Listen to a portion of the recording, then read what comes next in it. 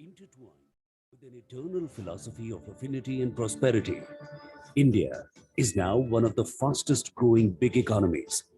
It is a perfect melting pot of aim and ambition from where a future is rising to inspire the whole world.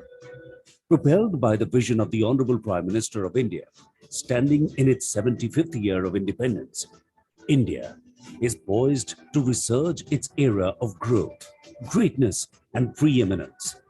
आज जब हम अमृत काल में प्रवेश कर रहे हैं, अगले 25 वर्ष हमारे देश के लिए अत्यंत महत्वपूर्ण है. A true forerunner of Indian aspirations since 1905, PhD CCI has been a proud partner of nation's growth journey so far. PhD CCI has been taking persistent steps in congruence of Atmanirbhar Bharat mantra and endeavoring unceasingly to augment partnership and investment. As India marches ahead from a developing economy to a developed one, proactive and inclusive governance coupled with resilient entrepreneurship will be the key drivers of making India the most preferred destination for business. Collaboration, cooperation, and holistic participation amongst the government, industry, and its people are the cornerstones to enable India in this journey.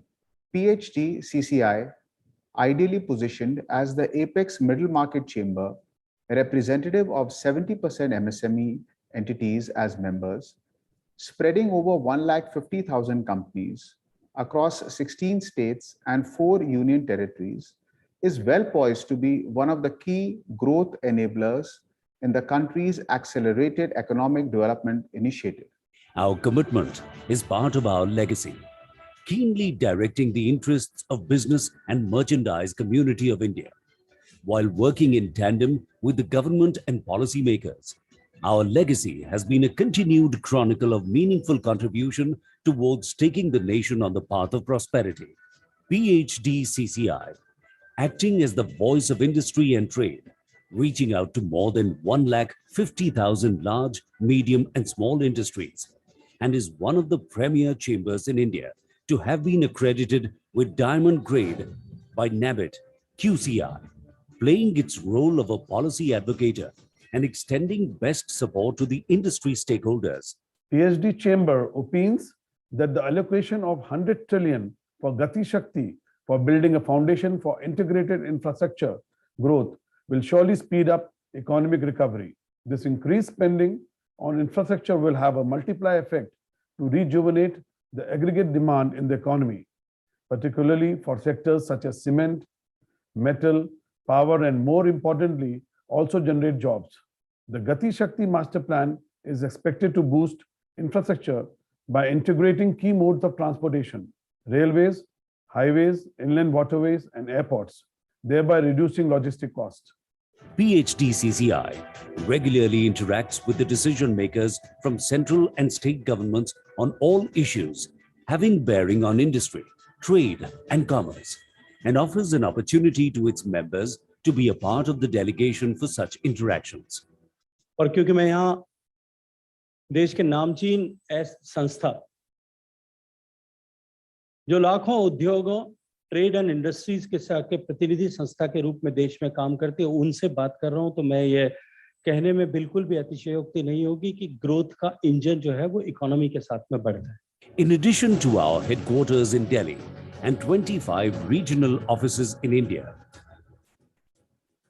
PhD CCI at the global level, the Chamber has been working with the embassies and high commissions in India and overseas to bring in the international best practices and business opportunities. With the in-house expertise, PhD CCI offers advisory services to Indian industries on most aspects of their business and have separate MSME cell, an IPR facilitation center in Delhi, and regional offices providing services to MSMEs and other members. PhD CCI offers state-of-the-art conferencing facilities like auditoriums, conference rooms, boardrooms, and meeting rooms in its own offices located in Delhi, Chandigarh, Lucknow, and Jaipur.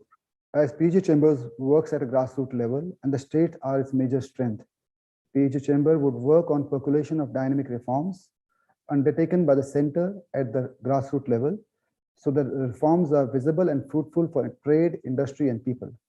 PhD Chamber will continue to address factory level issues through various representations to the various departments of the Government of India and state governments. PhD CCI provides opportunities to be a part of expert committees, task forces, wherein views of the chamber are formulated on topical issues through deliberations in these committees or task forces and shared with the government for favorable consideration. PhD Chamber provides excellent networking opportunities with government officials, diplomats, leading names from all spheres of life, including business peers.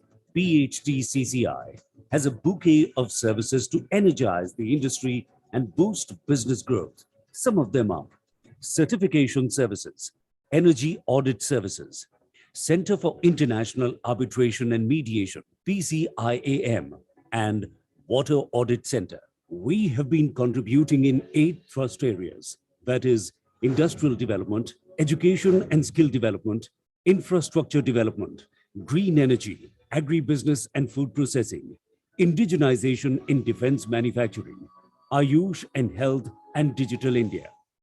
PhD CCI envisages New India, Dream India. The next 25 years of Amrit Kal would provide great opportunities to build a new India. The economy will attain its potential growth rate of double digits, becoming the 3rd largest economy in world ecosystem. The manufacturing sector will be globally competitive, and the manufacturing exports will shift from USD billions to USD trillions every year. The agriculture sector will be sufficient not only to serve the domestic population, but also will be significantly visible in the global agri and food exports. We envisage a new India. Hello, hello, hello. Hello, hello, hello. ठीक.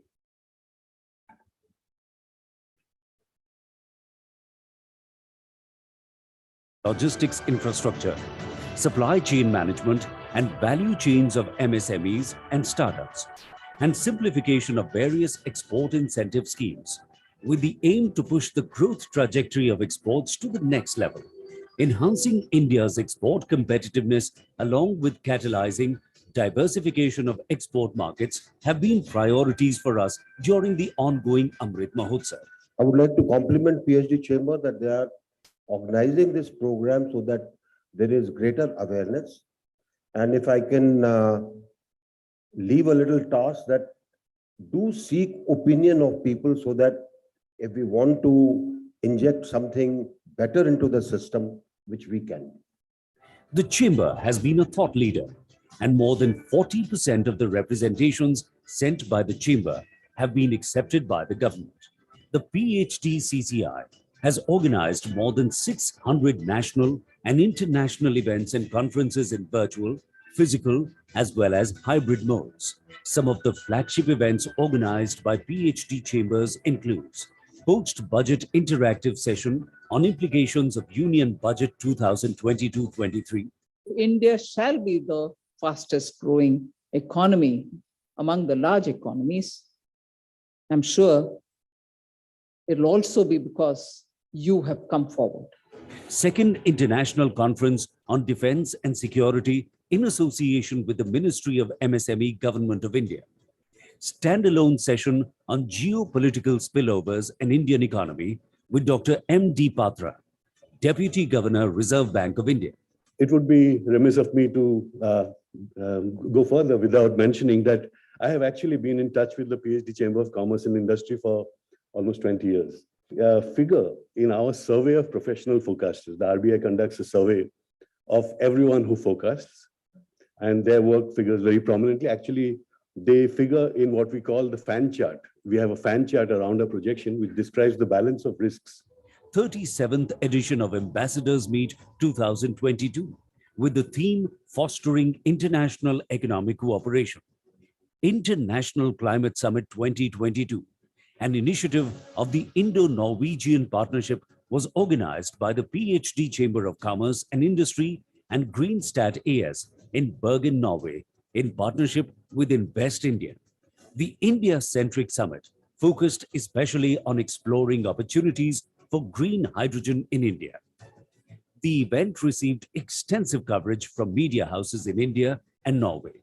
PhD CCI organized Education Summit 2022 at PhD House, New Delhi. Chief guest, Dr. Jitendra Singh, Honorable Minister of State, Independent Charge, Science and Technology and Earth Sciences, Government of India. An interactive session with members of Parliament on ease of doing business in India. States Policy Conclave 2021 on the macroeconomic resilience of the states in the pandemic times, and release of PhD CCI report on the role of states in making Atmanirbhar Bharat. I once again congratulate PhD Chambers of Commerce for selecting this very appropriate theme for discussion today, and also thankful to them for inviting me here. And I must acknowledge without hesitation that PhD Chamber has been always playing a leading role in the trade, development and growth journey of India, and always ready to promptly take up the new trends that emerge, which is also evident from the fact that we are today under one roof here to discuss the subject of startups. Webinar on the stories of unsung women heroes, featuring inspiring journey of women entrepreneurs. PhD CCI organized the Transgender Leadership Conclave, a first of its kind conclave done by any Chamber of Commerce, which emphasizes on the need of diversity inclusion in the society. PhD CCI organized the first lecture of Netaji Subhash Chandra Bose Memorial Lecture Series. The chief guest was Shri G. Kishan Reddy, Honorable Union Minister of Tourism, Culture and DONER, Government of India, towards exchanging insights and deliberate on the growth of key sectors of the country.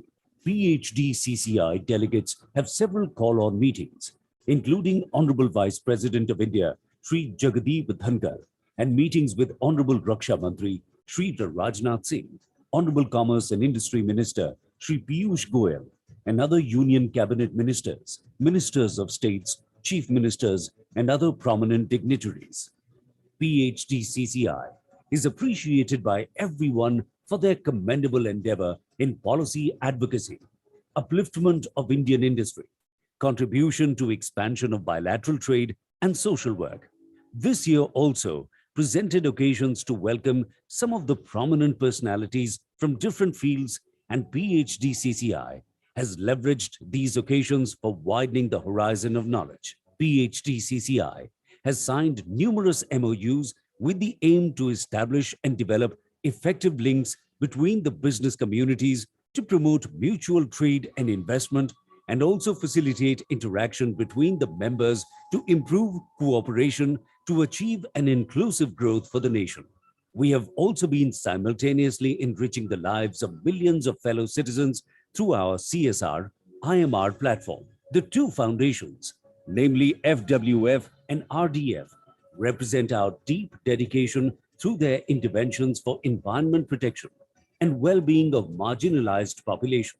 The double shock of COVID-19 crisis and Russia-Ukraine war has led to rising risks to global economy. However, Indian economy is projected to grow at the fastest rate as compared to the other leading economies in the world.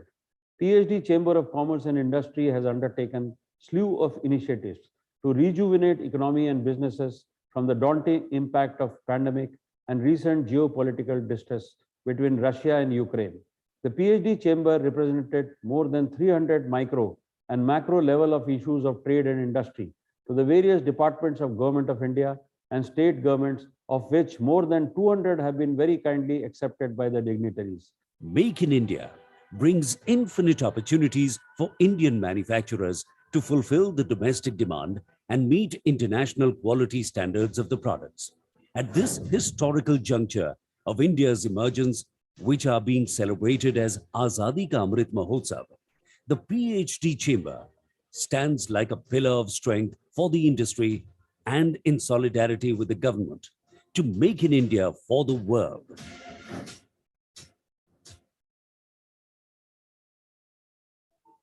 We would like to thank our annual sponsors, patron and star members for their continued support in taking the vision of PhD CCI to newer heights.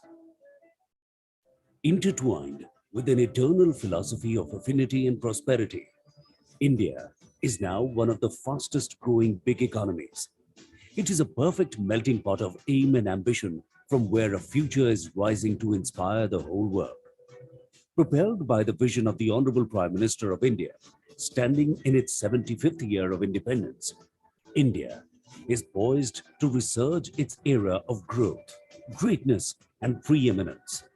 आज जब हम अमृत काल में प्रवेश कर रहे हैं, अगले 25 वर्ष हमारे देश के लिए अत्यंत महत्वपूर्ण है. A true forerunner of Indian aspirations since 1905, PhD CCI has been a proud partner of nation's growth journey so far. PhD CCI has been taking persistent steps in congruence of Atmanirbhar Bharat mantra and endeavoring unceasingly to augment partnership and investment. As India marches ahead from a developing economy to a developed one, proactive and inclusive governance coupled with resilient entrepreneurship will be the key drivers of making India the most preferred destination for business. Collaboration, cooperation, and holistic participation amongst the government, industry, and its people are the cornerstones to enable India in this journey. PhD CCI, ideally positioned as the apex middle market chamber, representative of 70% MSME entities as members, spreading over 150,000 companies across 16 states and 4 union territories, is well poised to be one of the key growth enablers in the country's accelerated economic development initiative. Our commitment is part of our legacy, keenly directing the interests of business and merchandise community of India, while working in tandem with the government and policymakers. Our legacy has been a continued chronicle of meaningful contribution towards taking the nation on the path of prosperity. PhD CCI, acting as the voice of industry and trade, reaching out to more than 150,000 large, medium and small industries, and is one of the premier chambers in India to have been accredited with Diamond Grade by NABIT QCI, playing its role of a policy advocator and extending best support to the industry stakeholders. PhD Chamber opines that the allocation of 100 trillion for Gati Shakti for building a foundation for integrated infrastructure growth will surely speed up economic recovery. This increased spending on infrastructure will have a multiplier effect to rejuvenate the aggregate demand in the economy, particularly for sectors such as cement, metal, power, and more importantly, also generate jobs. The Gati Shakti master plan is expected to boost infrastructure by integrating key modes of transportation, railways, highways, inland waterways, and airports, thereby reducing logistic costs. PhD CCI regularly interacts with the decision makers from central and state governments on all issues having bearing on industry, trade, and commerce, and offers an opportunity to its members to be a part of the delegation for such interactions. और क्योंकि मैं यहाँ देश के नामचीन संस्था जो लाखों उद्योगों, ट्रेड एंड इंडस्ट्रीज के प्रतिनिधि संस्था के रूप में देश में काम करते हैं, उनसे बात कर रहा हूं, तो मैं ये कहने में बिल्कुल भी अतिशयोक्ति नहीं होगी कि ग्रोथ का इंजन जो है वो इकोनॉमी के साथ में बढ़ रहा है. In addition to our headquarters in Delhi and 25 regional offices in India, PhD CCI at the global level, the Chamber has been working with the embassies and high commissions in India and overseas to bring in the international best practices and business opportunities. With the in-house expertise, PhD CCI offers advisory services to Indian industries on most aspects of their business and have separate MSME cell, an IPR facilitation center in Delhi, and regional offices providing services to MSMEs and other members. PhD CCI offers state-of-the-art conferencing facilities like auditoriums, conference rooms, boardrooms, and meeting rooms in its own offices located in Delhi Chandigarh, Lucknow, and Jaipur. As PG Chambers works at a grassroots level and the states are its major strength, PG Chamber would work on percolation of dynamic reforms undertaken by the center at the grassroots level so that reforms are visible and fruitful for trade, industry, and people. PG Chamber will continue to address factory level issues through various representations to the various departments of the Government of India and state governments. PHDCCI provides opportunities to be a part of expert committees, task forces, wherein views of the chamber are formulated on topical issues through deliberations in these committees or task forces and shared with the government for favorable consideration. PhD Chamber provides excellent networking opportunities with government officials, diplomats, leading names from all spheres of life, including business peers.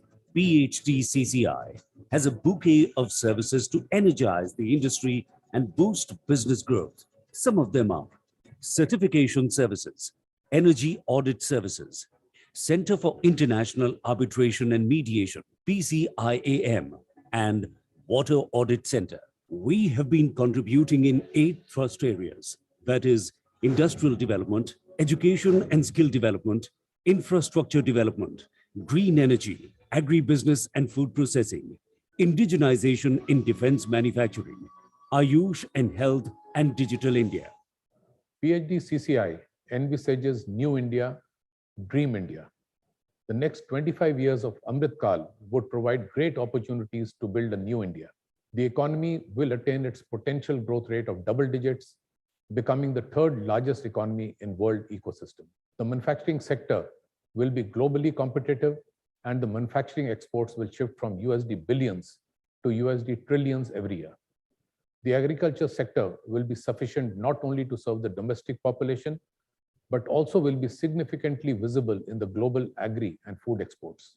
We envisage a new India where millions of jobs are created for the growing young population and socio-economic development of the nation, which is moving to a developed economy. PHDCCI continuously contributes towards structural improvements in export and logistics infrastructure, supply chain management, and value chains of MSMEs and startups, and simplification of various export incentive schemes, with the aim to push the growth trajectory of exports to the next level. Enhancing India's export competitiveness along with catalyzing diversification of export markets have been priorities for us during the ongoing Amrit Mahotsav. I would like to compliment PhD Chamber that they are organizing this program so that there is greater awareness. And if I can leave a little task, that do seek opinion of people so that if we want to inject something better into the system, which we can. The chamber has been a thought leader, and more than 40% of the representations sent by the chamber have been accepted by the government. The PHDCCI has organized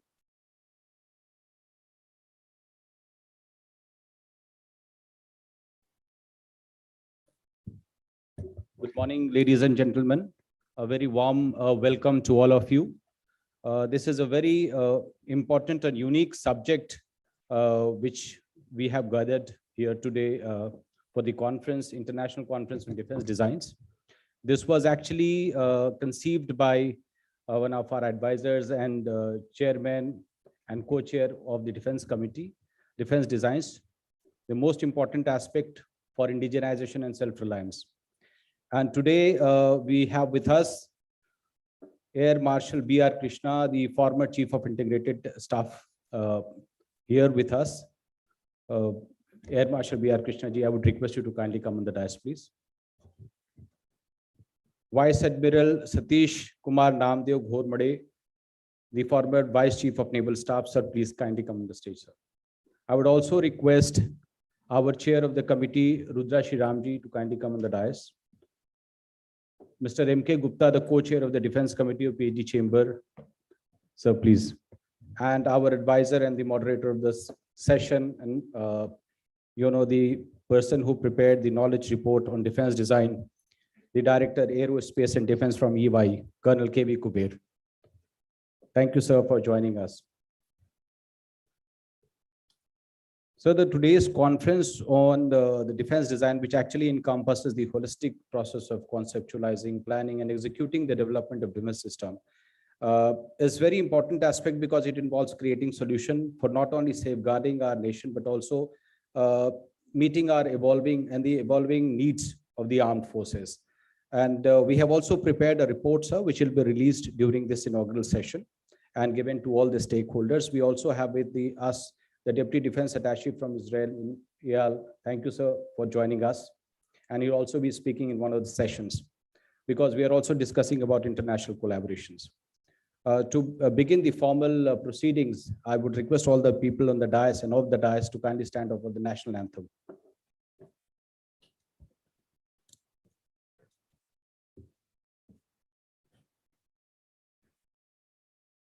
जनगण मन अधिनायक जय हे भारत भाग्य विधाता पंजाब सिंध गुजरात मराठा द्राविड उत्कल गंगा विंध्य हिमाचल यमुना गंगा उच्चल जलधि तरंगा तव शुभ नामे जागे तव शुभ आशीष मांगे गाहे तव जय गाथा जनगण मंगलदायक जय हे भारत भाग्य विधाता जय हे जय हे जय हे जय जय जय जय हे.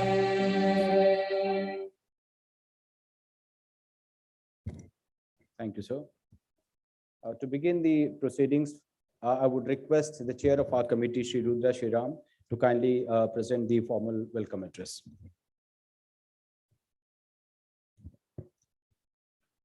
Namaskar and good morning, ladies and gentlemen.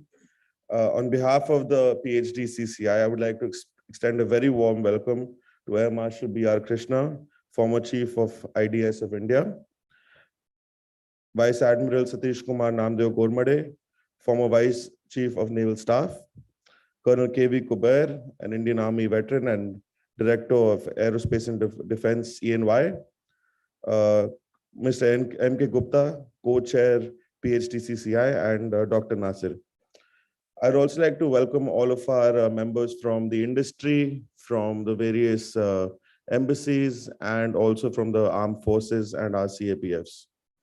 I'm truly honored to stand before you today to discuss the topic of utmost importance to our nation, defense designs, Vision 2047, in context with India.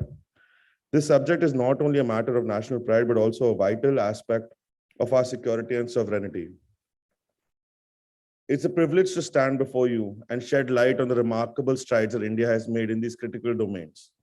In a world where security concerns are paramount, the role of defense design and research and development cannot be overstated. It is these very elements that enable a nation to safeguard its sovereignty, protect its citizens, and ensure peace and stability within its borders. India, as a rising global power, has continually invested in its defense capabilities to not only secure its interests, but also contribute to global peace and security.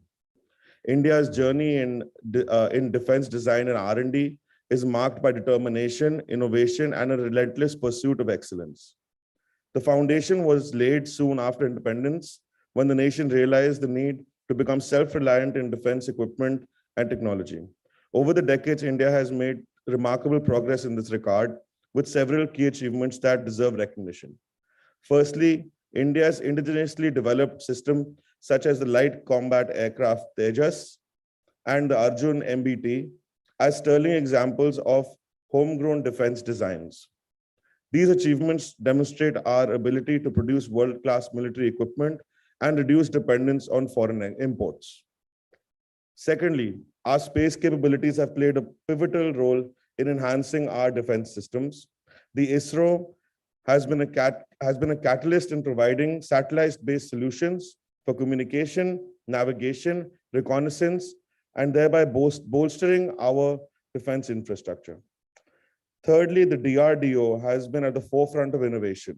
Its contributions range from developing cutting-edge missile technology to producing advanced electronic warfare systems giving our armed forces a significant advantage on the battlefield.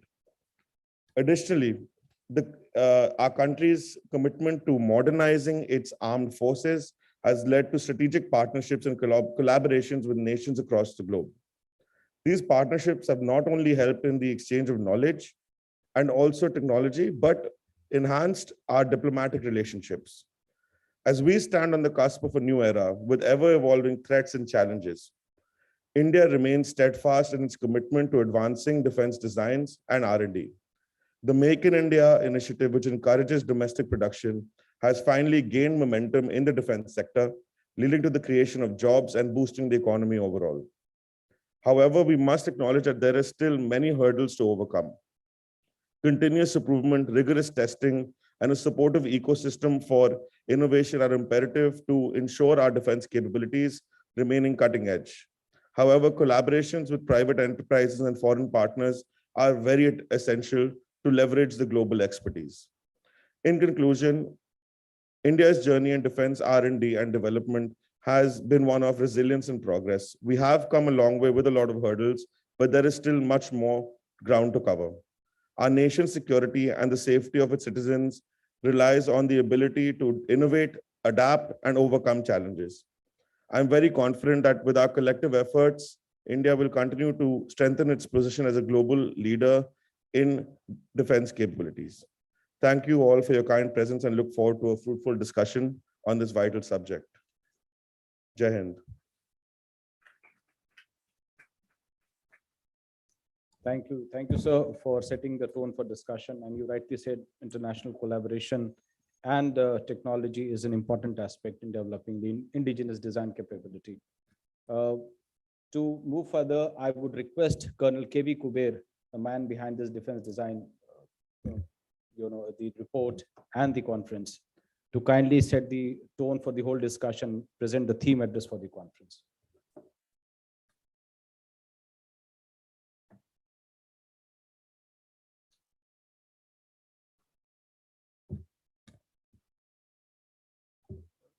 Thank you, Dr. Nasir.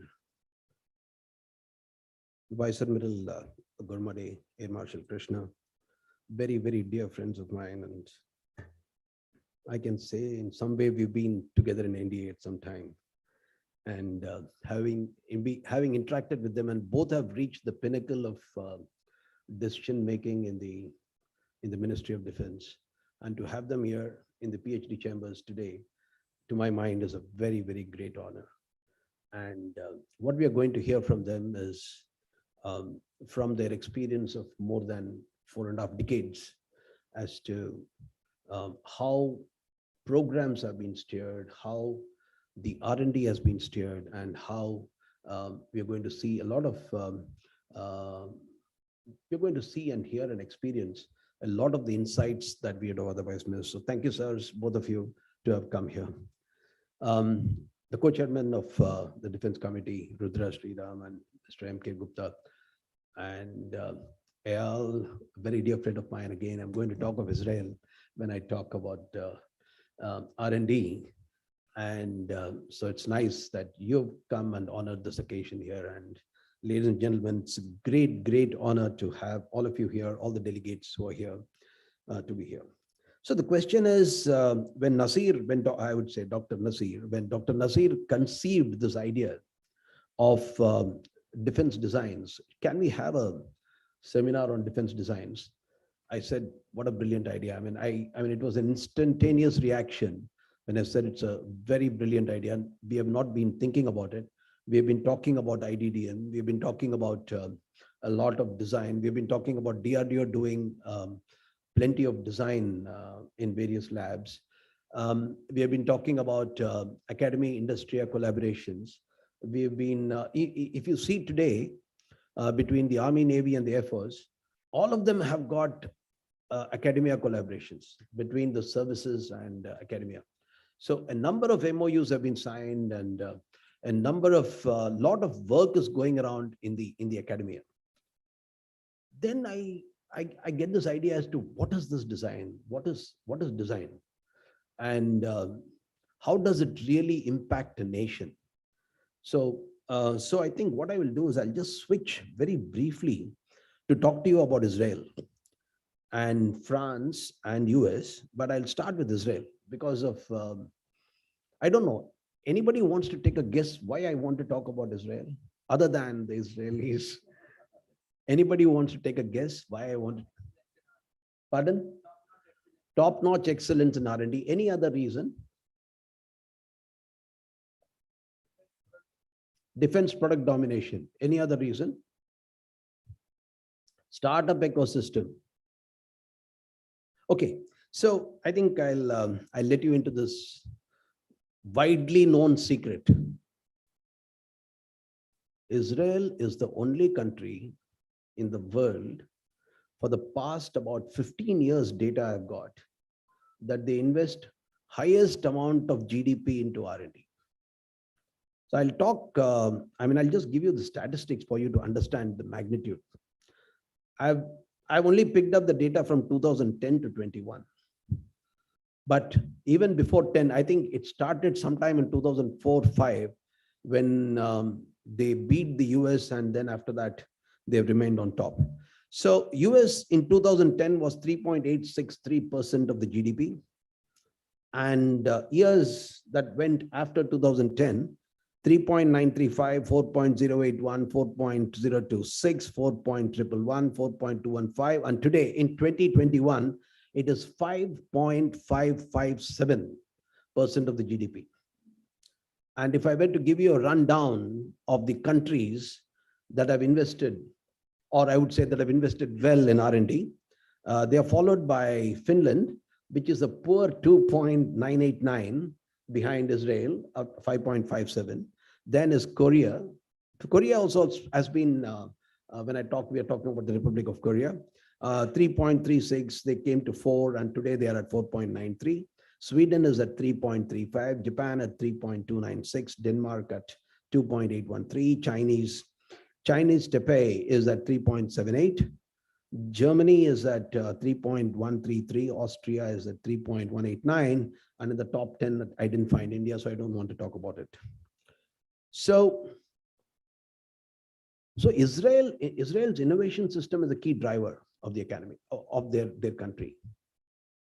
It is a technologically focused country, and it is the office of the chief scientist which drives the entire R&D across the country, of course, across various verticals. And then they have the DD R&D like we have, the DRDO, and that drives the entire ecosystem. Then what's the difference? So I'll take you to France. So France, when they talk of R&D, when they come to research, development, and design, so before they come to design, they do what is called as, they do what is called as studies. So we have to start with fundamental studies. You have to start from fundamental science, mathematics, physics, equations, chemistry, strength of materials. And there are multidisciplinary organization in France, which actually carries out a very detailed study. And before they conceive a project, at the concept stage itself, they do the study. And after the study, where they involve the industry alongside, then they come out with a project definition, what we also call as PDD, project definition document. We have got it. I am not really aware how good our PDDs are. I'm sure they're good, but we also have that system. But what happens there is, after that, then what happens is, okay, now let's talk about the US, what the US does. In the United States, it is under the Undersecretary R&D, Research and Engineering, they call it. Because design comes under the engineering side. Design can take off only when you have done your research. And research can happen only when you're involved in your academia. And then there is a concept of educating the user in the US, in France, in Korea.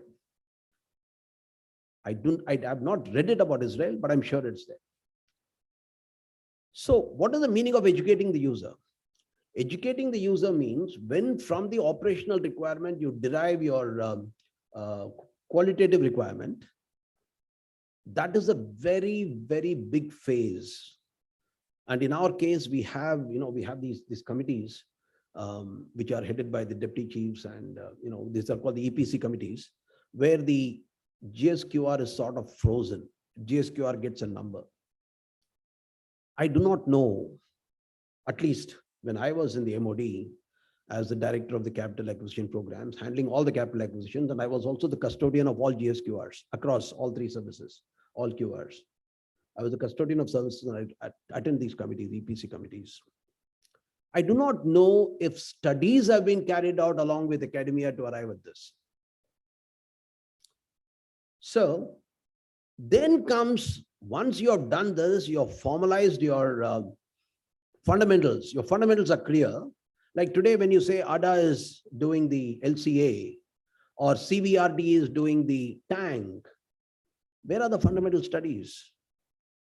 So when CBRD is doing the tank, my understanding, I'll tell you, I mean, I hope I'm wrong. My understanding is they've already fixed the MTU engine. So the design is now around the MTU engine. When the LCA is being designed, they fix the engine. So the design is around the 414. So what I'm going to now tell you is, when we come to designs, when we come to defense designs, a lot of work precedes defense designs. When we come to, so I'm going to give you a very basic understanding of what this design and why we should invest a lot of R&D into this design. So when you see, if I were to compare a defense design to a commercial design, let's see the purpose.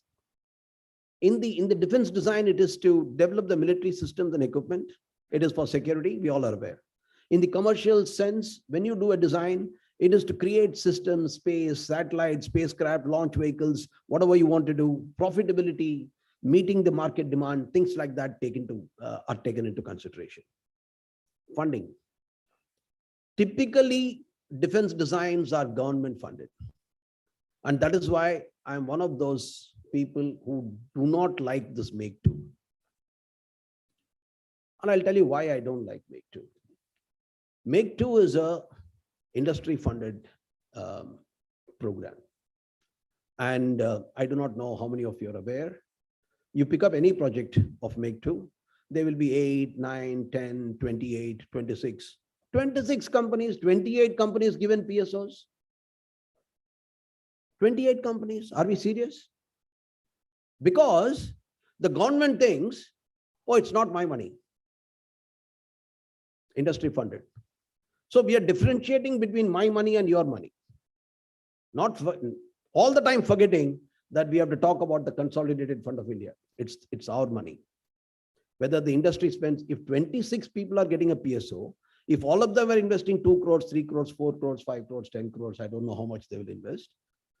And at the end of the day, you're giving to 1, maybe 2, you've created 26 failures. So when you talk of R&D, when you talk of investment in R&D, when you talk of incremental investment in R&D, when you talk of, so Make-II is a program where the risk of development is less to the industry. And that's why it was given. And still, I think we have to go. So regulations and compliance. There are a lot of regulations, compliance, certifications when you come to defense designs. Then there are standards. You have to go to the defense standards. You have to see as to what standard I'm coming up to. Then there are timelines. And then there is a risk tolerance. In case of defense design, the risk tolerance is, I would say, should be 0.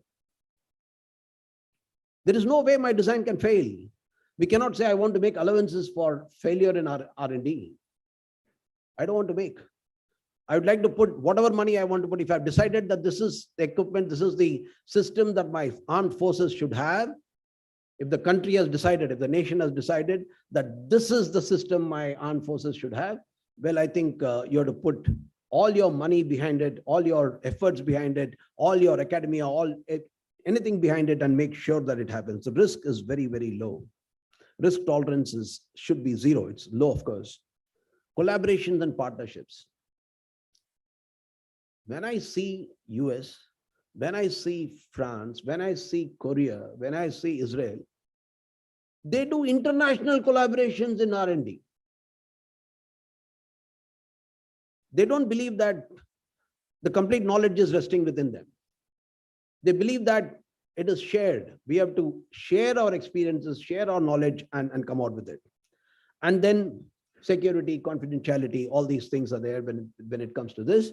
It is also there when it comes to, for example, I was seeing the design of McLaren I think it's a 6 crore car. I don't know if any of you have seen it.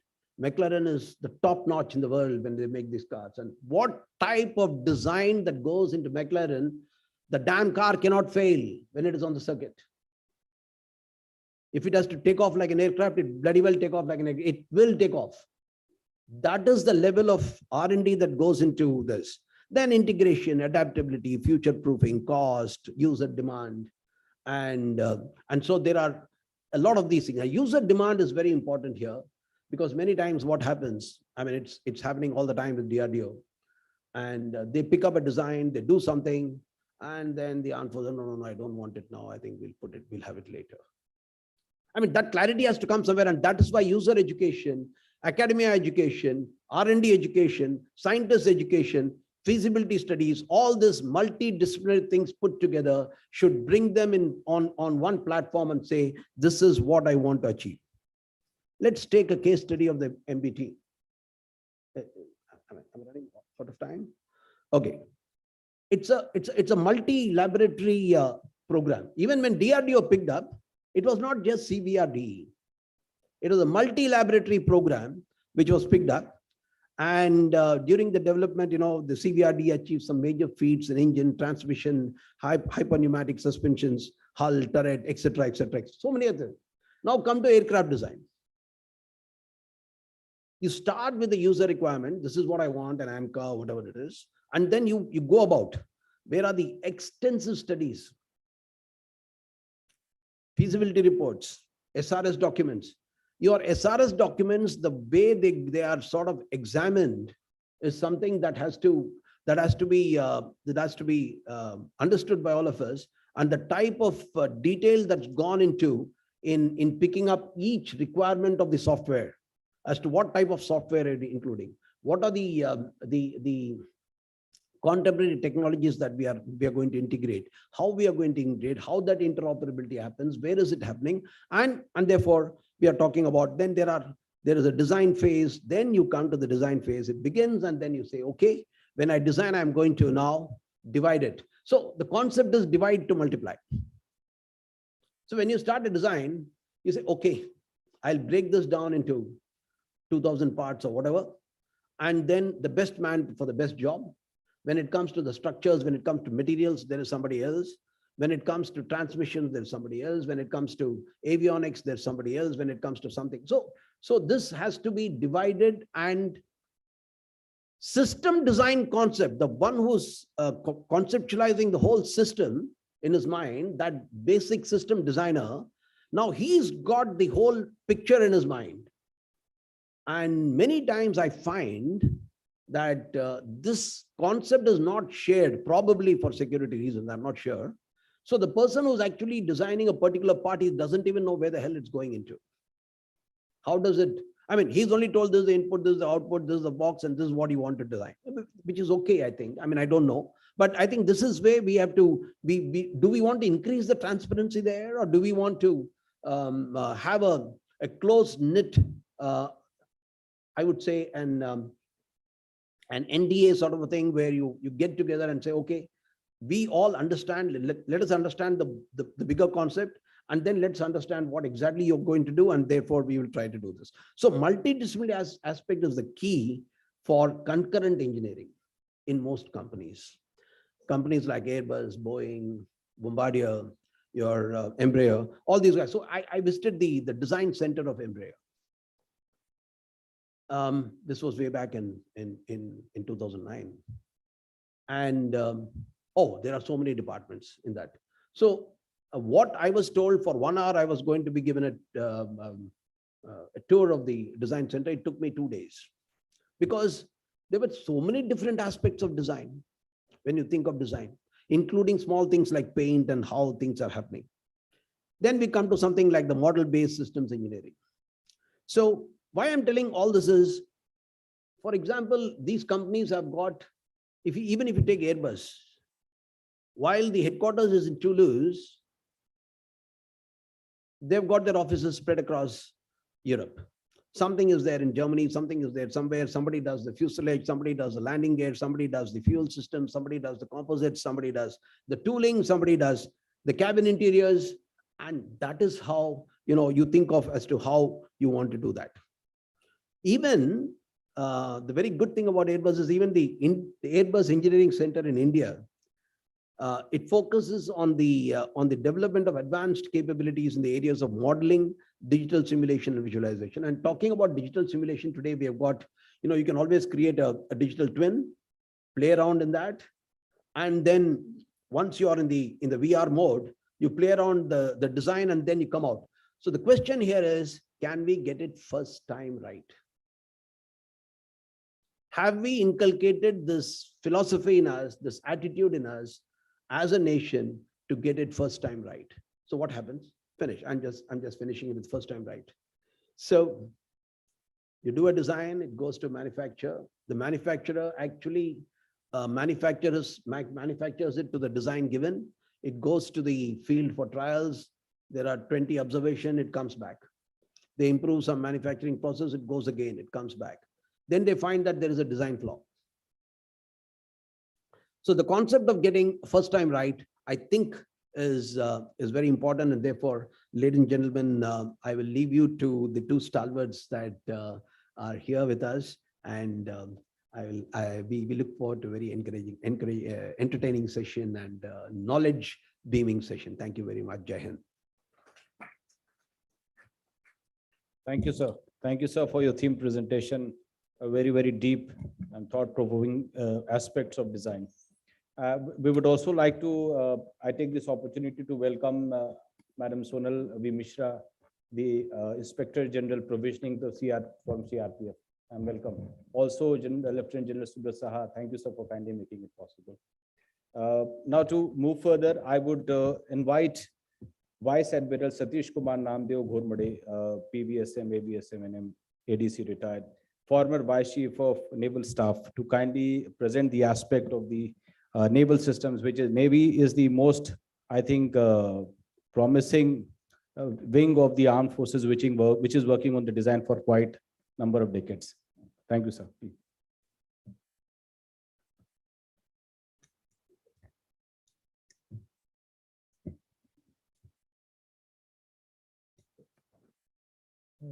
General Subrata Saha, Air Marshal B.R. Krishna, Shri Rudra Sriram, Shri M.K. Gupta, Dr. Nasir Zamal, and Colonel Kuber, distinguished panelists and very august audience here.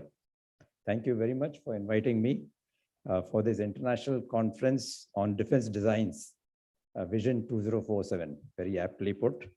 And we are here to deliberate the way forward for indigenous designs to establish strategic autonomy. I think we want to head. So we are all clear with the primary mandate of the armed forces is to maintain the territorial integrity and sovereignty. But to achieve this, there is no doubt that the armed forces need to be provided with the best capability that is available within the country's resources, also with best value for money. And therefore, self-reliance in key military capabilities is essential to retain a strategic autonomy or independence. No doubt, this requires a developed domestic defense industry and technological capability that will not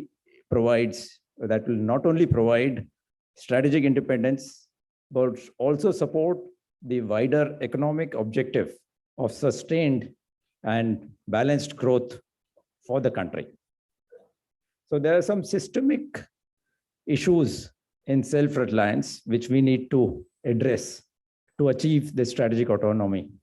And this also needs to enhance our indigenous defense capability, which I would like to discuss.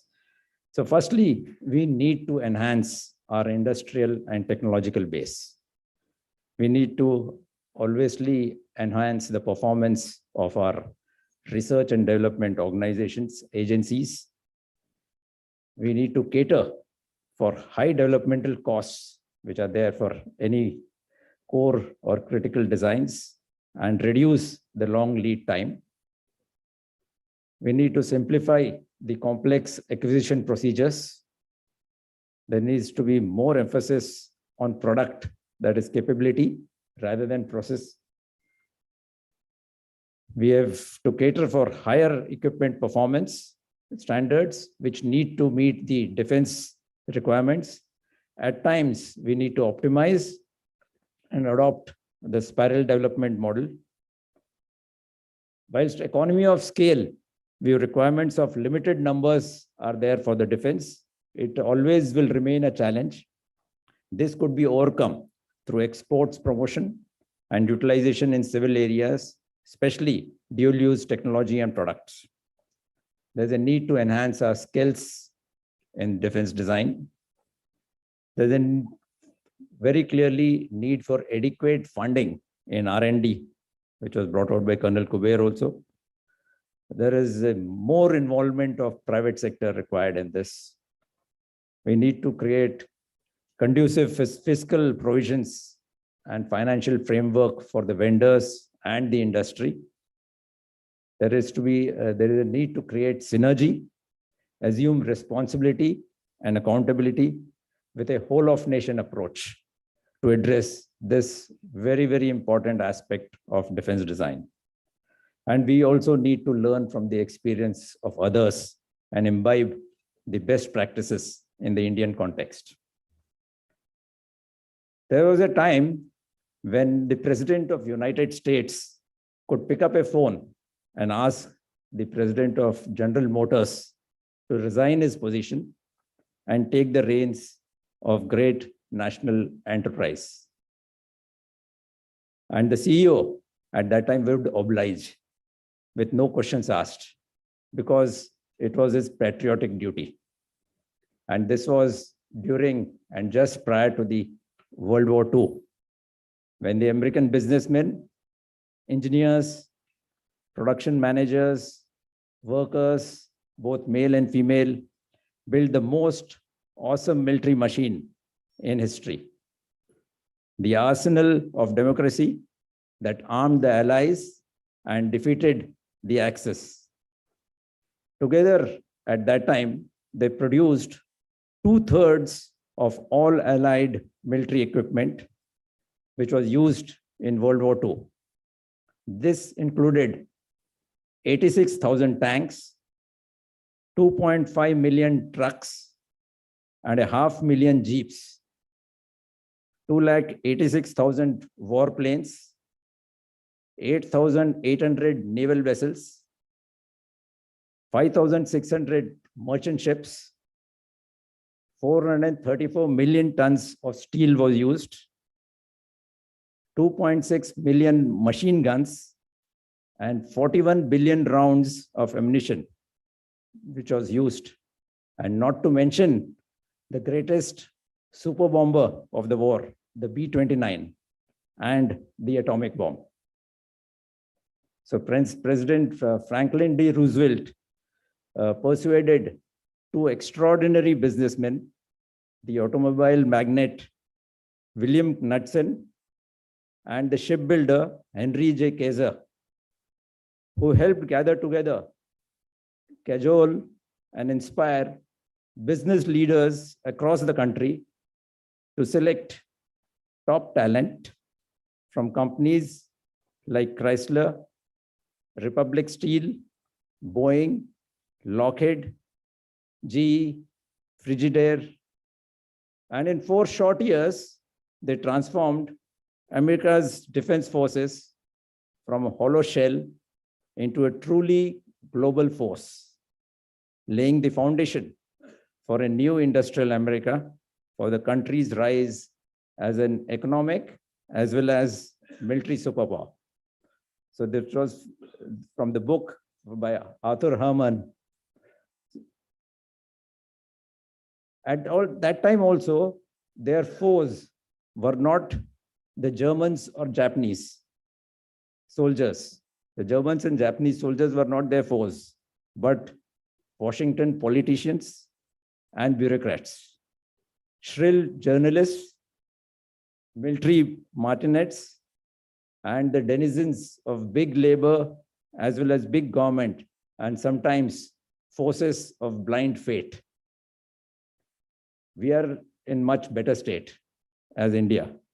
We have a rich history and culture, and we are all together for the development of India. And that's why we are here today, and we'll take this forward tomorrow. And it is definitely India's moment today, and extremely important for us to grab this opportunity for our nation to regain her position in the sun. So for defense design routes, we need to look at various routes beyond DRDO possibly. Make, IDEX, TDF, or strategic partnership model, buy and make, all these have been experimented, but and are yet to give us the desired results for the development of niche and futuristic technologies. We need to build teams that take ownership and responsibility for the project completion from womb to tomb, as design and development of critical technology and capability will always entail sustained focus, application, cogent institutionalized approach for long duration, and sometimes 4 to 5 years or more, because critical technologies will take that much for ab initio development. So what do we do? What is our conundrum? We either catch up or race ahead. To keep pace with this galloping technology, we have to decide upon one clear technological aim, that is to race ahead or pole vault. Now, the age of leapfrogging is also over. To race ahead, there's a need to invest heavily in the R&D for technology. Thus, we need to infuse funds and resources. There's a need to create conducive defense ecosystem with well-established, robust industrial support, and to top it all, resilience to handle failures.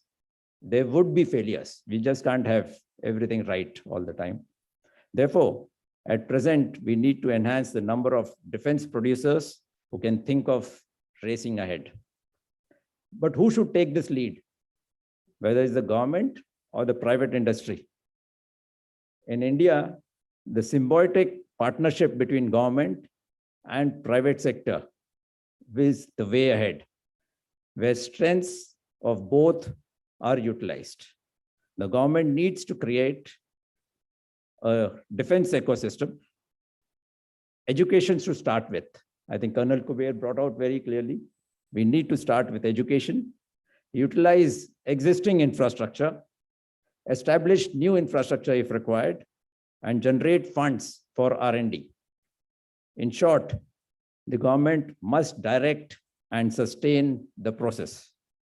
The private industries must continue to nurture talent and utilize the agility in taking decisions, because that's the strength of private industry, with its relatively flat organizational structure, and bring in efficiencies. And what do you ask for? Stating the problem is the first step, because whatever we want, that should be very clear. So here, the thinkers and analysts need to come in, analyze what is changing in war, give out a prognosis, and translate the same into desirable deliverables.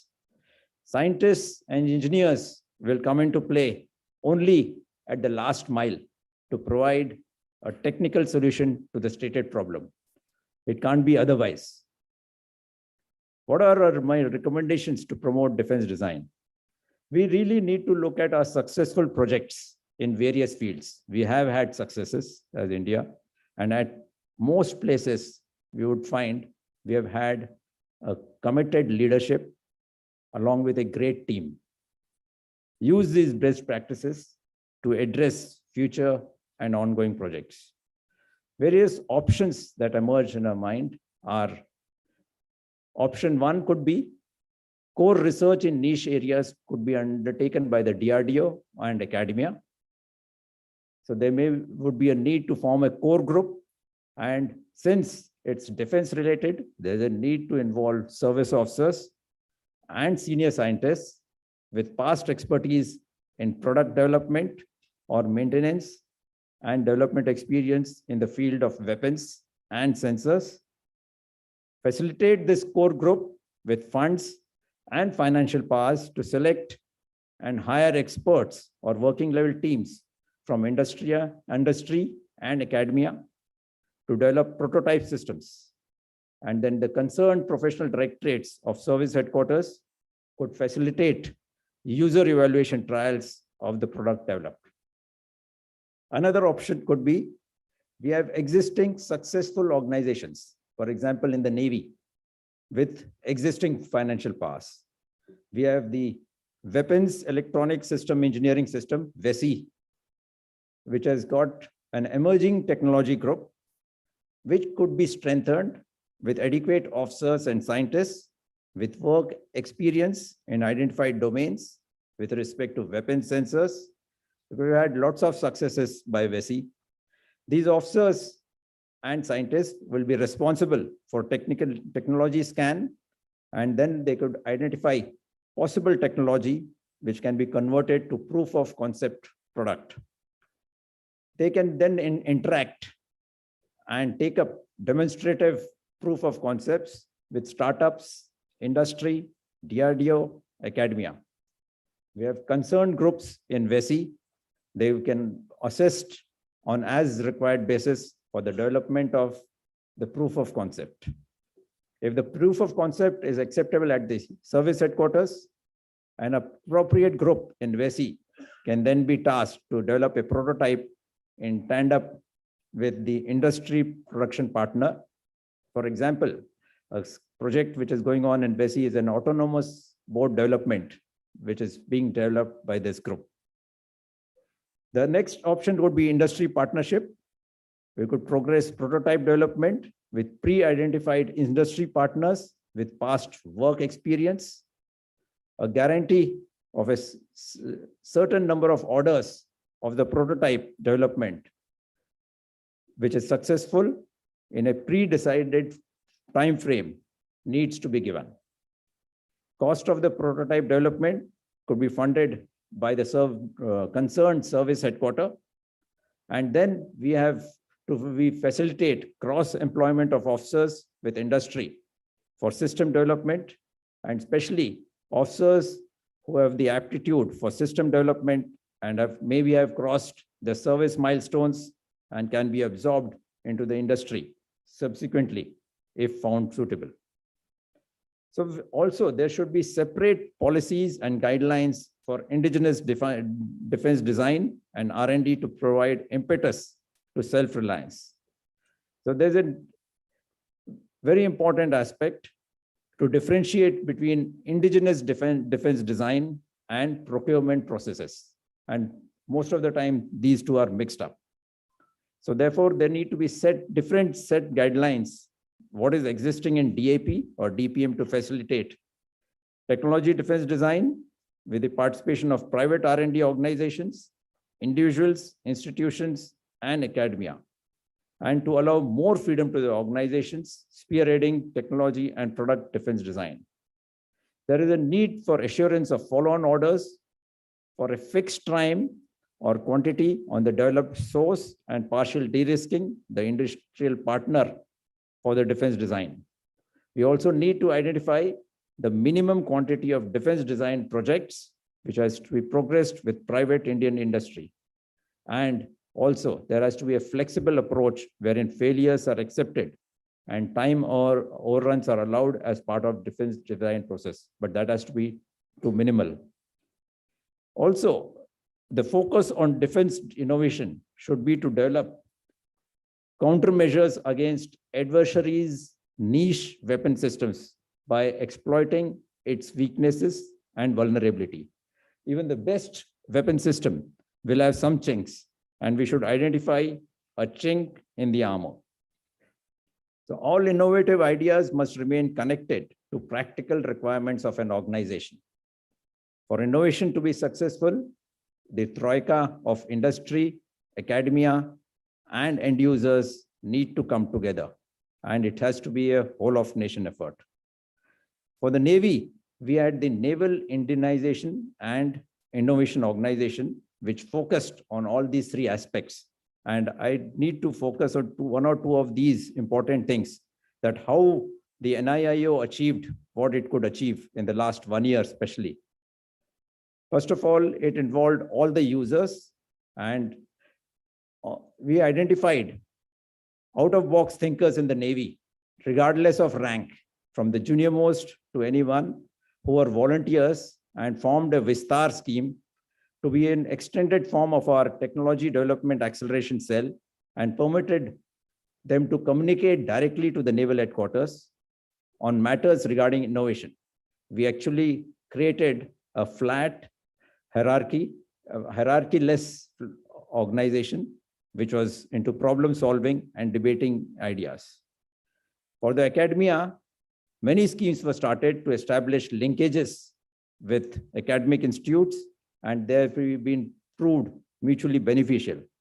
So to ignite the young minds, NIIO engages with the students through an Indian Naval Student Technical Education Program, which is INSTEP.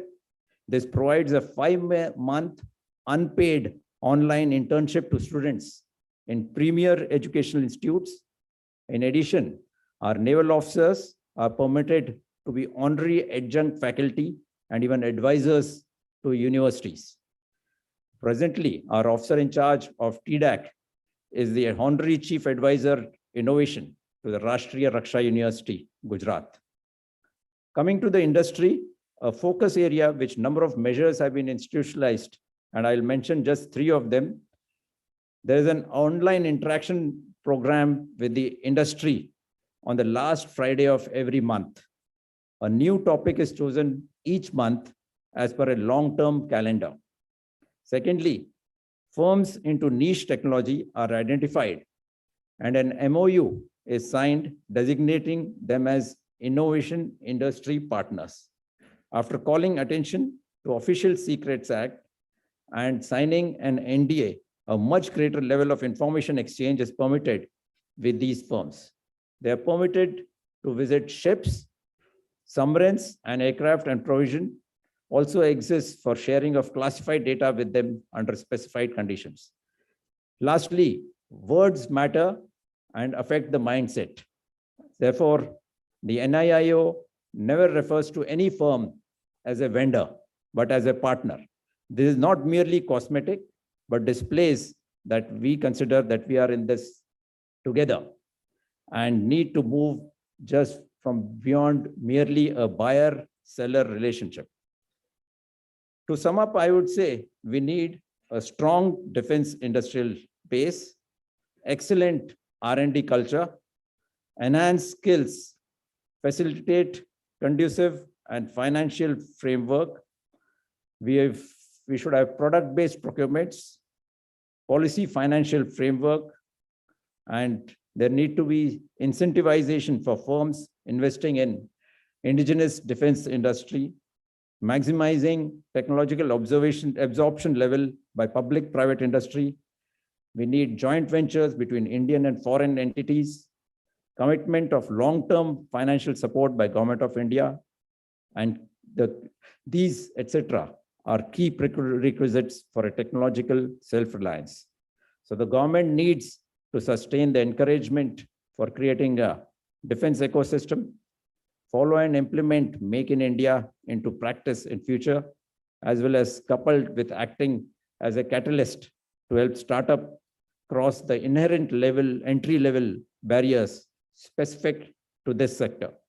We could imbibe the relevant best practices from Israel, which perfectly blended military technology and innovation, emerging principally from startups, resultantly making the country an advanced and a high technology defense global center despite multiple constraints of resources.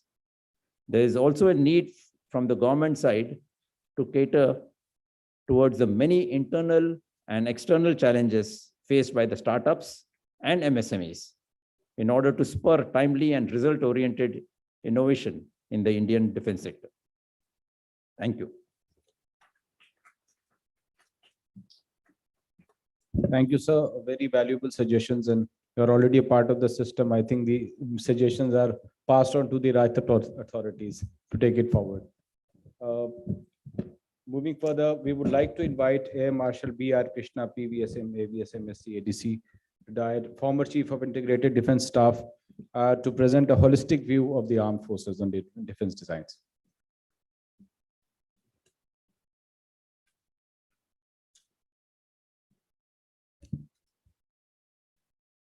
Mr. Rudra Sriram, the chair and the Defense and HLS Committee of PhD, Colonel Kuber, a senior Army veteran, and my colleague Satish Admiral Gormade, Mr. M.K. Gupta, the co-chair, and Mr. Dr. Nasir Jamal, the senior secretary of PhD.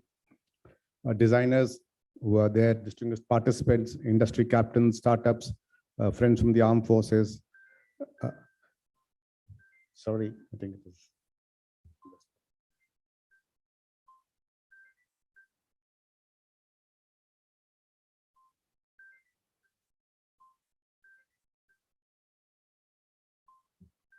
Yeah, thank you. Jai Hind and a very good morning. It is indeed an honor for me to be part of this International Conference on Defense Designs Vision 2047, and I thank PSD for having invited me for this. And I'm also happy to see some of my known senior veterans and colleagues here, General Saha, who's here. I see my friend Major Chandan here. I see AVM Saxena and AVM Suresh. And of course, there'll be a lot of other industry partners and designers who are here. I think probably we are at the cusp of time where we are ideally placed, where we see a rapid change in policy and how the defense ecosystem is changing. And we see a lot of good work being done by the defense industry and also the startups. I think now we need to capitalize on that. Moving ahead, I think most of the things my colleagues, Colonel Kuber and Admiral Gormade had already covered. And I would try and give a different perspective than stating what has already been said. Though we are very clear, the nature of warfare is changing and it is becoming more disruptive and well beyond the traditional way of war fighting. We have the non-state actors, both using non-kinetic means of fighting warfare. And recent conflicts have only highlighted that the old adage that men behind the machinery matter, but it's also important the machine which we fight are equally good and perform better than the adversarial. So we need the technological edge to fight these future wars. What do we need from these machines? I mean, when you look at it in terms of design, it should be superior, reliable, robust, high performance, simple to use, user-friendly with a apt human-machine interface, and of course, cost competitive. And all this boils down to basic is design. And in case of military, any design leading to a product must ultimately meet the user's aspirations. I think we can put it out if required. And the requirements will come from a soldier, a sailor, or an airman. And understanding these requirements, which was alluded earlier by my colleagues, is the first basic step we must understand. And that is, if you understand those requirements and convert them into a design, is finally we get a good product. So we need to define what is the problem and what are the requirements. And we all know in our context, we operate in a wide terrain from sea level to the highest altitudes up to 6 kilometers. So when this item is required or the user requirements there, how do we define it? How do we now translate, ideate it, and convert into a product? And it is I would say, a roadmap which must be carved out to see that product can be made in those timelines. And we are all aware there are various design philosophies which are there. I need not spell out. the approaches which are there, the methods to design. People keep talking about Six Sigma, lean designs, agile design methods. I mean, you all know it. But whichever method we employ, it should be able to achieve rapid and frequent iterations of multiple design options should be there. Speed, innovation, quality, and try to keep it modular. Continuous testing and granular customer involvement and analysis is the key to able to get it fast. The product should meet, as I mentioned earlier, with a high operational value, because finally it is to be used for operations.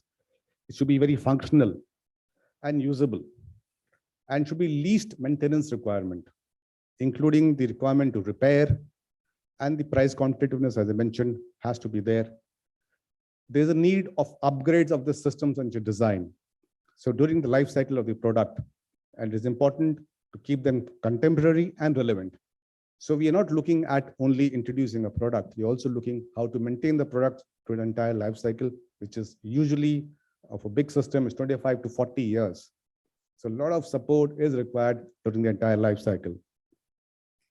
Therefore, new and innovative design makes you a leader in the global market. The usage of tools, as mentioned earlier, beyond the traditional tools of CAD/CAM, etc., we also now get into the domain of AR and VR. They provide a more immersive experience and would also help to shorten the way we can design our products.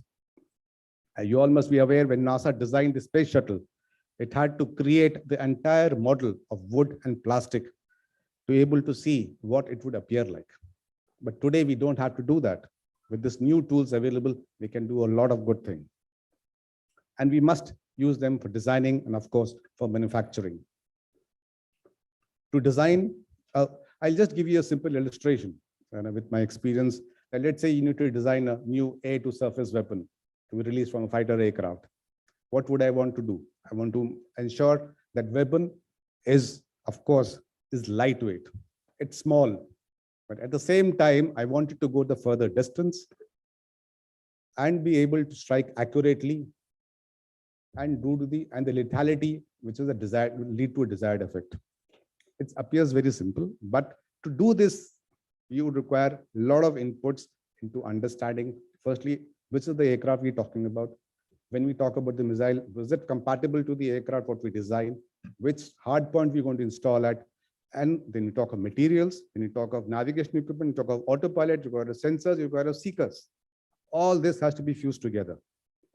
And that is where the role of a designer comes into the whole thing. Can you conceive it? Can you get the product out within the time? That is where my colleagues spoke that you need to collaborate with a lot of people. It is not just you. Apart from this, of course, when you talk about this weapon systems, apart from materials, propellant, which we spoke about, including the small thing like a fuse, which is so important for safety purposes and the desired effect which we want. We need remove equipment to fit and remove that weapon system. You require dummies, you require training weapons, you require electronic missiles or a weapon system, documentation, maintainability, tools, testers, and of course, as we spoke earlier about upgrades. So the whole thing is from, as my colleague had mentioned earlier, the womb to tomb concept. So Jones, just look at the initial phase, look at the entire thing. So therefore, I think we do have a national design policy. Does it talk about defense design? Is the right time to now have a defense design going into place? I did read somewhere that we are trying to revise this national design policy.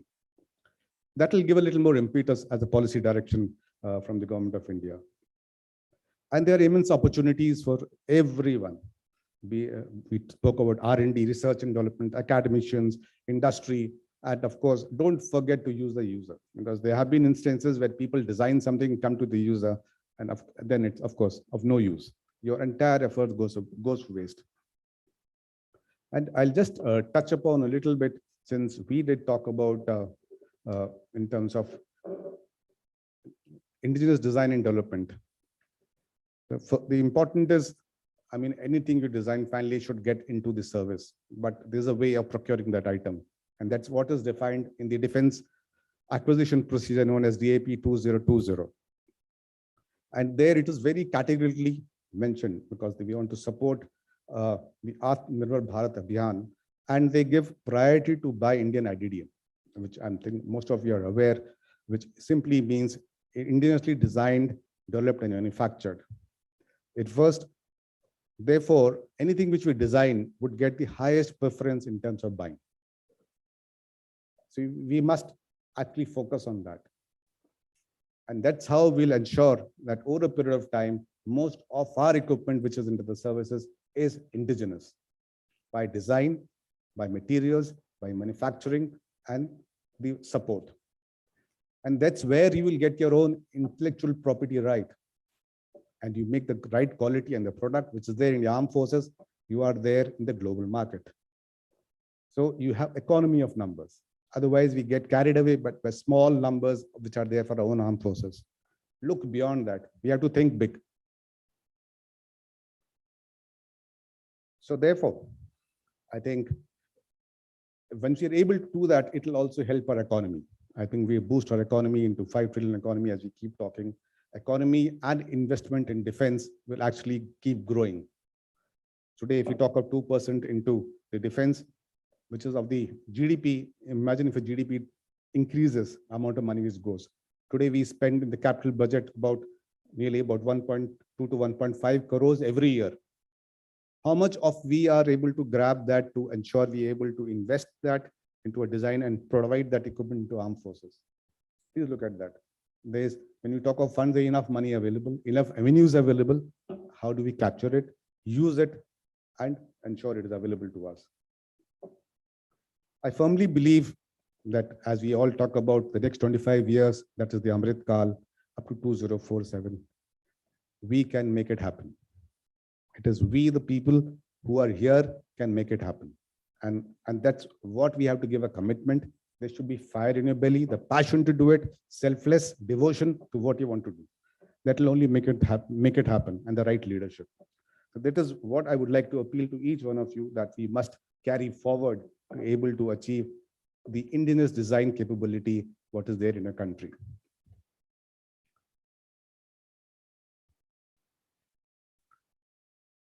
When we talked about cooperation, collaboration, I think that's a need of the hour, that we must coordinate our work. We may have pockets of excellence. How do we get it together?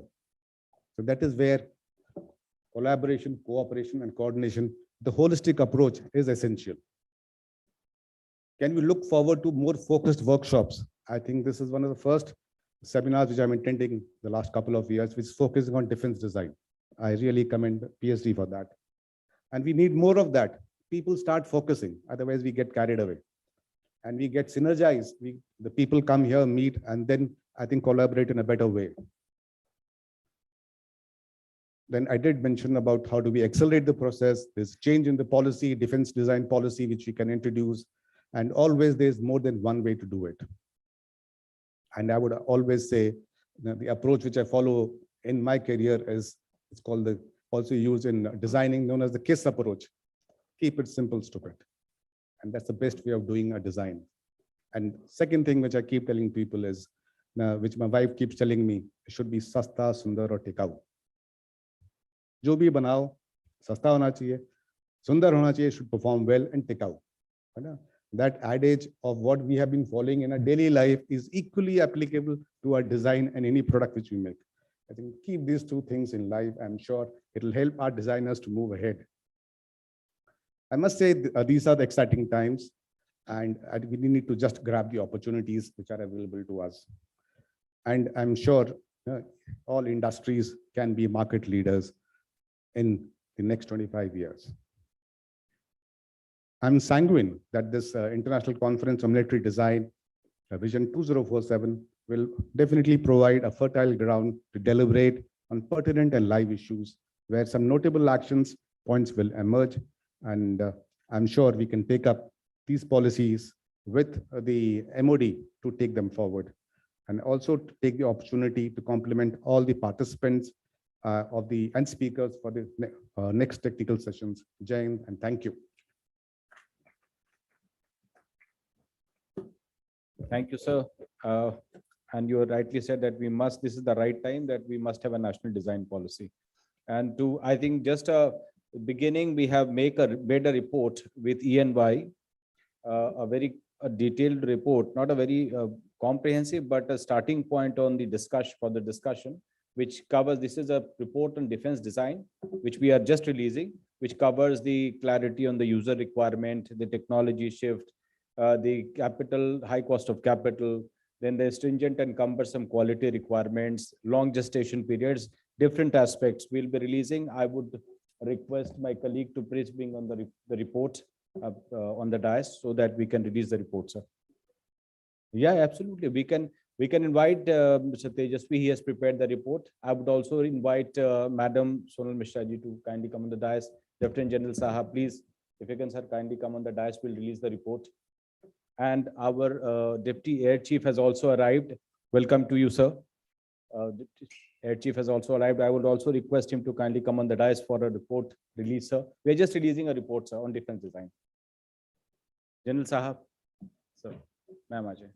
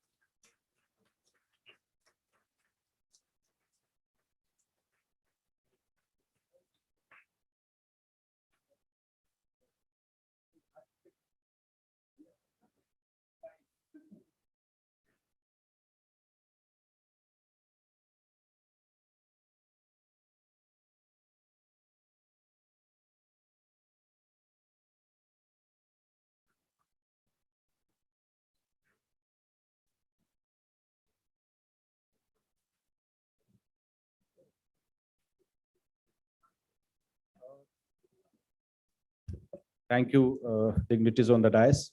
We'll just have a quick 5-10 minutes tea break, and then we'll come back for the next session. The Deputy Chief has also arrived, and the IG provisioning, all these speakers have arrived. So we'll be starting another 5-7 minutes. So just a quick tea break.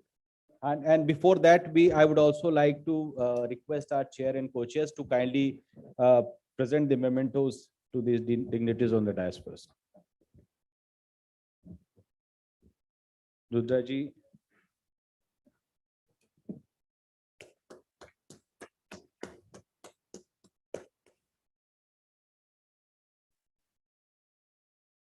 I also request you to present to Head Air Marshal B.R. Krishna ji. Sir, also to Colonel Kuber. Sir,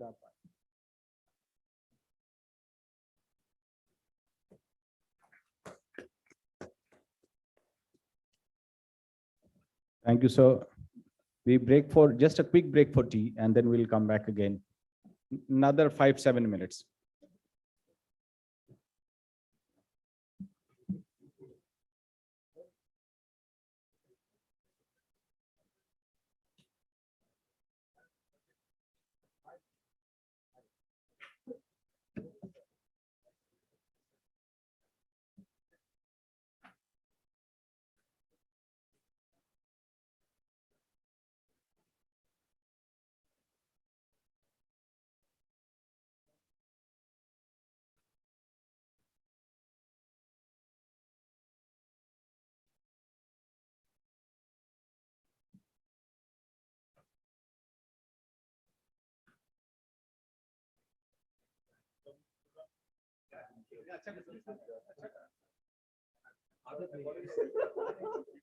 No, no, nothing. But the smartphone will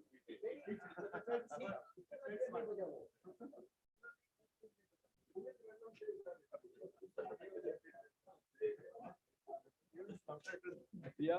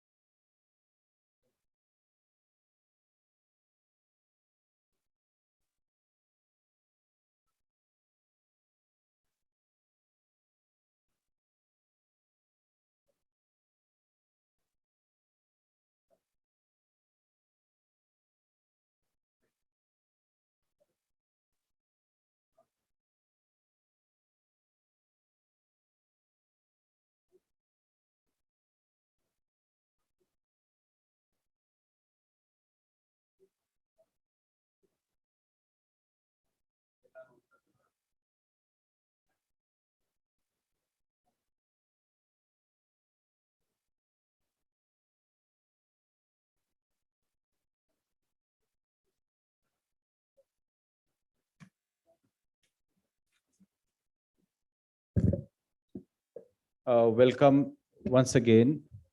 We are here for the next session, which is on defense designs, the roadmap for Indian Armed Forces, which is the main user for all our defense products. So this is an important session which will be moderated by Colonel K.V. Kuber, the Director Aerospace and Defense, Ernst & Young.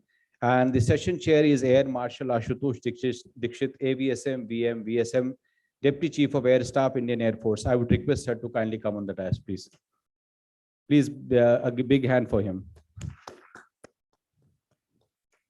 Along with our chair, we have an important panelist, Ms. Sonal B. Mishra, the IPS Inspector General Provisioning Center, CRPF. Ma'am, kindly come on the dais, please, ma'am. Commodore Nagesh, Commodore Warship Design Bureau, Indian Navy. Commodore Nagesh. Mr. Anurag Kumar Sharma, the GM, Armored Vehicle Nigam Limited. Anurag Sharma. Major General A.K. Chanan, PVSM, SM retired, Principal Advisor to Defense and Aerospace, Bharat Forge Limited. Chanan Saab. Mr. Ashok Wadhawan, the Joint President and Head Land Systems, Adani Defense. Ashok ji. And Mr. Vaibhav Gupta, Director, MKU Limited. Vaibhav ji. And our moderator for the session, Colonel K.V. Kuber.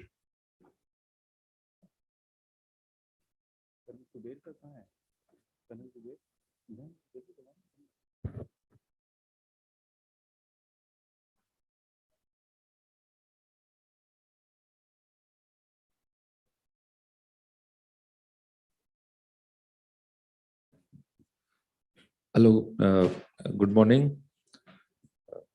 Very happy to be here in this seminar, and we have a wonderful panel here. Means we have a lot of big industries sitting, and people from CRPF, Warship, and from Navy, and Colonel Kuber is very well-known person. So I think we have about 40 minutes, and let's listen to their views on defense design vision 2047. Is a big ask, okay, because the way we have been designing equipment in the past all over the world, the equipment used to come out from defense or security requirements, and then its offshoot used to go into commercial sector. If you look at internet, look at aviation or any technology, but now the tables are turning slowly. Okay, and the whole design has to be based around user experience and network centricity, AI, ML. All these things are entering the commercial market first, and now defense forces are adopting it. So this is a big change, and this is the main design driver in my view, which is going to happen. But let's listen to our panelists. I think we have, so about 5 minutes each, I think we can manage. Yes, so we can start from right.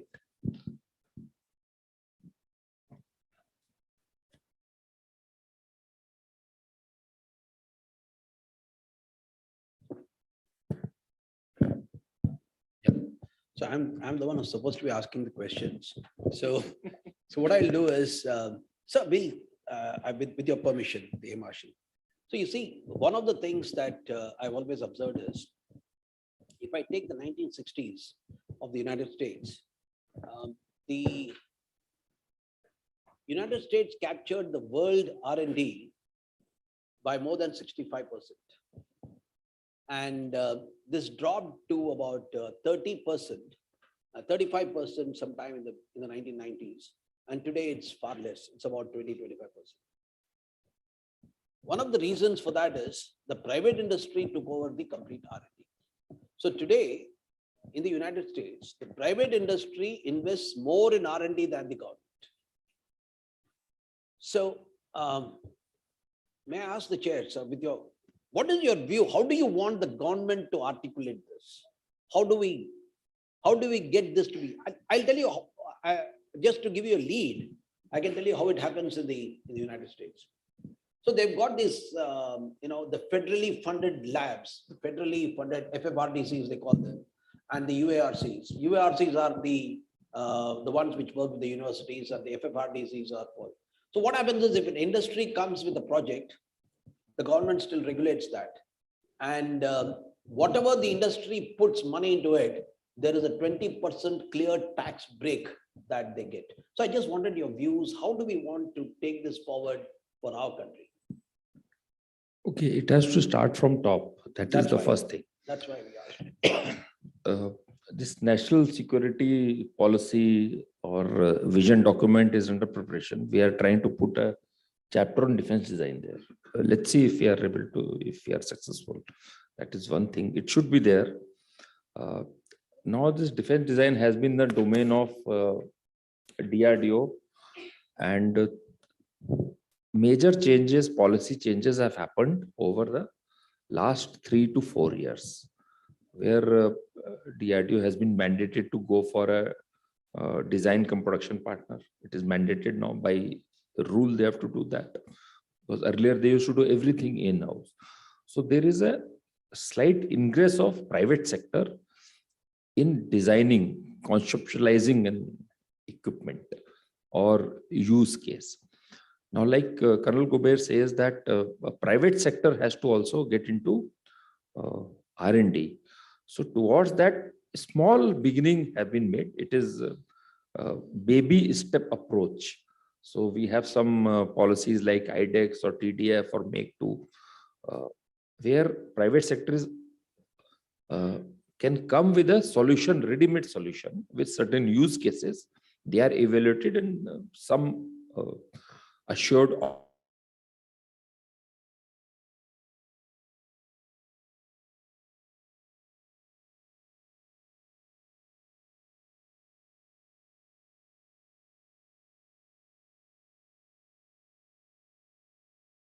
going there.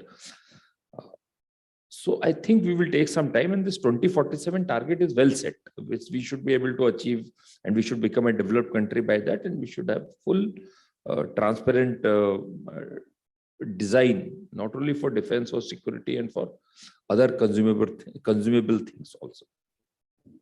Thank you, sir. So, Madam Sonal Mishra, I want to ask you, see, this whole concept of defense and security and homeland security, your BSF, CRPF, I think it falls under one national umbrella of security. And therefore, what are your top views? What do you think the Ministry of Home Affairs should allocate for research and development in security? Is there any allocation today? At least I don't see it in the budget. And I mean, if it is there, I mean, you can enlighten us. And if it is not there, should it be there? And if it should be there, what should it be? And then how do we sort of synergize the whole thing?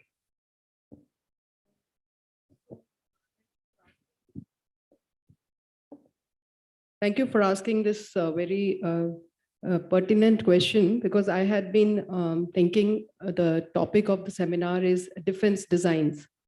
And whenever we say defense, we kind of focus on the defense forces and the umbrella of internal security or homeland security, or the security domain as such somehow gets at the back. So, and in today's context, actually a major part of defense is internal security or cyber security or any form of security that we all understand today. So I believe it's very thoughtful on the part of the organizers to think of a central armed police force and to invite me over here.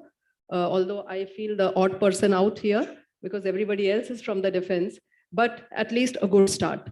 And having said that, so when we say internal security, our challenges actually are, I would say, not diametrically apart the defense, or not diametrically opposite from the defense. But yes, we need a different perspective when we think of industry designs for the armed police forces. And why I say that is because we say, for example, we are generally in the public domain. we are deployed for various security situations, which are very much in the public domain. It is within the civil society. Our deployment is part of the regular deployment. So we are very much part and parcel of that whole civil system and the civil police, which is already existing there.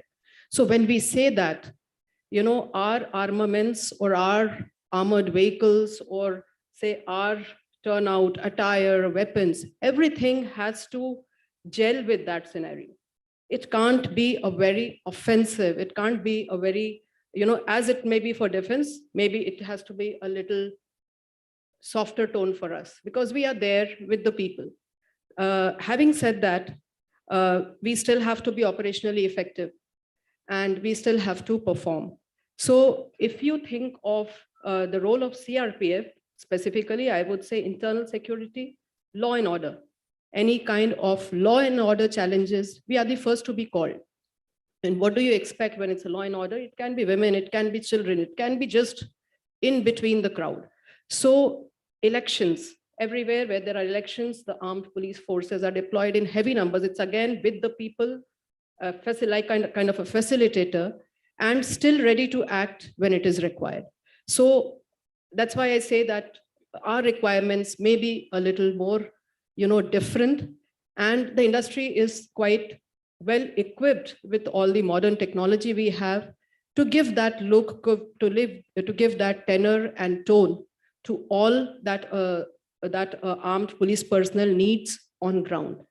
The LWE challenge, the Northeast challenge, and Kashmir. So there are three diverse theaters, diverse challenges, and everywhere the requirement may be a little different and may have to be tweaked a bit. So an armored vehicle that may be very successful, say in Kashmir, may fail the test in the LWE area, and we may not want to use it there anymore.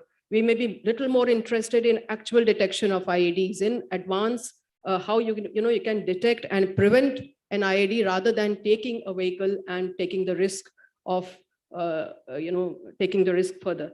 So I would like to say that yes, research is very much required, and just like the MOD invests so much, I think we are also kind of trying to understand how much we can go with the industry. In fact, there's a lot of opening up of the DPSUs. There's a kind of opening up of the market on the on the procurement of arms, ammunition. So it is, as Sir said, that in the last 3-4 years, there have been very major policy changes.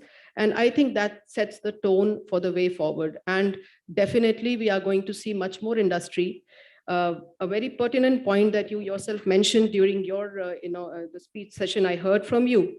And I would like to emphasize on that is the user requirement, awareness on the user requirement.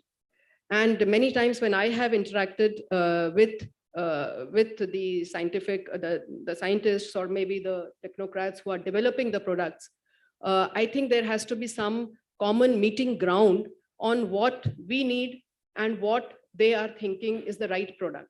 So trying to get perfect, from the technological point of view, and trying to make it still liked by the soldier on the ground is actually a very not a very difficult thing to ask, but somehow it happens, as you said, that when finally the product goes to the ground and they said that this is not really comfortable this way or that way, because we have to think from their perspective what they actually need on the ground.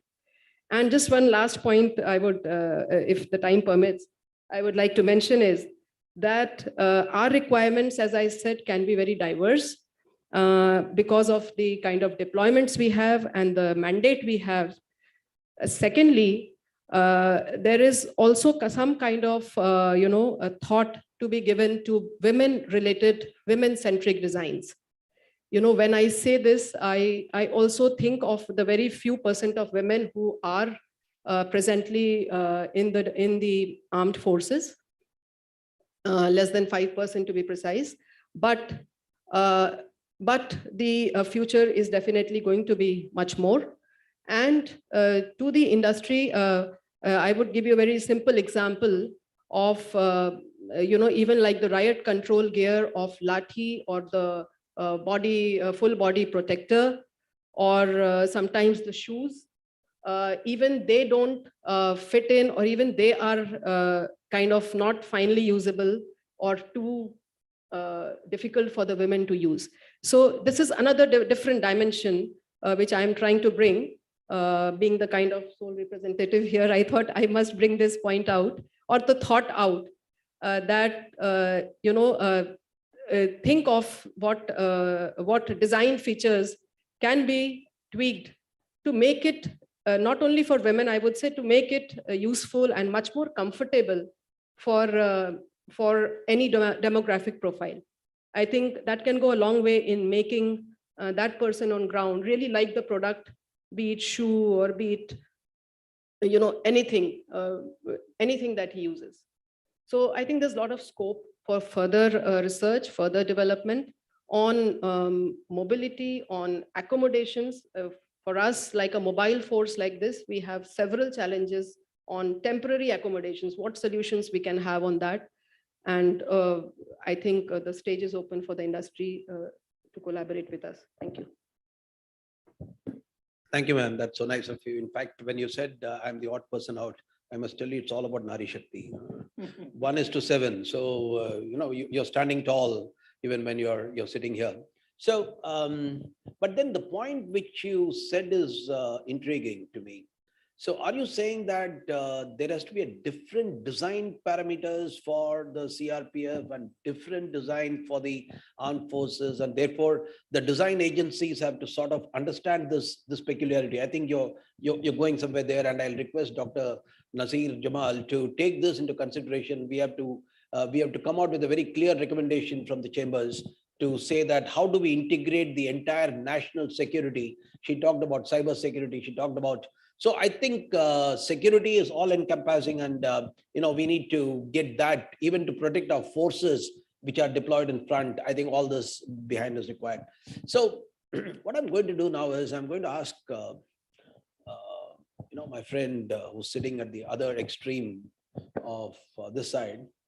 I mean, I find that you are the new entrants into this whole game, and then you have sort of come out with some very innovative products. In fact, even in your previous avatar, you're the guy who probably designed those rifles, and you designed those things out there.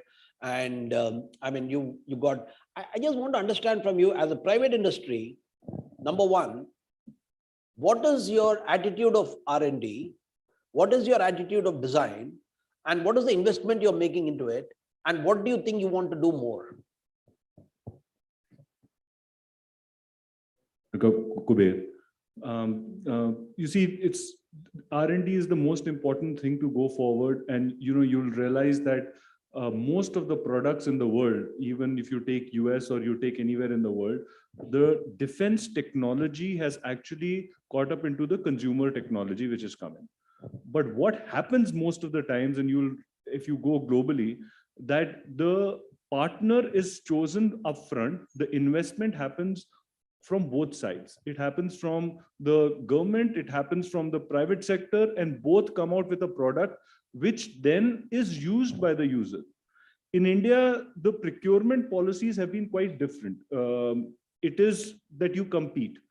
And if you're competing with a product where the requirements are already laid down, be it for paramilitary forces or the police force or the armed forces, the most of the private sector or most of even the public sector have always come out and said that we will first introduce a product which is built to print from outside, and then eventually go in, and that's where the nascent stage is. What we have done a little different is that we have taken a mixed bag of a mixed bag approach where we are parallelly investing in design.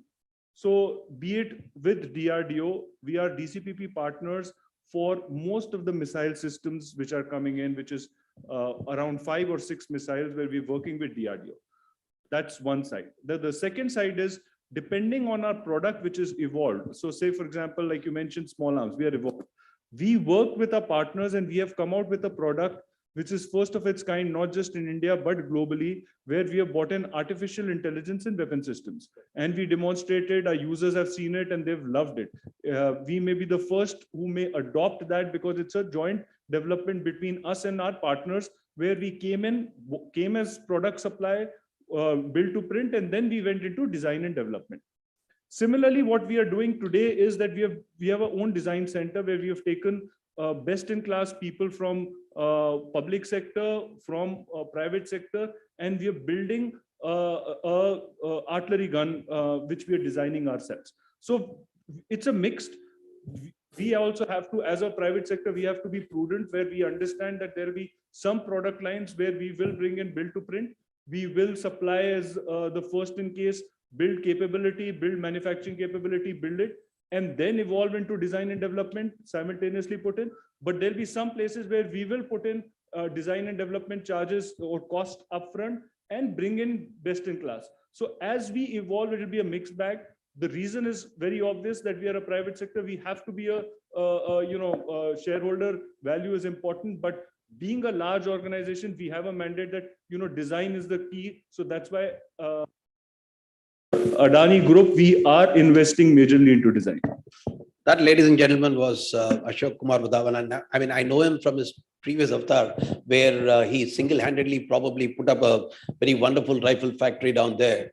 And today he's leading the whole business on the other side. When you talked about I'm bringing the best in class from the public and private sector, I think I want to shift my focus to Mr. Anurag because I want to reserve Commodore Nagesh for the final shot. He's going to give you something very, very big. So I'm going to reserve him towards the end so that, because I think there's a lot that's going to come. But then I want to ask Mr. Anurag Kumar Sharma. You see, sir, AVNL, I mean, your BMP2s and your, the type of innovations that you've done on them, the type of R&D that has gone into some of these land systems. And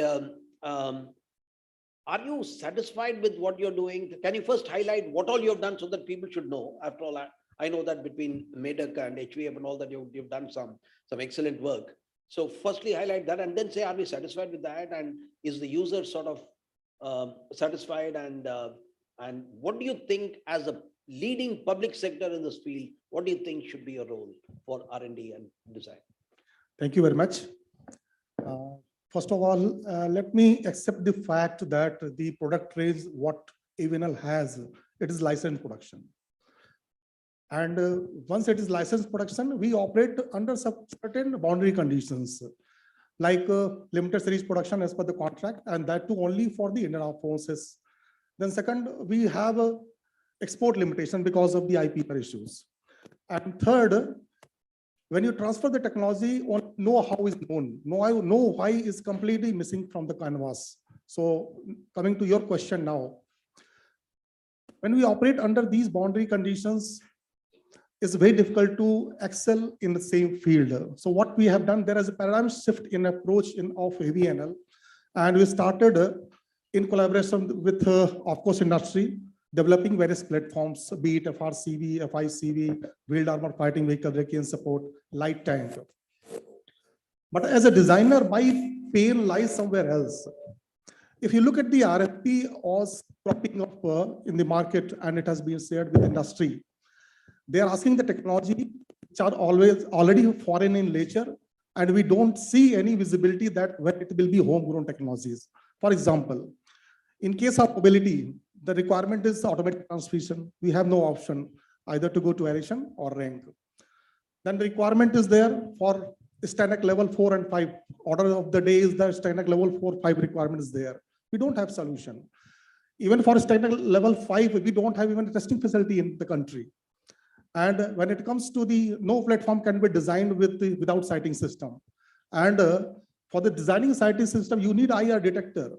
And we land up either Safran de France for the LWIR or SAD Israel for the MWIR. So my pain lies there. The industry is coming of offering the solution based on the requirement and integrating the technology. That means we are working on the model 3D called defined, design, and deliver. Whereas the requirement is that we should have a set of industries who are offering technologies that go into making the platform. And there are a set of industry much mature than now who is integrating the technology and offering the solution at the platform level. Then only we can say we have a homegrown solution in a real sense. And as a designer's perspective, we are missing this link.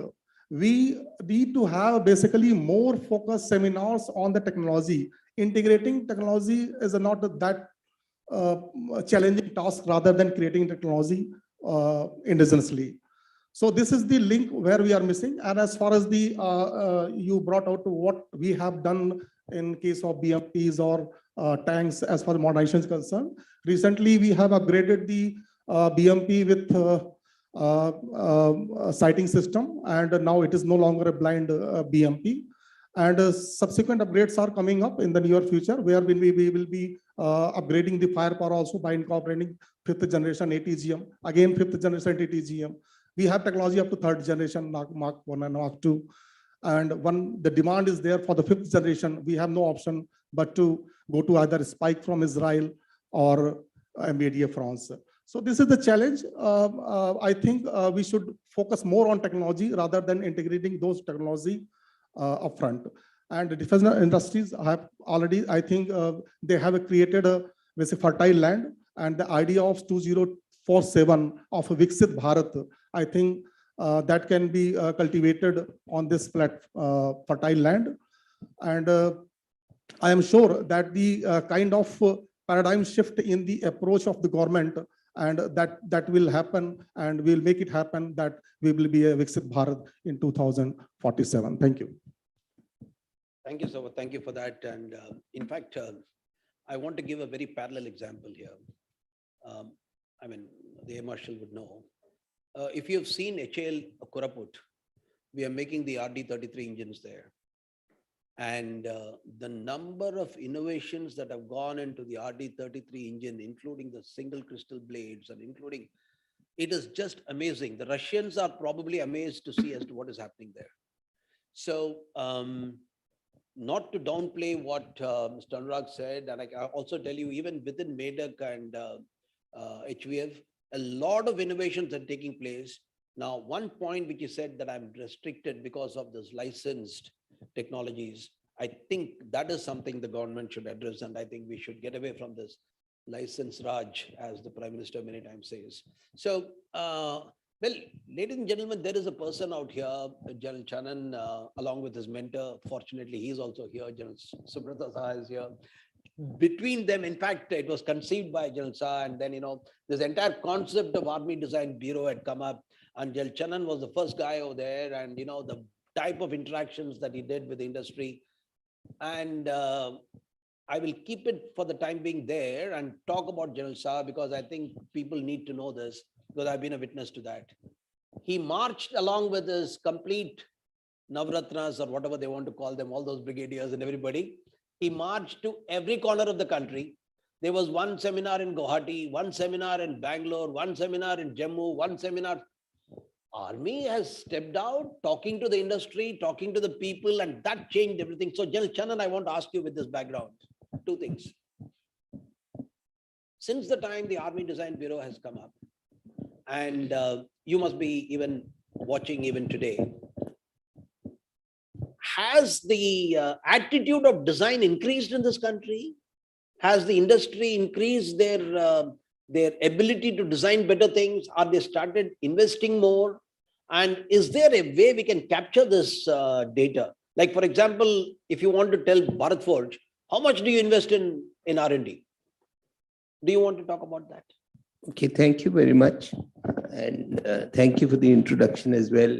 Colonel Kuber, you've been part of the journey. And of course, much more will be spoken about it when General Saha comes on stage and talks. I'll take 2-3 minutes, and I'll principally just put across a few points. The first issue that you mentioned, will the industry come forward, R&D, etc. You see, largely all industry will take risks which are known as business risks. there will also be technology developmental risks. Now, in every place in the world, whatever examples you talk and whatever be the models that you put across, the basic incubation and development of basic technology blocks, that risk is always taken by the government.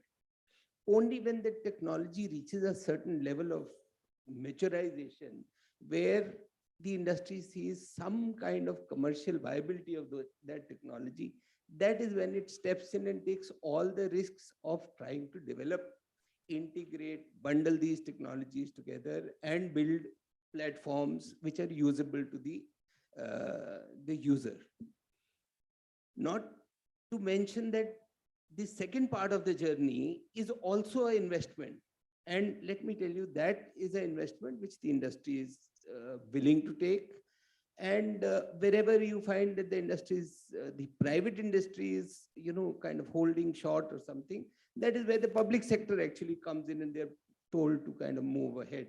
And that is why you'll find, platforms like the aircraft and the tank, etc., which we built in India, have all come through public sector enterprise. And now that ecosystem has been established, the private industry is also now gradually joining the race. So if you see, the Arjun tank was fully made by what today is the AVNL. But today, when the light tank, there are so many people who are wanting to come in, because you've reached a level where a commercial viability and some amount of ecosystem exists. So I guess we will have to segment this R&D into two parts. We will have to make sure that there have to be certain technologies that are important for the nation, and that not today, but given a certain time, will have good commercial, advantage, and maybe a certain strategic advantage that we will derive. The government will have to focus on those. I remember since long, and I think it's still something that's happening, there has been a requirement to build a technology index to assign a certain amount of commercial values to these technologies, to assign commercial potential to these technologies, and also try and build some kind of a technology roadmap. Exercises have happened, but these are really, at the very basic and a user product level kind of lists have been put out.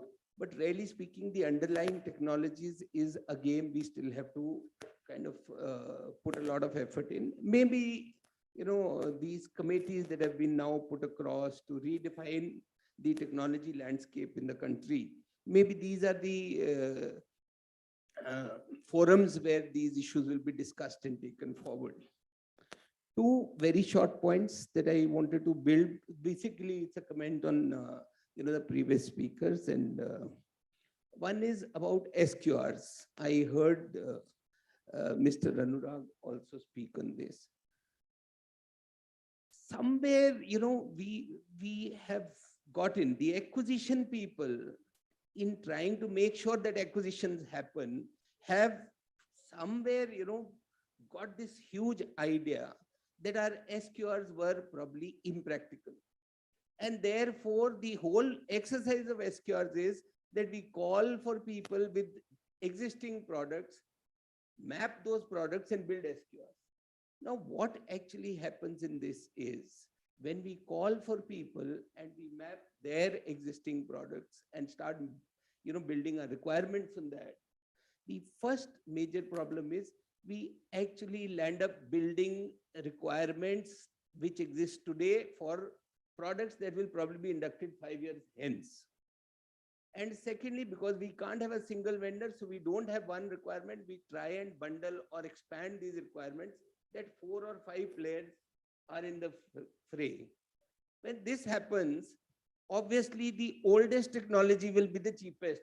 So in a L1 regime, you will buy something that was introduced into the market 10 years back and procure it over 5 years and use it for the next 25 years.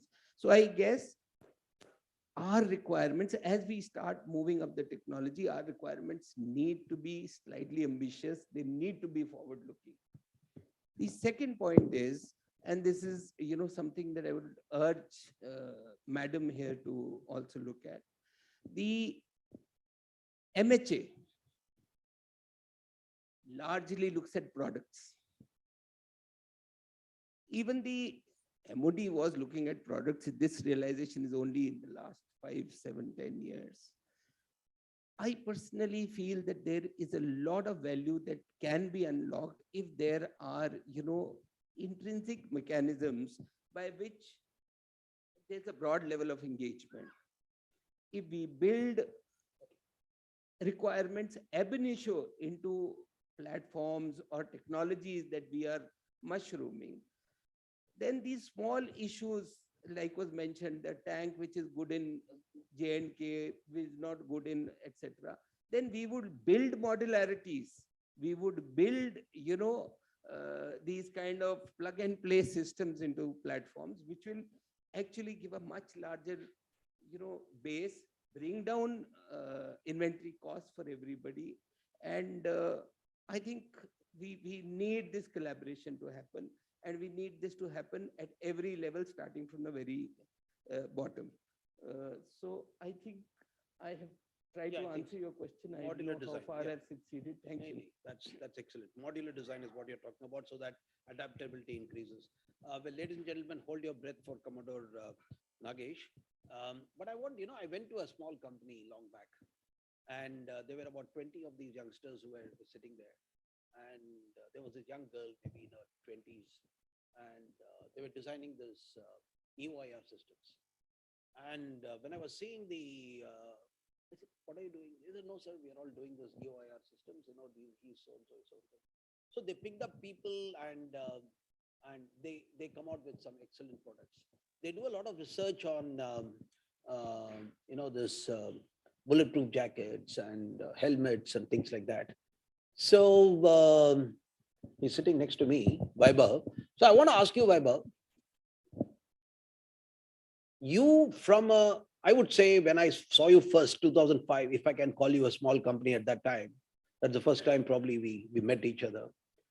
And today you are a 1,000 crore plus company. In this journey, what has been your attitude towards design, development, research, and innovations? Thank you, sir. Sir, we are primarily focusing mostly on R&D, and we have our own technical center. And I just like to, borrow the point from ma'am, where she, elucidated upon the example of having body armor for females.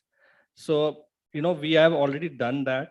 And why we have done that? Because it's not just about product designing and doing research and development, but I think so human factoring also needs to come in. And that is where, a lot of the products and the platforms get, into, obstacle mode, that when they reach to their final location of operations, the human who has to, operate that machine is not able to do so, or not able to use that, in that optimum fashion, because the designers were sitting somewhere else and these operational areas were somewhere else. So that is where we need to connect.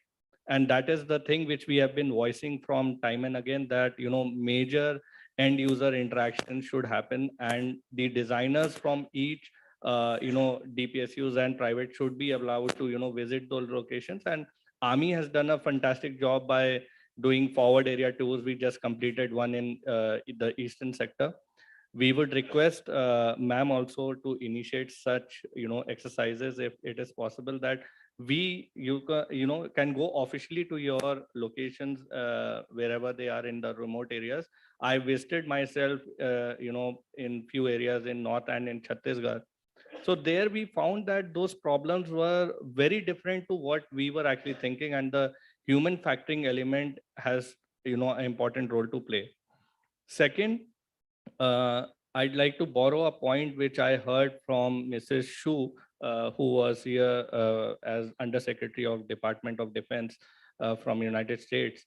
So we are talking, as a technology partner to US, and she, I think so, heads the DAPA. So she made a very beautiful example that, now they are designing their platforms based on modularity.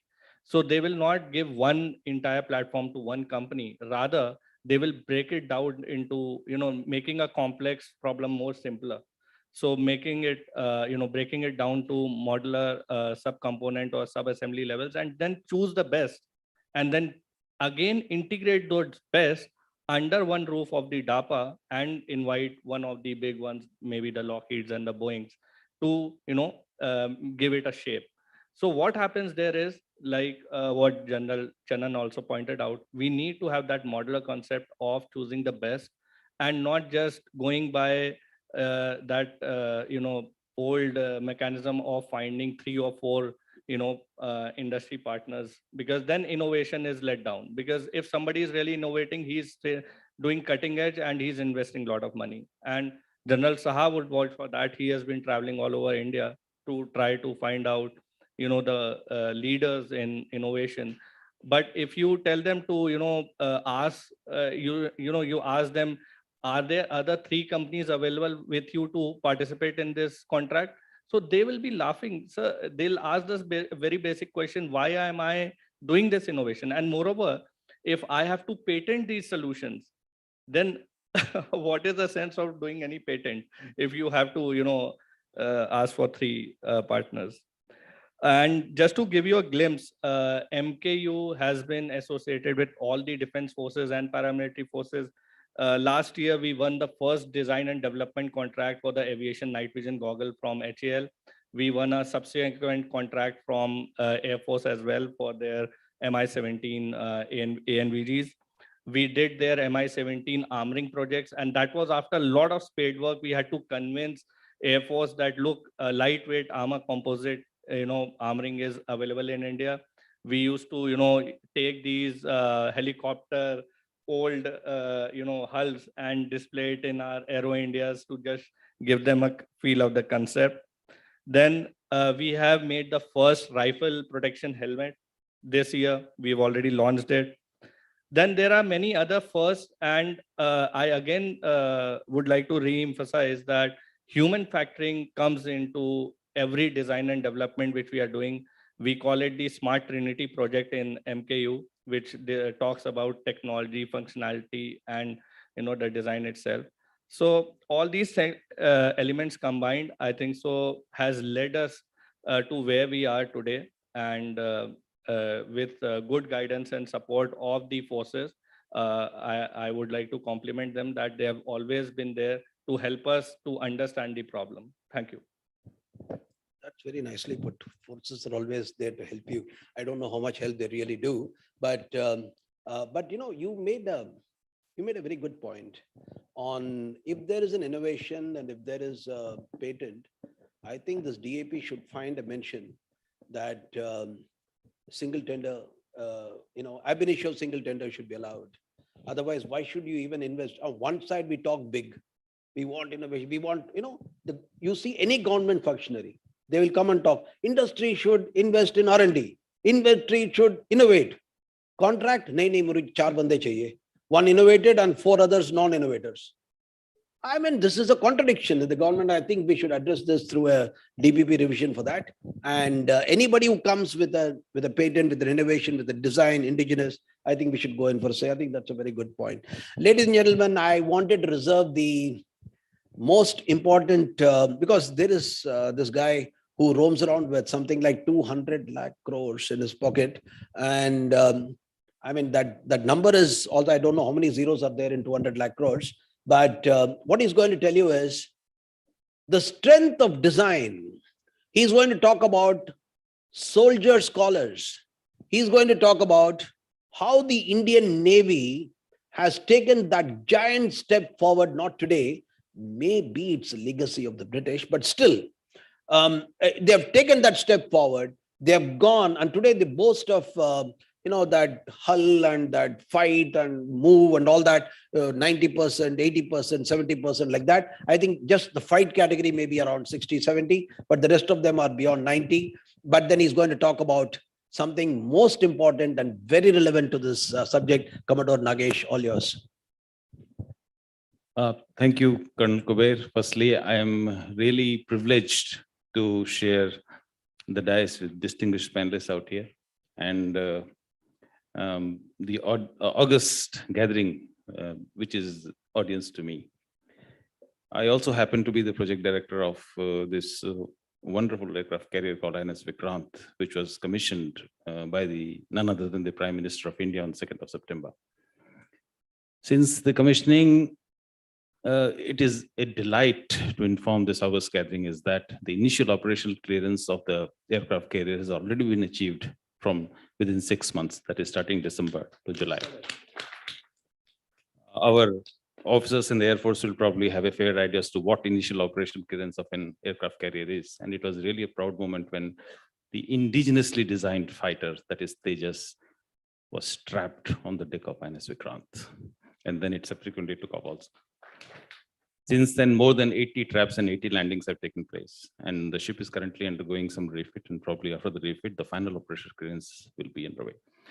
Now, that was just the backdrop of the icing on cake as far as naval indigenization efforts have brought us to. And that is definitely the moment of, it's a pinnacle moment of glory as far as the commissioning and the trials of INS Vikrant is concerned.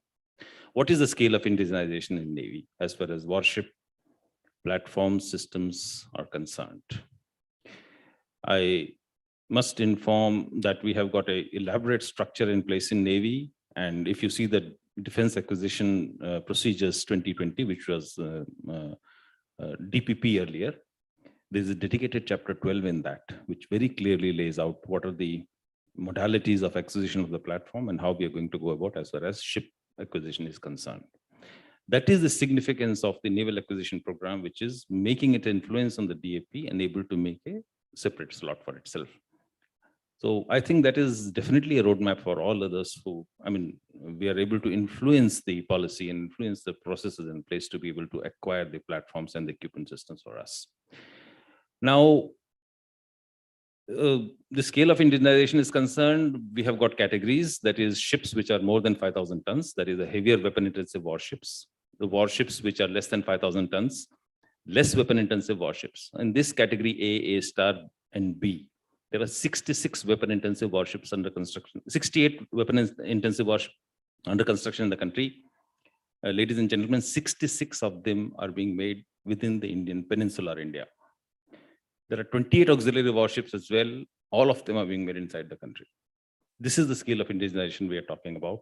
And like Colonel Kuber pointed out, the hub, the fulcrum of this indigenous conception, synthesis of a warship platform is the Warship Design Bureau, or earlier it was called the Directorate of Naval Design.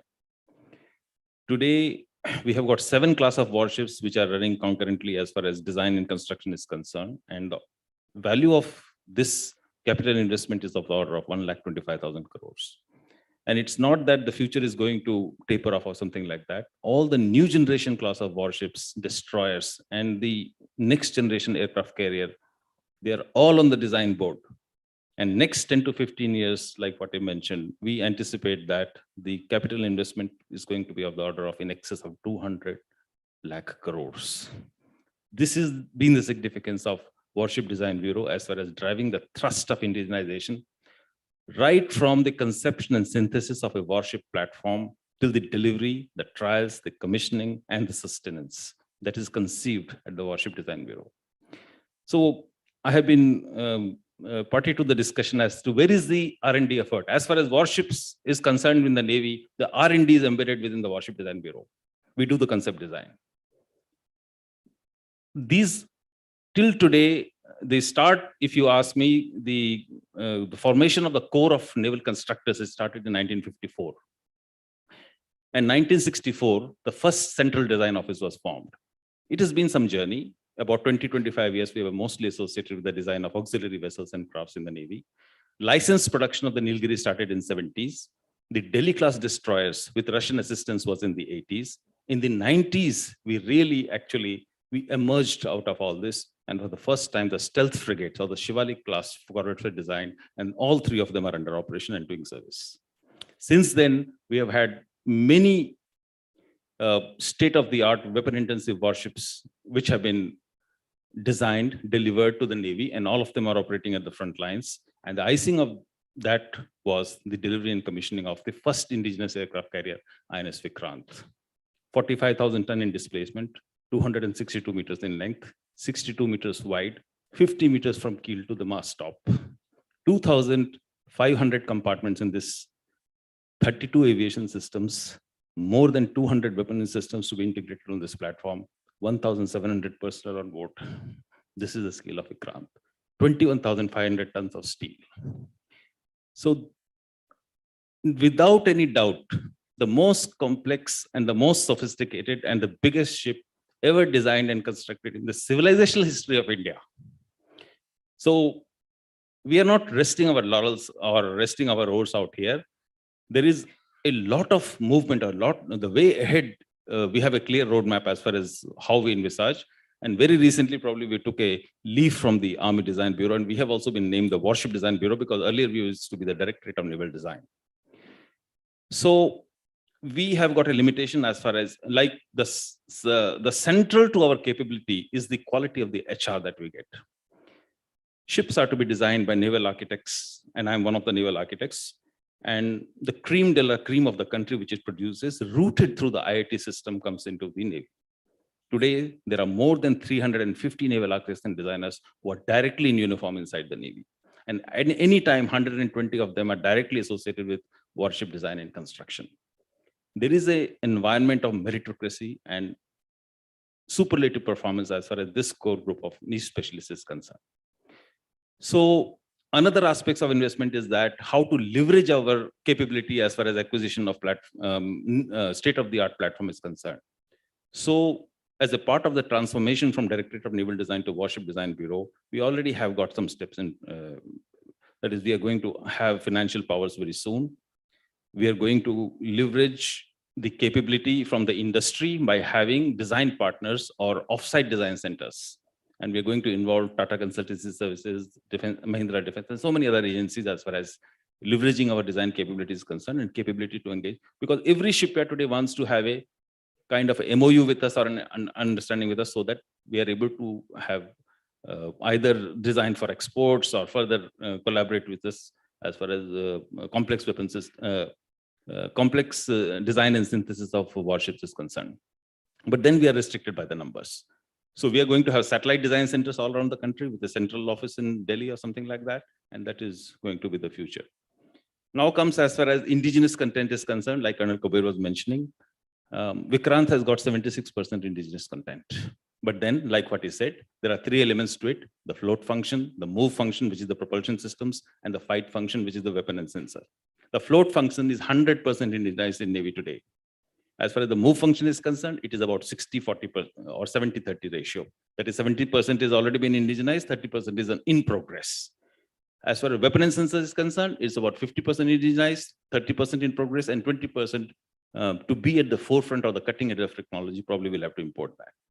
So our next thrust as far as indigenization is concerned is the indigenization of these weapons and sensors and equipment systems is concerned. We have a roadmap of all around that, and we are leveraging the government policies which are in place and complementary processes and initiatives at the Navy level. So we have got the Naval Initiative and Indigenization, Naval Innovation and the Indigenization Organization in place. We have got the Directorate of Indigenization. We've got Technology Development Acceleration Cell, which works at the Naval Headquarters. So we are rallying, or we are channelizing the efforts of the industry along with the naval requirements for the future. And we have absolutely no doubts by 2047, probably almost all of Navy will be fully indigenized. Thank you. Thank you for your. Wow, that was great. I told you he'll talk about 200 lakh crores. I told you about that. So, Commodore Nagesh, I want to recall an incident, and I want to ask you whether you'll do it. When I was passing out of the National Defense Academy in 1980, Dr. Raja Ramanna came for a convocation. Dr. Raja Ramanna at that time was the SA to RM. And the guy who topped the academy is one KP Bhatt. He's also in signals with me now. So Dr. Raja Ramanna told the chief of the army at that time, he's going to be wasted in the army. Why don't I take him into DRDO straight away? No. Now, of course, it didn't happen, but I wanted to ask you this question now. Do you have a thing like this that you go to any of these institutions, you suddenly find a chap with a very sharp brain. He may not be an architect. He may not be you just like him, and can you just pick him up and make him a lieutenant or lieutenant commander or something like that? I'm delighted that Colonel Kuber has asked this question. You see, any organization to develop, any organization to make a thrust or make a dent, the solution has to be organic. The organization has to innovate and make way about it. Let's see what we did. We needed, when the aircraft carrier was being conceived, we needed we asked ourselves the question, why the best talent in the country is not involved with the design and synthesis of the maiden aircraft carrier of the country? We came up with a scheme known as the Special Naval Architecture Entry Scheme. And the leaders or the senior leadership in our cadre, they went to all the IITs. Ladies and gentlemen, the Army officers and Air Force officers will be surprised to know SSB was waived off for them. They were directly picked up from there and they were brought into the Warship Design Bureau, and they were associated with the construction and as well as the field design team. They were given continuity of service of about 8 years in a place. And if you ask me, today I'm a Commodore and I have seen at least a dozen of them working under me. Some of them, most of them were superlative, spectacular. The searing intelligence and the commitment that many of them showed was really commendable. It's amazing that we could get continuity of this kind of a vital human resource, because design is human resource. Design is not computers or something, because the man behind the machine here is very, very important. So that is what drives, what I mentioned, that the indigenization thrust as far as design, synthesis, and acquisition of warship platforms is concerned, it is driven by the Warship Design Bureau.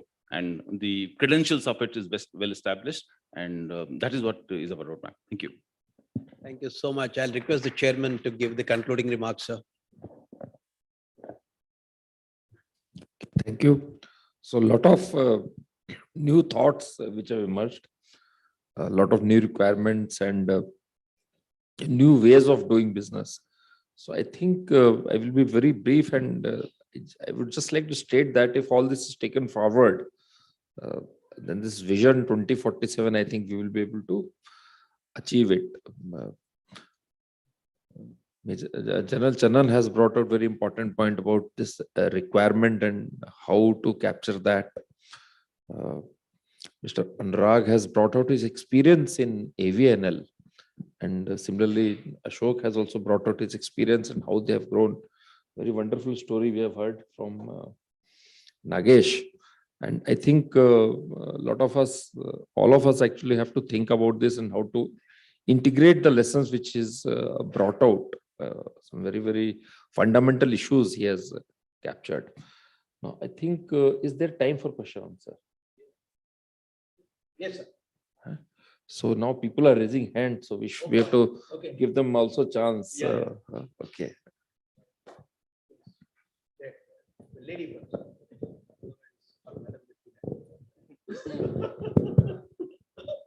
Thank you, sir. Very, very good discussion. I must congratulate PhD CCI for arranging this. My name is Dr. Swapna Mishra, and I'm the CEO at Textile Sector Skill Council.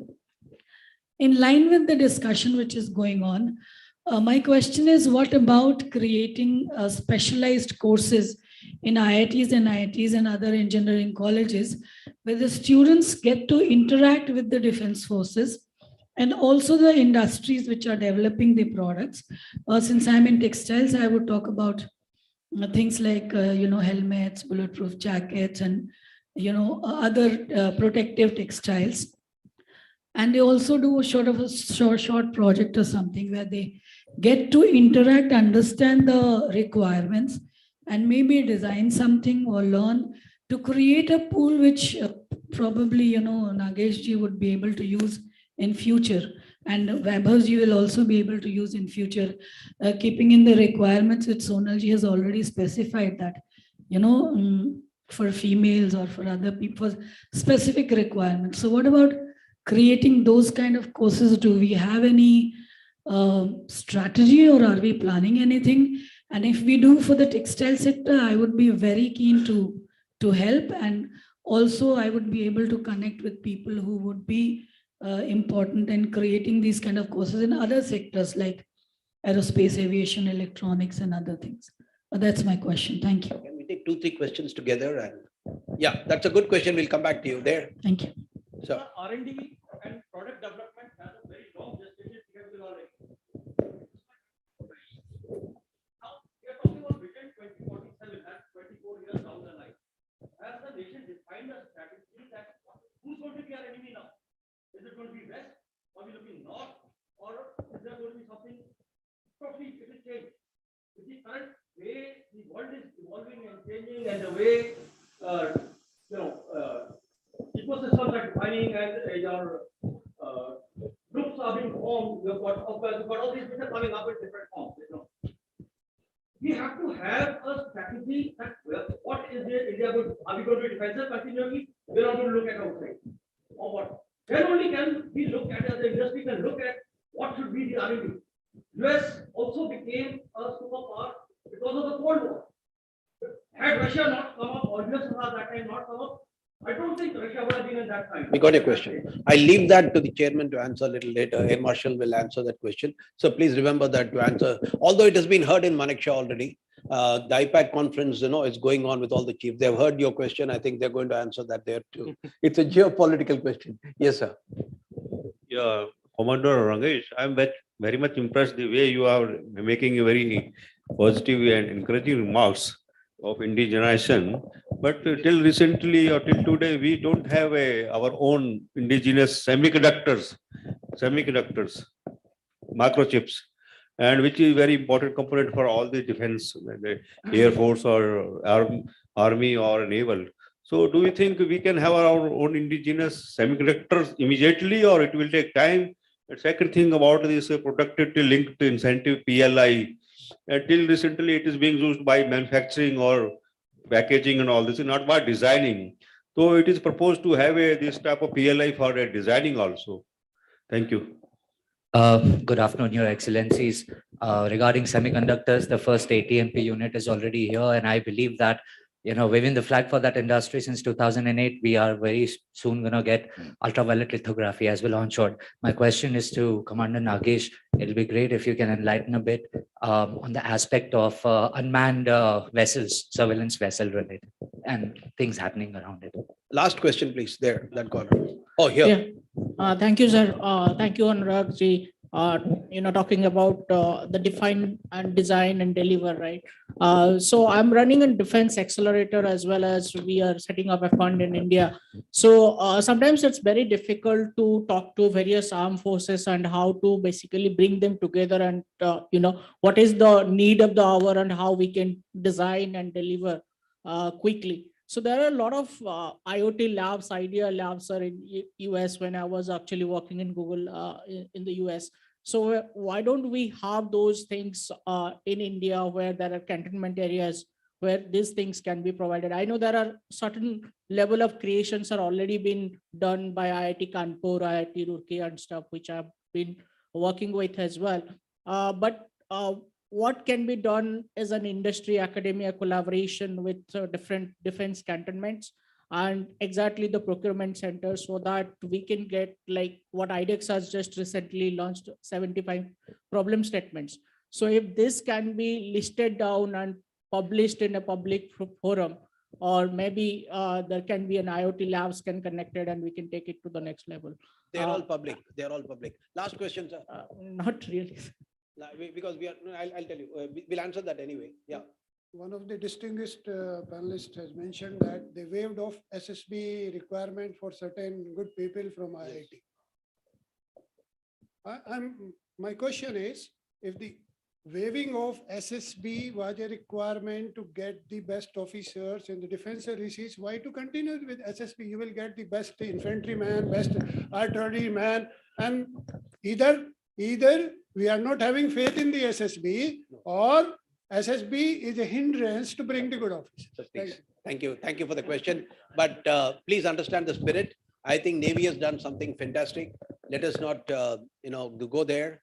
Because I've been through those SSBs. I know exactly what happens there. But yeah, I think, sir, we should answer the questions. Yeah, so first I will just answer the two questions were similar from Madam and from him. Okay, so this interaction with industry. Now you heard Colonel Gube saying that General Saha started this and he had done this. Now all three services have a Twitter handle. Okay, and you please, for Air Force, I am aware, Vayu Shaksham, if you type, you please join that. And Air Force is going to, Air Force has already started doing industry interaction at bases. You see what happens is at all different bases, we are operating different equipment. There are different geographical conditions. There are different requirements. So the date will be announced there. Last one, we had it in Bareilly.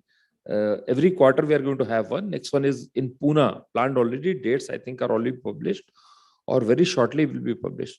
So in Bareilly, we had about 200 industry people. They came and we showed them a lot of things so that they can generate ideas. So we are using this social media. Doing a course per se, I don't think so. We have that kind of requirement. It will become very geographically specific. We want to take you all over the countryside to all our bases on a regular basis, so that you can understand the real requirement firsthand. Okay, so all of you are invited to join this Vayu Shaksham handle and please try that. Strategy. What is our national strategy? Okay, so this is a topic for a different seminar altogether. Okay. But please remember, we do not want to be in reactive mode. Okay, we have been in reactive mode for a very, very long time. We want to become proactive. Rather, I should be seen to be capable of taking an action against which somebody will respond. That is the basic vision which we have, and that is the theme of this seminar also, if you look deeply.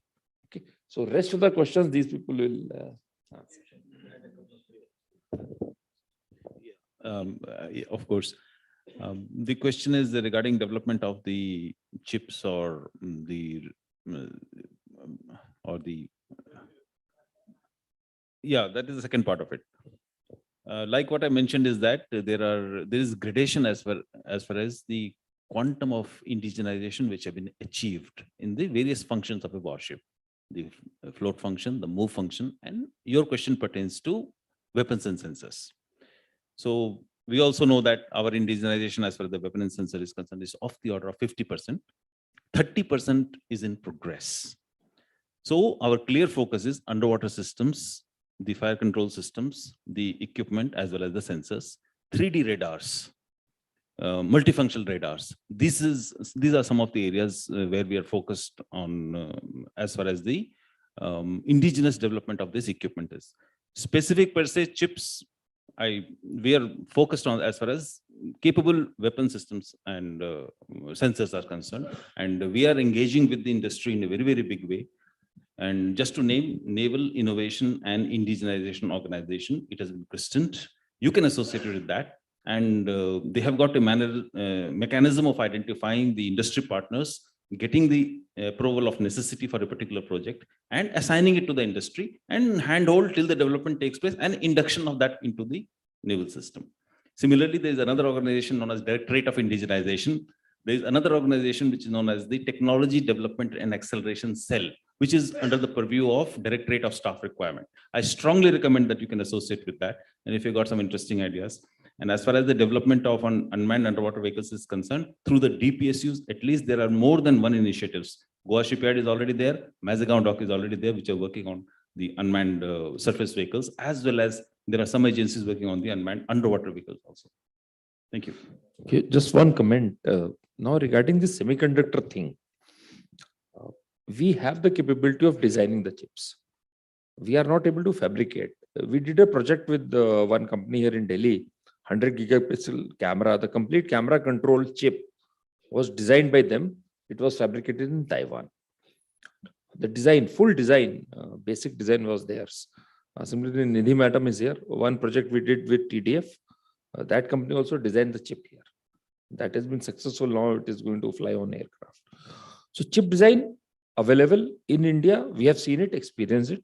Fabrication is a vision of government, and I think some people are coming, and it will take some time, 5-6 years. We will start manufacturing the chips. So, yeah. So, ladies and gentlemen, thank you so much for being such a wonderful audience and engaging this panel with your questions. I still don't know if your question has been answered, ma'am. You know, you talked about the skill development. I don't know if it was answered, so I thought I'll dwell on it a little bit. Is there a way that we can get all the designers together, all the R&D guys from each of the industries, and form some sort of a society to begin with and integrate them somewhere with the skill development center? I will leave it to Madam Bansal to come and, you know, think about it, because DRDO is the design agency for us. And maybe they have a vision, something around where we can get the brains together. And you said you're even willing to offer help in trying to do the integration. So we can do a national integration of designers. So if I want to call it as a national designers union or something like that, we can try to something. Right. Yep. Right. Thank you. Thank you, sir. All yours.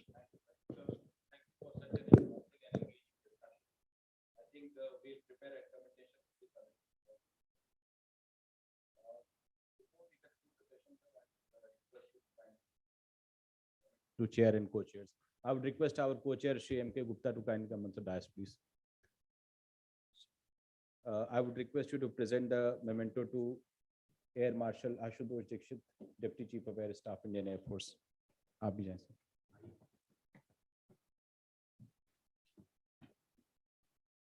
Plant को.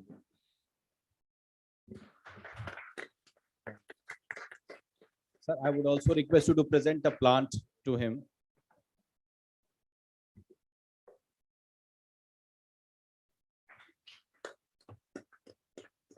Thank you, sir. I would now invite our co-chair for the session, Ms. Sonal V. Mishra, the Inspector General Provisioning, CRPF.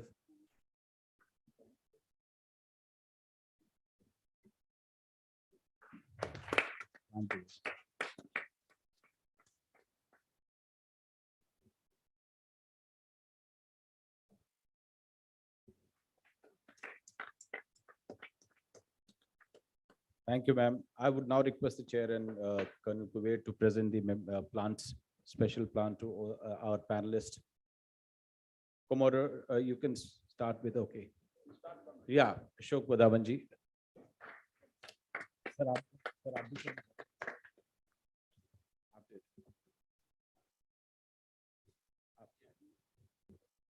Mr. Anurag Sharma. Sir, if you can kindly come on the front, sir.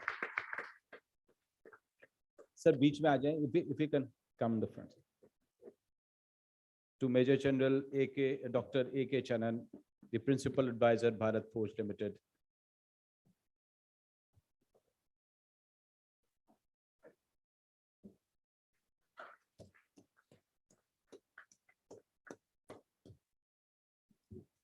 Commodore Nagesh, the Commodore Warship Design Bureau, Indian Navy.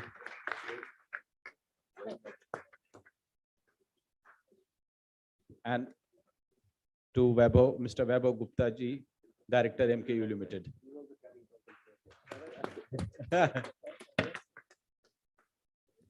We'll start the next session before, sir. We'll have a group photograph and then we'll start the next session.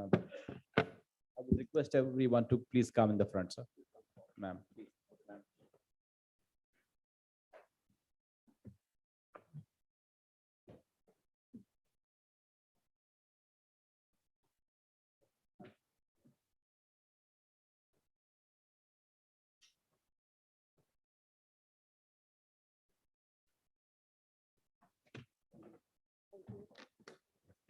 Thank you, dignitaries on the dais. We will not begin the next session, which is the last and the most important session, which is on bridging the gap between design and production, which is the most important aspect, which covers the innovation, strategic collaborations, and funding. Thank you.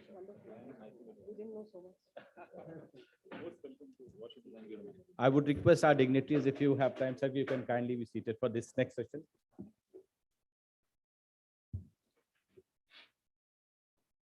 We'll take 1 minute to just change the dice.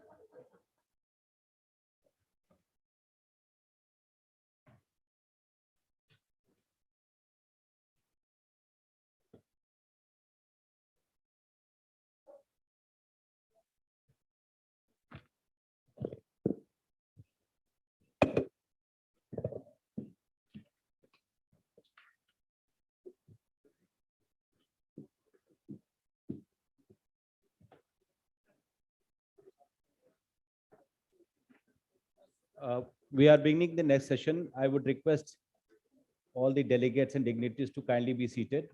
This is the final session. May I request everyone to be kindly be seated for the last session.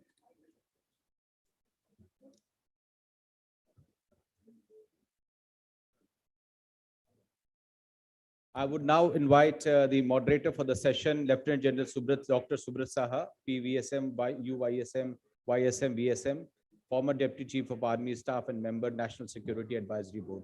Sir, please come on the dais. I would now like to invite the session chair, Srimati Nidhi Bansal Ji, Scientist G, Director, Directorate of Technology Development Fund, DRDO. Ma'am, please come on the dais. Now we have with us a special panelist, Mr. Eyal Ben-Oz, Deputy Defense Attaché, Defense Cooperation and HLS, Sebat, Embassy of Israel. Eyal, hi. Please come with us. Dr. Ashutosh Pester, Senior Manager and Head Incubation Foundation for Innovation and Technology Transfer, IIT Delhi. Mr. Abhishek Jain, Chief Business Officer, ZS Numix.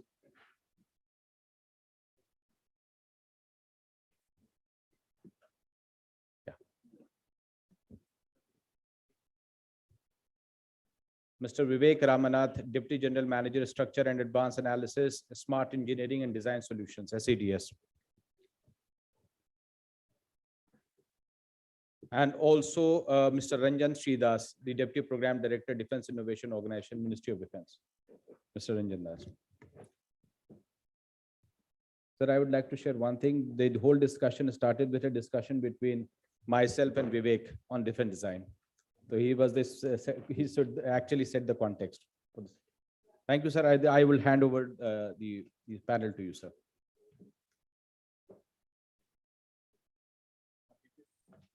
Amit, sir,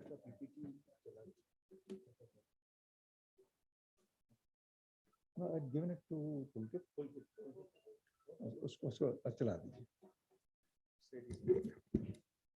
A very good morning, ladies and gentlemen. On behalf of a very, very empowered panel, it is my absolute honor to begin by thanking all of you for attending this on behalf of the panel, and also thanking the organizers, Mr. Gupta and the PhD Chamber for taking up this, very, very important assignment. In fact, in my many years of this activity, this is the first time I have seen such a focused one on design.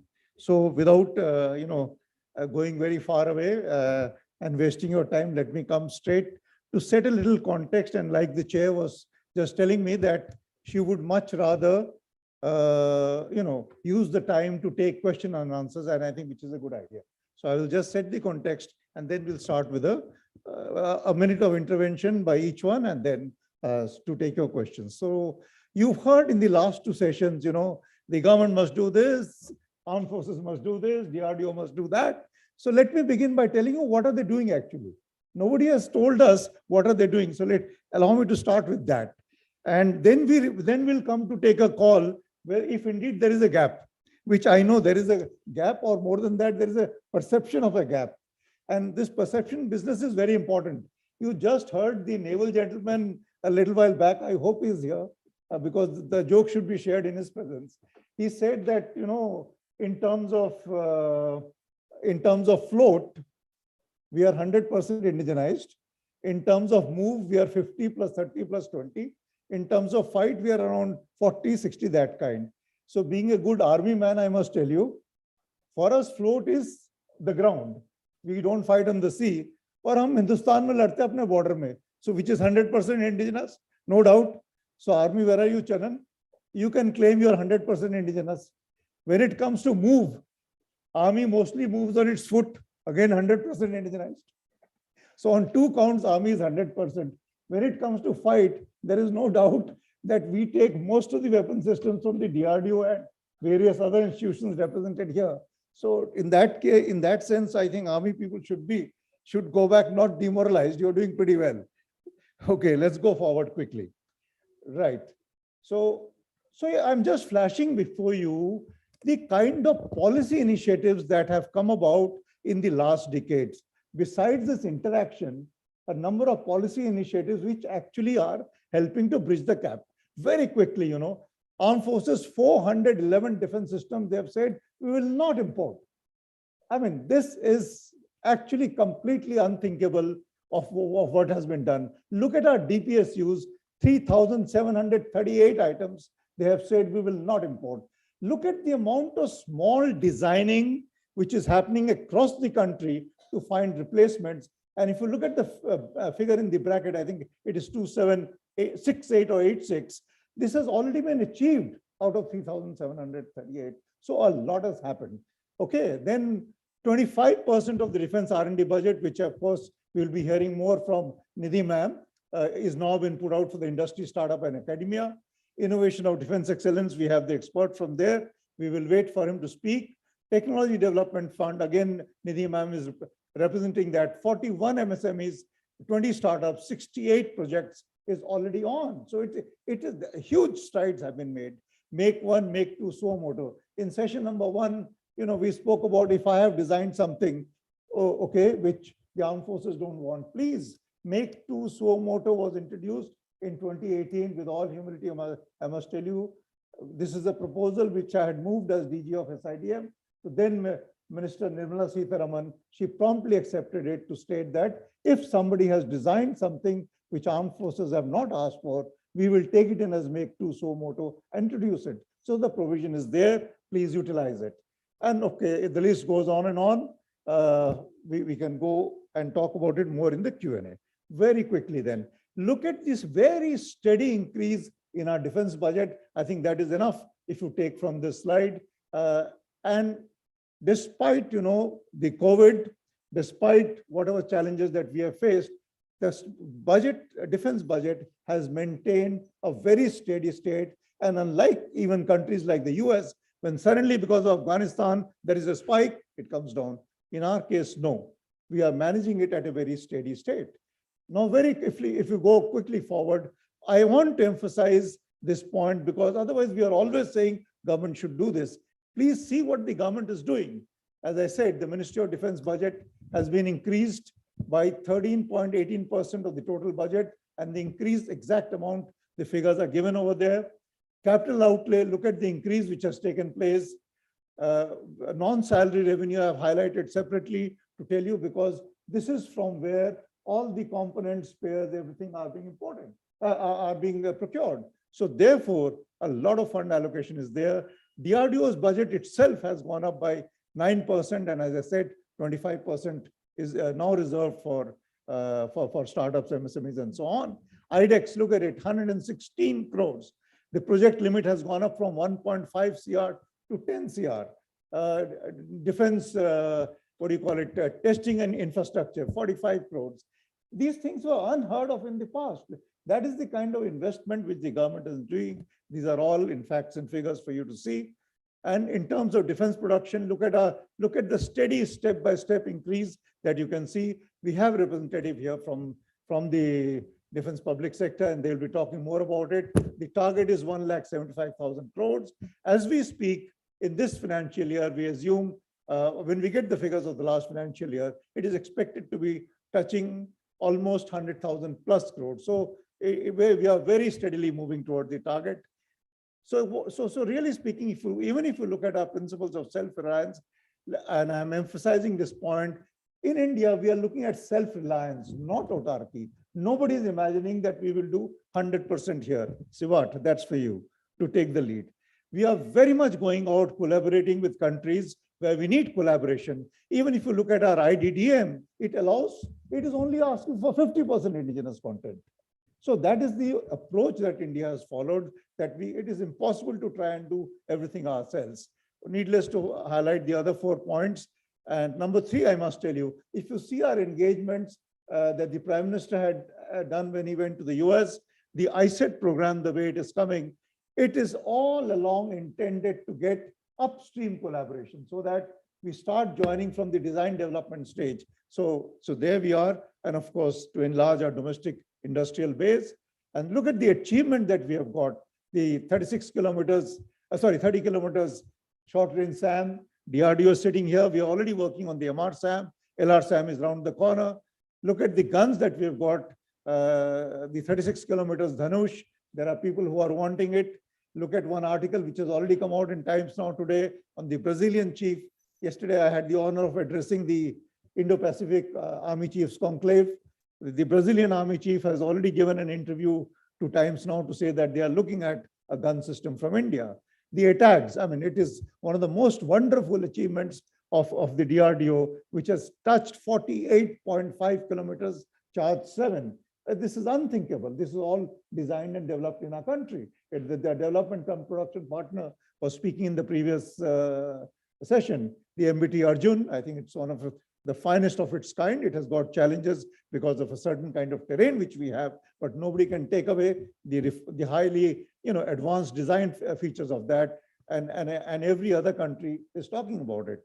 Okay, and the range of bulletproof vehicles coming, public, private, just name it, we have a whole lot of them. Look at the Swati weapon locating radar developed by our DRDO, the kind of targets that it can take on 6 targets at the same time, 30 kilometers for artillery systems, 40 kilometers for unguided rockets, and so on.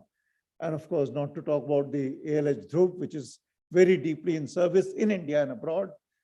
The new light combat helicopter, you can see it flying in those heights, icy heights, if we can speak. Look at the Tejas, light combat aircraft. We are expecting the Mark II to come around shortly. We have seen the GF-114 engine deal also in the month of June. And of course, the Pride INS Vikrant, you heard all the specifications in the last session from Nagesh. And here you can take a look at it, how beautiful it looks. And the picture on the right is exactly what he was talking about. Sometime in this month itself, we have done this, operation. He used a nice term. We belted or roped the Tejas on the aircraft carrier. So huge achievements, really speaking. What has it translated? This again, I want to tell you, these are the number of contracts year on year that have been signed with our domestic industry. In 2014, when we had started the drive, 2015, when we had started the drive of Army Industry Academia interactions leading to the Army Design Bureau, we were at 60-40, 60 import, 40 domestic. This year's figures are total 168 contracts, 68% of the total contract value has gone to domestic. The current financial year's target announced in the Parliament by the Defense Minister is 75-25. You can see the allocation in virtually almost 100,000 crores over there for domestic. It is given as part of the budget. That means it can't be changed without the approval of the Parliament. So make no mistakes of the kind of commitment which is there from the government. Okay, look at the state of the import is given over there between the three services. The comparative imports of the three services are quite clearly given over there. It's for you to draw your inferences. In terms of export, we have gone up by 10 times from 1521 to 15,920 crores in the last financial year. This year it is touching almost around 20,000 crores. And by the way, I must tell you that out of this 15,920, $400 million worth is out of design exports from here, from India, which is being done quite interestingly by foreign OEMs who are investing in design in India. For example, you may be aware of the United Technologies Corporation comprising of Raytheon Technologies, Collins, and Pratt & Whitney. Collins export from India is touching almost $400 million in the design. Okay, so these are the directed reforms which are meant to achieve all that you all are wanting. I have re-highlighted 411 and 3,738. I was the chairman of the corporatization of the Ordnance Factories Board, which has happened last year. The Prime Minister announced it himself. Defense quality assurance reforms, I had submitted, I was the chair for this too. We have submitted the report almost 8-9 months back. It is in the process of implementation.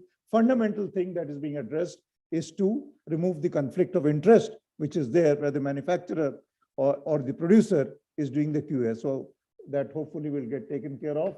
Level playing field was another committee which I chaired, which is an ongoing process.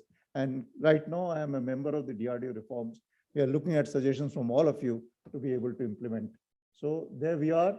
And as I always close such of my remarks, with your collaboration, cooperation, many of you may have heard it before, we are very confident that we will win India's wars with Indian solutions.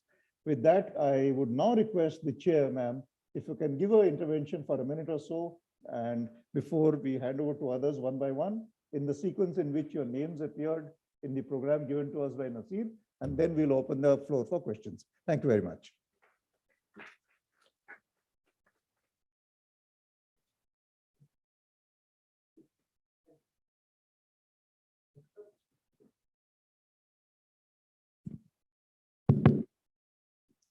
Good afternoon. First of all, I want to thank the organizers to call me here and do the deliberations on design to procure production. I want to thank General Saha for giving the introduction, that is put the stage for all of us to deliberate upon the subject that is there given to us. Just wanted to take a minute or two of yours and maybe put a few things in perspective. There was a question by Dr. Sapna about the, is she there now? Has she left? Okay, just wanted to tell that DRDO has come up with this program called MTech in Defense Technology in a few institutions where we are trying to make the skilled human resource which can be utilized for design and development of defense technologies. That is one thing. And also DRDO, as part of this 25% R&D budget, has come up with 15 centers of excellences, which are actually called DIA COEs, where it is defense, industry, and academia interactions which are happening, and which could also be a platform where the students can interact with the industry and work on the problems that she was talking about, the textile field problems. In fact, there is one here itself in IIT, the COE, they're working on the bulletproof jacket and other similar solutions for the defense. So we will take this cue from the interactions that has happened, that maybe we should also be looking at short-term courses where we can actually look at the people who are already working in the industry side and make them familiar with the kind of things that defense is looking at, the military technology, the kind of design and development that is asked in the military technology. General Saha has given a very good, I should say, a complete picture of what is happening in the government. I'll just say a few specific things to DRDO. DCPP is a very fine model which DRDO is doing for bringing from the design that is being done in the DRDO labs, and we are looking at an industry partner who can be the development come production partner for us. Taking it further, in fact, if you look at the history, the way DRDO started, we used to have mainly the DPSUs where we were designing, we were developing, and we were prototyping, and they were only doing the production for us. Maybe we were giving them the blueprints and they were doing so it was kind of a TOT that we were doing. We brought it as the industry matured in the country, we started bringing them in part of further development and production. So we started calling them DCPP.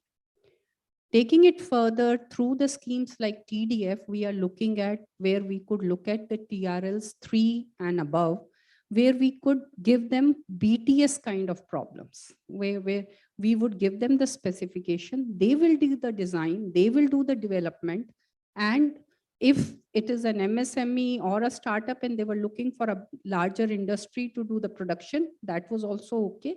Otherwise, they could do the production for the MOQ if the thing was against a user requirement.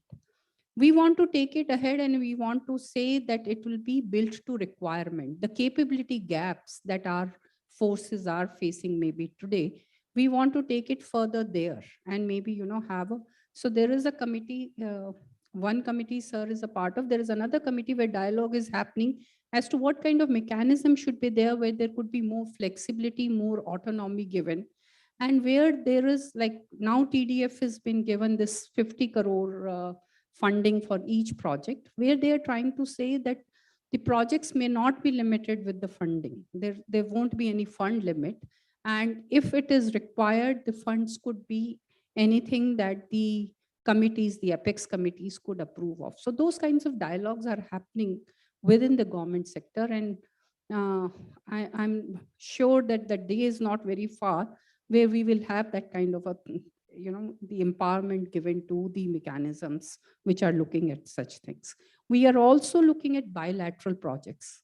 General Saha sir has brought out that it is very important to take the things, the collaboration with the friendly foreign nations and use them for the kind of technologies that we are developing. In fact, under TDF also, we are looking at bilateral projects. And we are trying to sign some MOUs with our friendly nations where we could take up such projects. So I think that's all that I wanted to tell. And if there are any questions at the time of interaction, we'll talk about it more in detail. And like sir said, maybe each one of us can speak briefly and then we can. Thank you. Thank you very much, ma'am. We'll now turn to Mr. Eyal, am I right? Eyal is the Deputy Defense Attaché, Defense Cooperation and HLS, within bracket CBAT. He'll tell you the full form. It's somewhat like our DRDO. And as you all know, Israel has been by our side from the Kargil War, 1999, last minute inductions. So I think you are young. So the older people will tell you how at the last moment, Israel supplied us some very critical ammunition, which was used to very good effect in during the Kargil War. Besides, of course, whether it is our tanks fire control system on the T-72, a whole range, we have great collaboration with Israel. You've heard from the DRDO, she spoke about some bilateral, even at the DRDO CBAT level or industry level. So we would request you for 2 minutes of whatever you have in mind so that you are able to provoke more questions. Thank you very much for the invitation and to the distinguished panelists here. Actually, I prepared a presentation, but I can speak without it. I just wanted to say something that caught my eye when I got the invitation to be part of this event. Although the title is Defense Design, what caught my eye is the 2047. Because, you know, when I look at that, celebrating, like mentioning 100 years of independence, and for the Israeli, it's 2048. We look at that, and I remember, I think about the phrase "on shoulders of giants," because the founding fathers of both countries, they made dramatic decisions. Sorry, they've been dramatic decision in the independence, and we are enjoying what they've done and what they set up the infrastructure back then. And I think we need to ask ourselves in present time what values we planned in 2047, what infrastructure we put today in order they will enjoy a valuable future. So this is on our shoulders now. And in that mind, when we think about design, so the design is only the method or the tool in order to reach 2047 in a progress and a modernization that will be for the next generation. Second, there were words all day long for the previous panelists. We talked about leadership, we talked about the human factor, we talked about the developer and the end user interaction and understanding between them. And you know, there's a joke or a saying that when you talk to managers, you get a feeling that they are the important, but when you talk about with leaders, you feel you are the important. And as I'm here in India for the last year. I'm going to be here for a few years more, but in the recent year, I saw from the sideline the degree of importance that the Indian government place on the Indian companies. No matter if you're a big company, small, medium-sized, entrepreneurs and startup, the Indian government want you to lead the way. And as a friendly partner to India, we want the same. Please lead the way. We encourage you, lead the way, to share with us, to ask us if we can share our practices, our experience, to shorten the develop cycle, which can be long. So you don't need to invent the wheel all over again, but you lead the way. We can share our thoughts, but eventually the Indian government describe what they need, as previous mentioned, to be proactive and to be ready for whatever need that will come. Last point, I will talk about the Israeli ecosystem. I can talk a lot of time, but shortly, we love to complain, but it's not a negative way. We want more. We want the progress because we need it. We're facing different threats all the time, and we understand that we need to be a few steps ahead and not just one step ahead. So we complained, and we are listening to the end user, and usually the end user is also the engineer that think about the next solution. And I will describe a little bit about this Israeli ecosystem. I'm sure some of you already know that.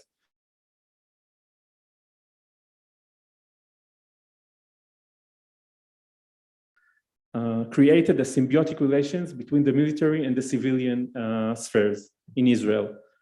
And also after the mandatory service, for me, for example, in the army service, I used to come each year for 1 month for operational activity, training and operational, 1 month a year until the age of 40. So in that sense, the symbiotic relationship is not only one time, but in a progress and continuous nature. So the civilians are soldiers, and the engineers, the programmers, the entrepreneurs, they understand new threats, new realities, and they go back to their industry, their company, their startup, and thinking about what will be the new technology, how we can use new technology in order to be an operational solution. And of course, in that to be user-friendly, because they use it in the end. So And we spoke about like curses that can be described, how the engineer need to know about the operational environment, to take a look in the CRPF bases, to understand their point of view. So in our system, which is unique for us, I think, but probably other places, this is in the nature of reality. But not only that, we are not, self-reliance is important and we need to do things on our own, but we don't have time. We like to complain and we like to do it hurry. So we use others' experience from other places in the world, conflicts, methodologies, technologies that may be used in other places. We try to understand how it can be used for us, to learn it, to incorporate it in our environment. And last thing, but definitely not least in importance, is we're not doing it by our own. We develop effective solutions with partners and build long-term relations with friendly nations that we listen to them also. Israel is small. Mentioned before that the manufacturing part is not our strength, neither raw materials, for example. So we need to rely on others. We focused ourselves on the exact things that we need to be on our own, and others we can operate together. And the last slide exactly summarized all I mentioned and how we can do together the ecosystem to the triangle, the Israeli Minister of Defense, with the defense establishment industries, to the IDF, the Israeli Defense Forces. We can do together with the government of India in order to lead the way and to improve both capabilities for a valuable vision in 2047. So that's my opening. Thank you very much. Thank you very much, Eyal. Let me just highlight a couple of points out of my experience in dealing with Israel. One is, most of you may be familiar with the defense offsets. If you see the FOEMs from different countries and their utilization of the defense offset, Israel is the farthest ahead. The reason for that, one of his predecessors, we keep in our parlance, we keep saying that we should be carrying out mapping of industries and all. It is amazing to see how one of his predecessors had mapped the Indian industry. They knew a lot more about our industry than perhaps what we did, which is a statement of fact. And that is what has given you the edge, because Israel, I have seen, and I know for a fact that PhD has always been literally the spokespeople for these MSMEs.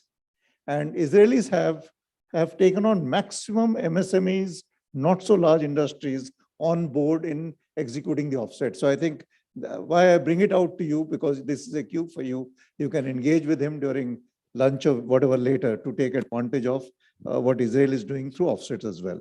Now I would turn to Dr. Ashutosh Pastor. He's the Senior Manager and Head of Incubation from FIIT. That does not mean you're not fit. You're FIIT fit from IIT Delhi. And ma'am also just mentioned about the great work that one of their colleagues, Dr. Rahman, is doing in the erstwhile JATC. Now it's called Center of Excellence, something.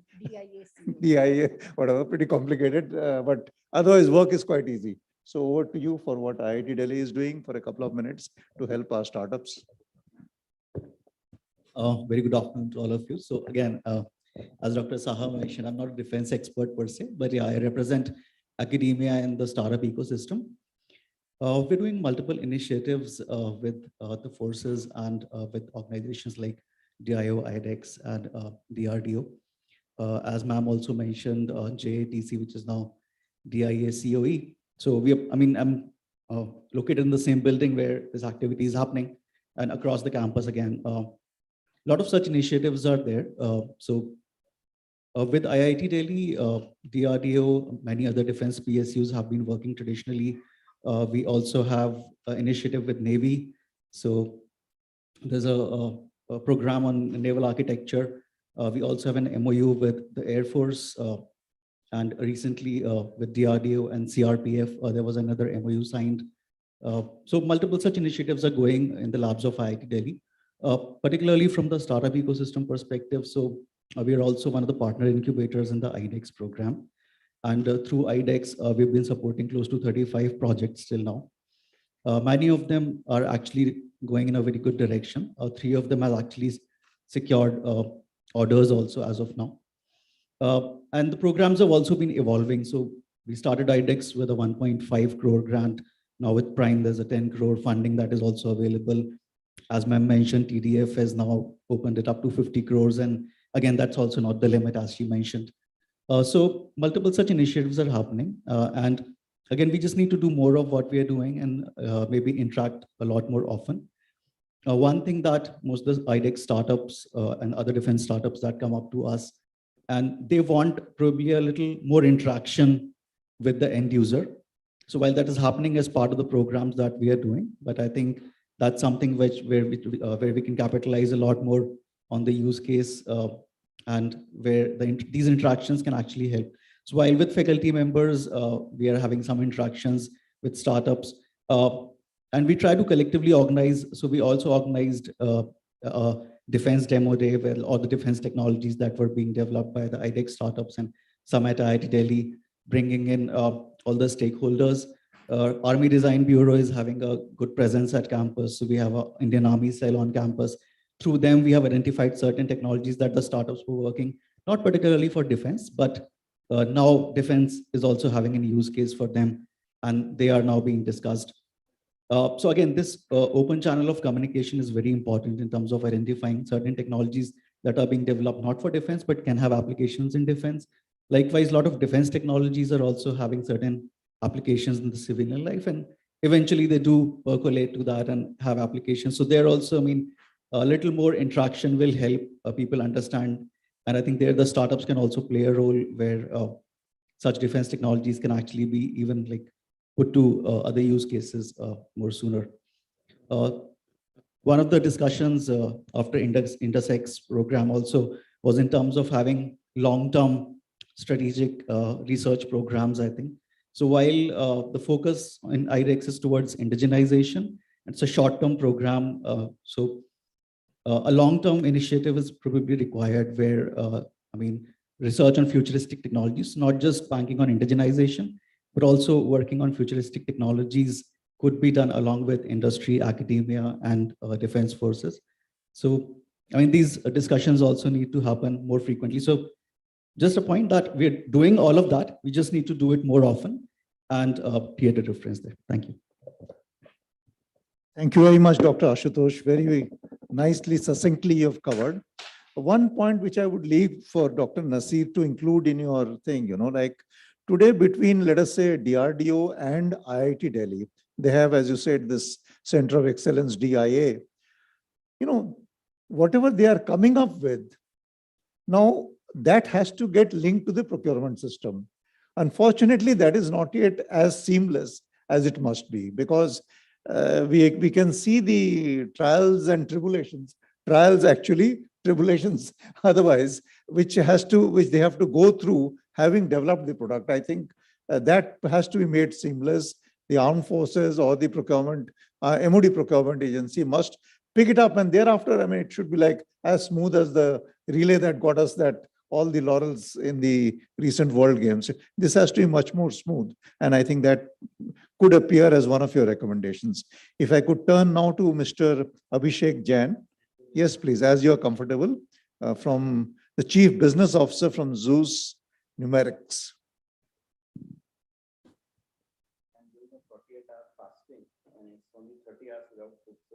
I thought I'll stand up and speak.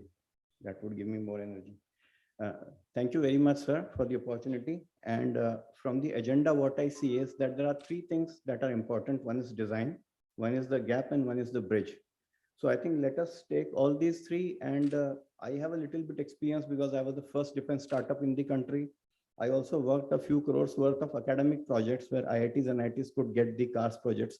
So a little bit experience is there. And of course, son of an auditor, defense auditor, which is the best experience I have. So I'm half government in that sense. What happens is, first is there is a big misnomer when we say design, okay? And design to very different people mean different things, okay? For low-end industry, which is a lot in Pune and in Bangalore, in Mumbai, making a complicated CAD is what is they call as design. That's of course not design. So that's one. For some people who are little better than those companies, they feel that if they have done some analysis, then they feel they are the designers. That's of course also not true. And for the professors, sometimes the literature survey and reading the best papers in the world becomes design. Now, what is happening is with these kind of things, we are not going towards design. So first we'll have to define design. So design has elements. Number one, it has to have domain expertise. You have never seen a tank and you say, I'm a tank designer. That does not happen on the computer. It does not happen. You have to sit inside a tank to become a tank designer. That's one. Second is you need to know the maths and physics. Unfortunately, people who have experience, they are not very good in maths. And if you're not good in math, you can't design. There have to be some ballpark figures in your name, whether the capacitor is microfarads or farads. I mean, you have to know those ballparks, okay? So that maths and a little bit of physics you have to know. Can you fire an artillery shell for 400 meters or 400 kilometers? I have seen an application where they wrote a rocket is generating 70 GPa of thrust. 70 GPa comes in a nuclear bomb. So I mean, because you don't know the math, you make such mistakes. Okay, so domain expertise, math, and a little bit of practical experience. You must have operated somewhere. Now, a single person may not have all these. We'll have to create a pool of people who contribute ideas to that. So that is what I wanted to say on the design part. So we have to define design so that we go towards design. Otherwise, there would be many people claiming that we are designers. Then let us talk about the gaps. So we are talking about three entities: the government, the buyer, the industry, and the academia. And with industry, we mean large and small companies. First is all three of us do not respect time. So government, of course, has its own procedures and there are delays. But if you talk to academia, the proposal takes forever to come. I mean, people may not want to say this on dais, but I think I'll take that opportunity. It takes forever to come. And when you talk to the buyers in private, they say, "Wo academia ko diya na, pata nahi kab hoga." I mean, that's in the back of the mind, that is lingering. That is one. The second gap that happens is, sometimes the professor may say, I'm the best in this field. Somebody cannot review me. But without review, how can you proceed with the project and pay? So that gap happens. So, and similarly in industry, I have seen, because I've been there for a long time, the moment last date comes, there are 3 days pending. There is a habit of writing an extension letter. Sir, this is a very complicated tender. Because he has not read it for the past 1 month when he had it, and now it's only 3 days left, he writes that it's very complicated, it will take more time. So first extension is something that has become a norm instead of something which should happen only as part of something that should be very rare. So that is the gap there. Then some more gap is this the writing of specifications. What is happening is because we don't know what is design, we don't know what is system engineering.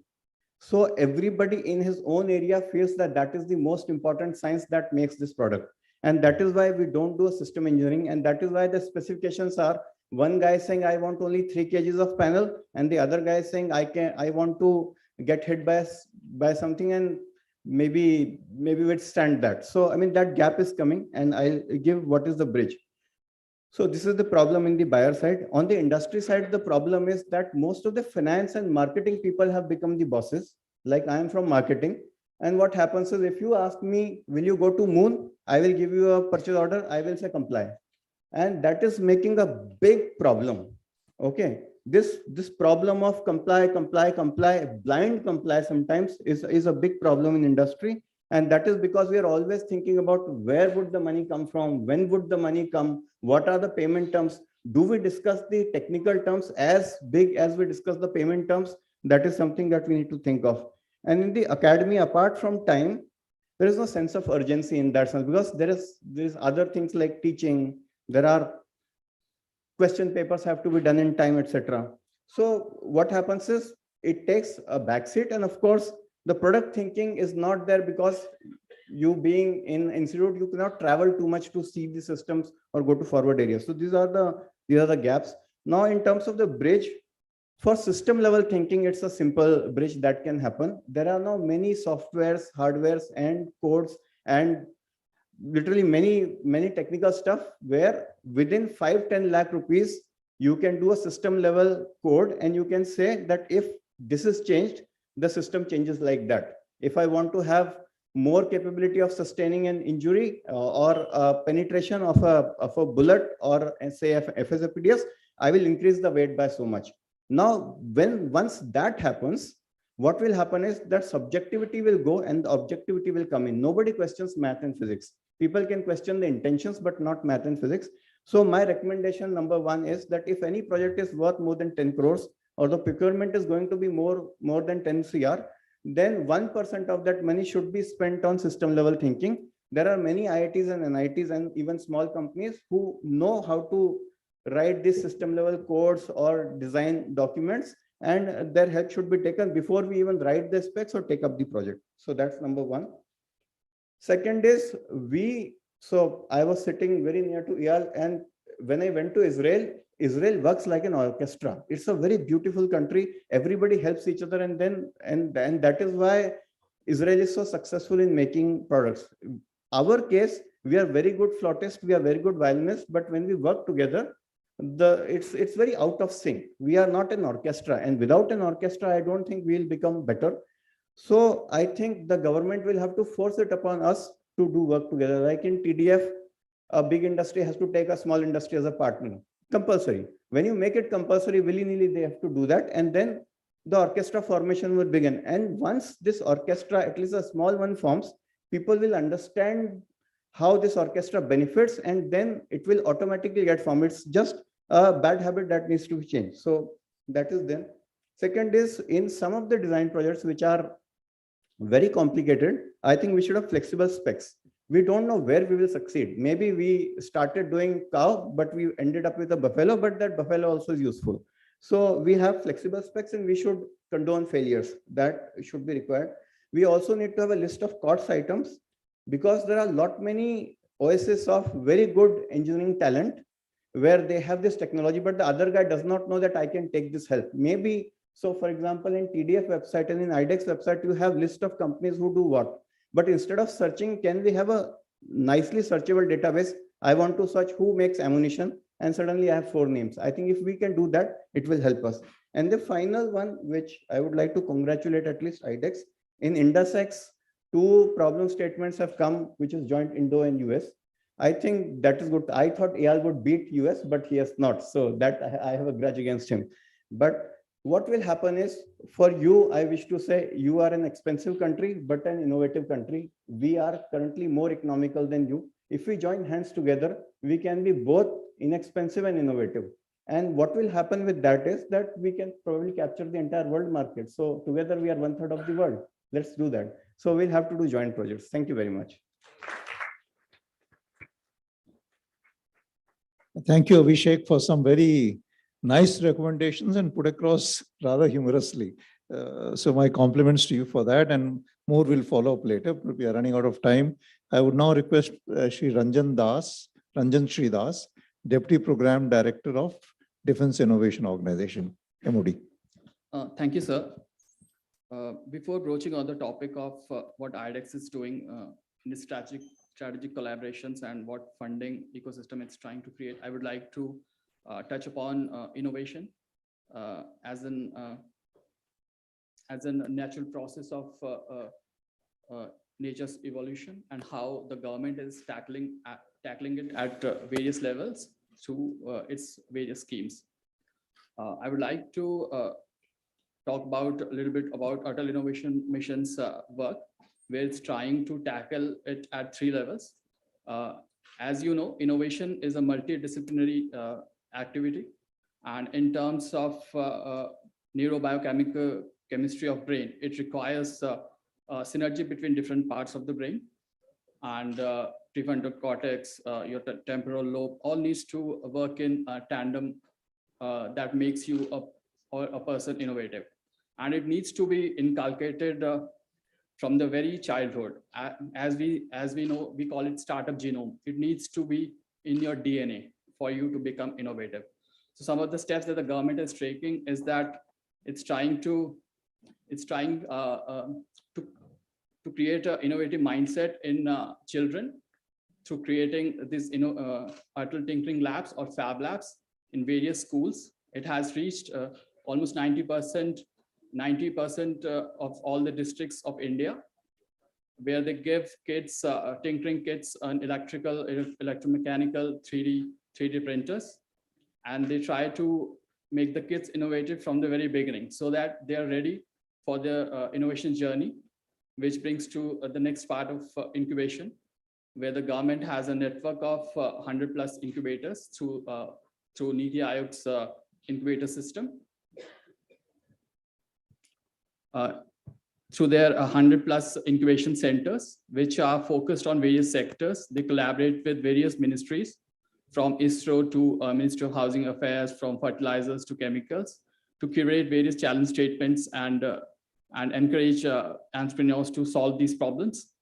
They are also focusing on Atal Community Innovation Centers, where the focus is on innovators in Tier 2 and Tier 3 cities to create community leaders. Similarly, there are grant programs where they give grants to individual innovators in all sectors, solving problems of national importance as well as societal relevance. Next, I will talk about IDEX, what it's trying to create as it's trying to create its investor hub. It's called IDEX Investor Hub, where they're trying to onboard various VCs, SEBI-registered funds, growth funds, and they have signed MOUs with 9 investors to allow the investor community to identify synergies and escalate their investments in the IDEX ecosystem. So basically to support and accelerate the growth of defense ecosystem and the deep tech ecosystem. It provides access to the curated investors interested in the defense and deep technologies, skill development as in mentoring of the investors and the peer-to-peer learning from the startups as well as the MSMEs who have raised funds. It provides them an opportunity to showcase at various national and international forums to give them visibility and investment opportunities.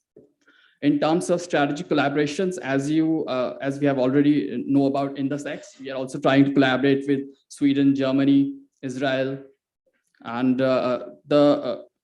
the salient points of these collaborations is that bilateral cooperation through a advisory oversight, as in a senior advisor group, which will assess the progress of the collaboration in the agenda and recommend a framework to establish an innovation ecosystem through its various stakeholders.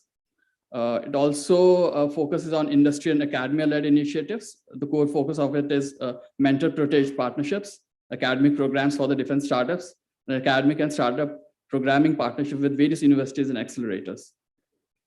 Similarly, the next growth trajectory for it is public-private partnership, where we are trying to establish a joint challenges and innovation and testing facilities, and joint innovation funds with various countries.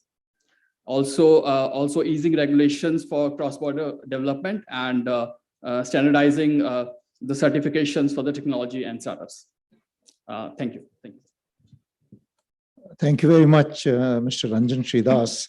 When we come back to you for a second round or some questions, I would request you to just, give us a couple of minutes.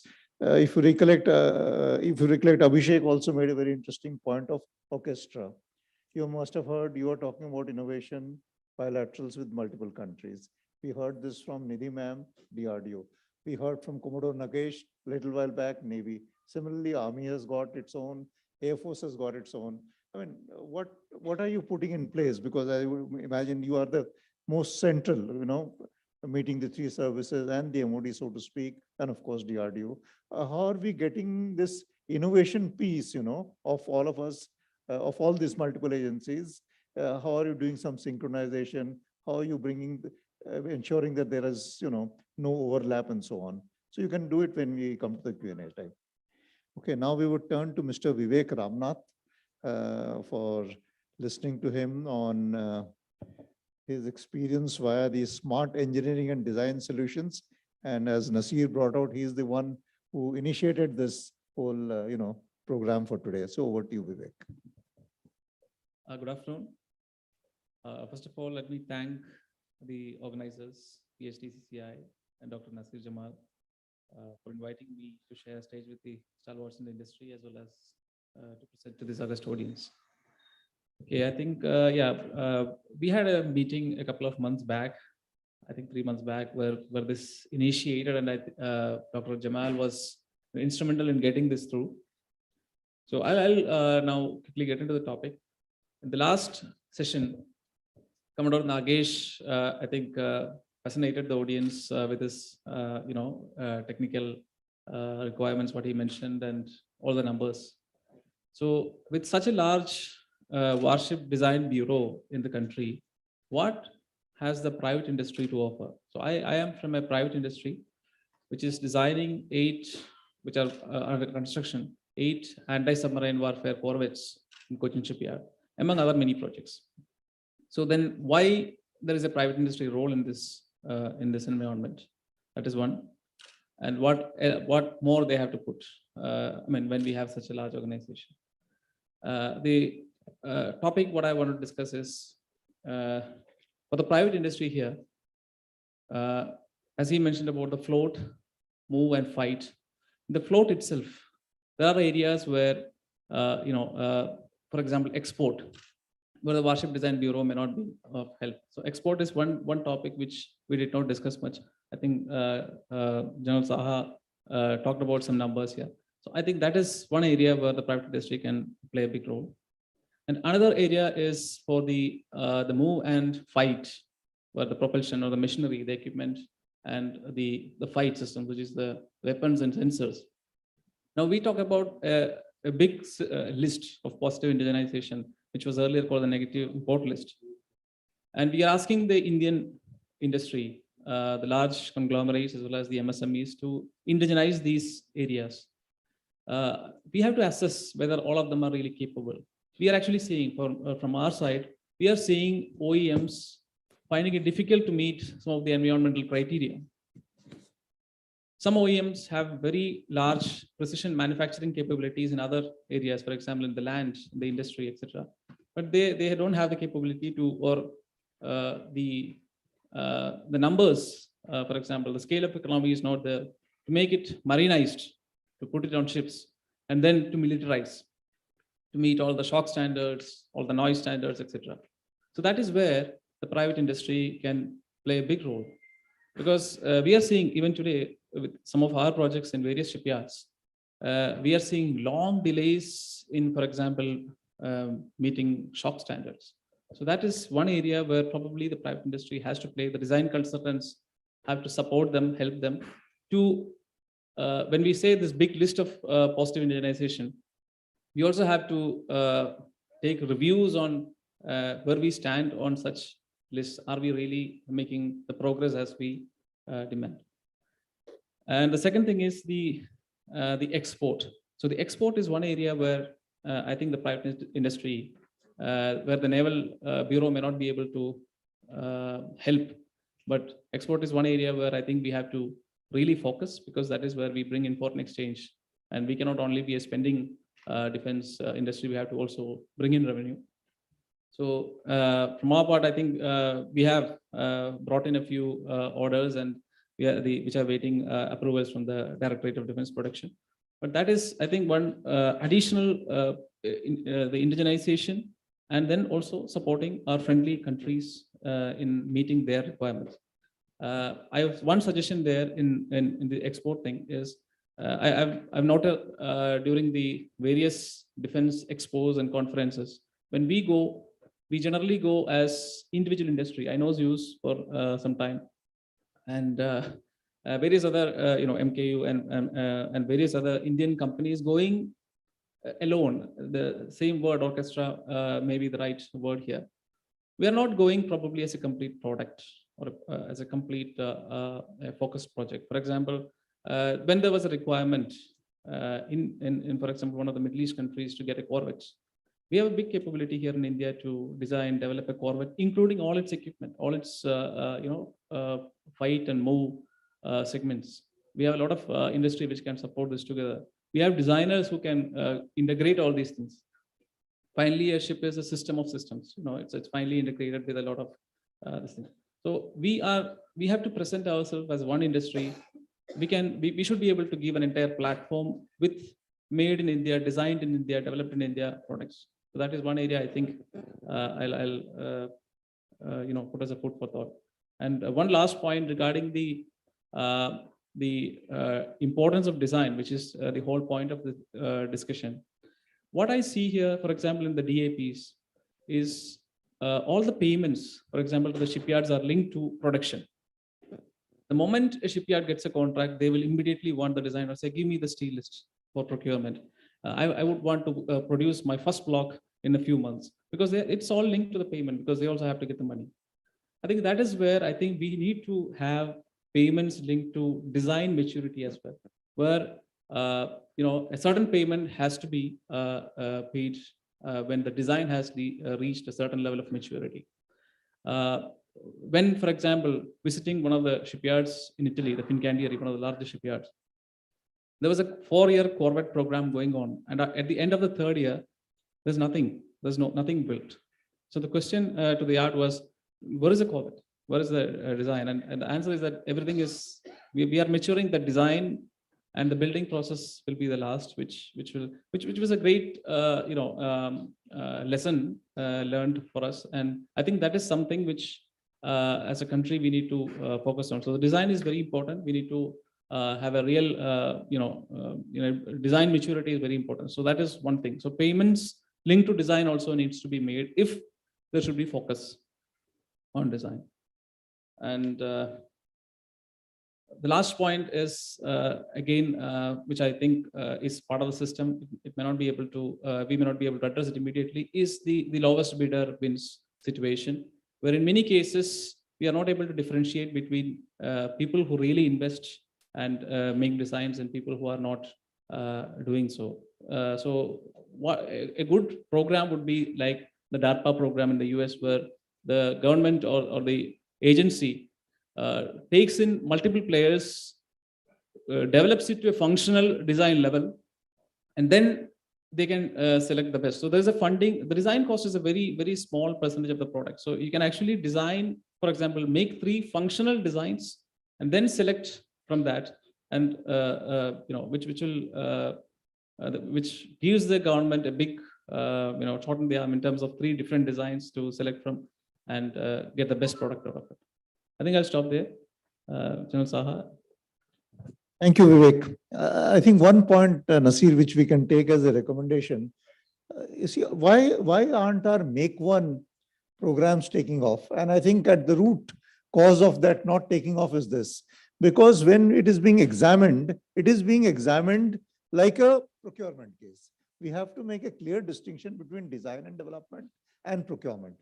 In design and development, there is a risk of an inherent failure, which has to be covered under the JFR. I think this is where the biggest challenge is, and why the design is not getting the due. In short, I think this is it. So we'll just stop here as a panel and throw the house open for questions. Please just name yourself and give your question. Keep the preamble to the bare minimum, just give your question. We will bundle three questions at a time. So we would start with you, the first hand that has gone up. Yeah, please.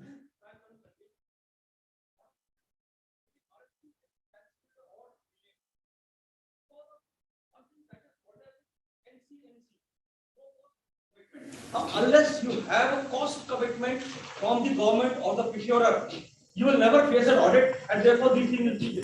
So why don't you make it some cost, no commitment?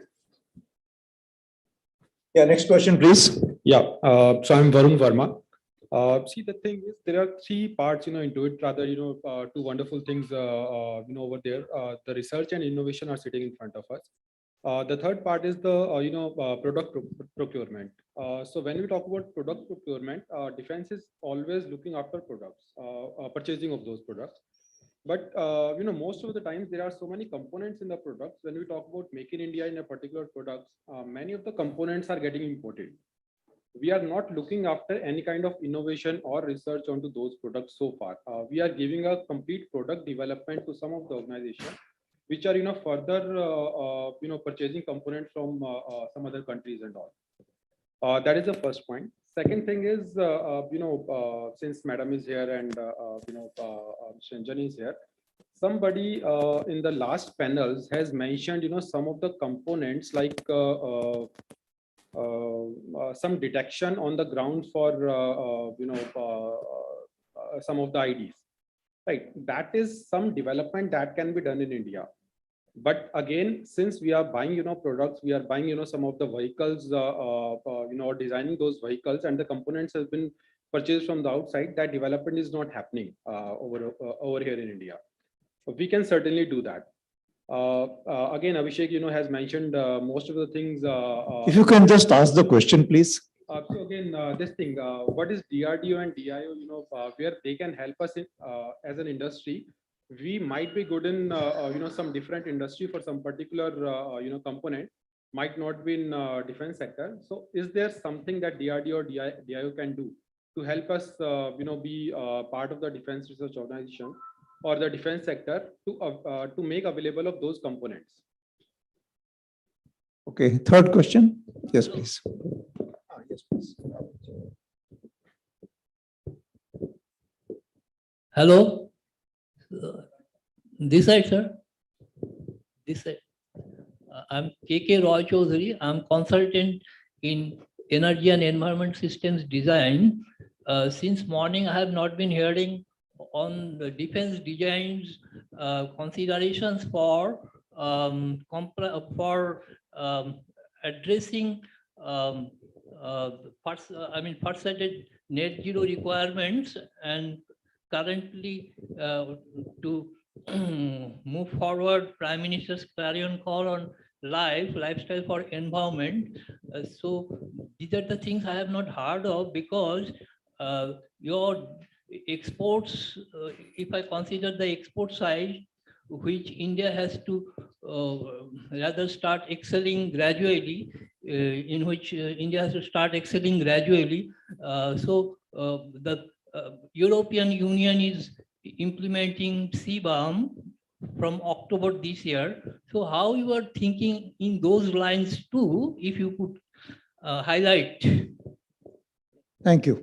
So we've got three questions. First one, I will take it on because it is to do with procurement. No cost, no commitment. The question asked by Colonel Sanjeev. You see, the thing is, in DPP 16, if you remember, it was built in, and it continues even now, where there a provision was built for the first, prototype which is being offered for trials, for reimbursing that cost. Unfortunately, because of the, multiple financial hurdles that we have to go through, it has not got implemented, but it exists in the provision. Okay. So this is again a good recommendation, I think, which PhD can take up.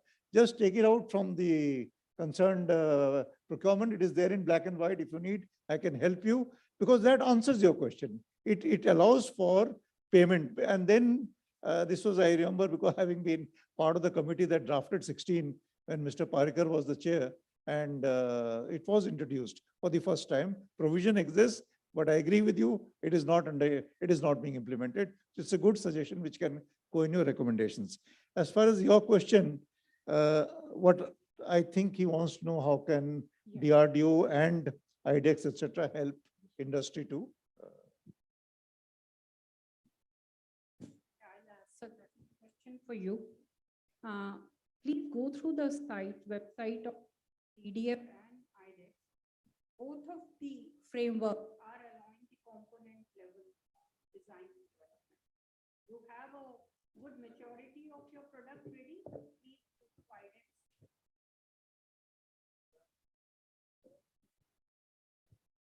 No, so in TDF, DRDO is not asking you for maturity of product.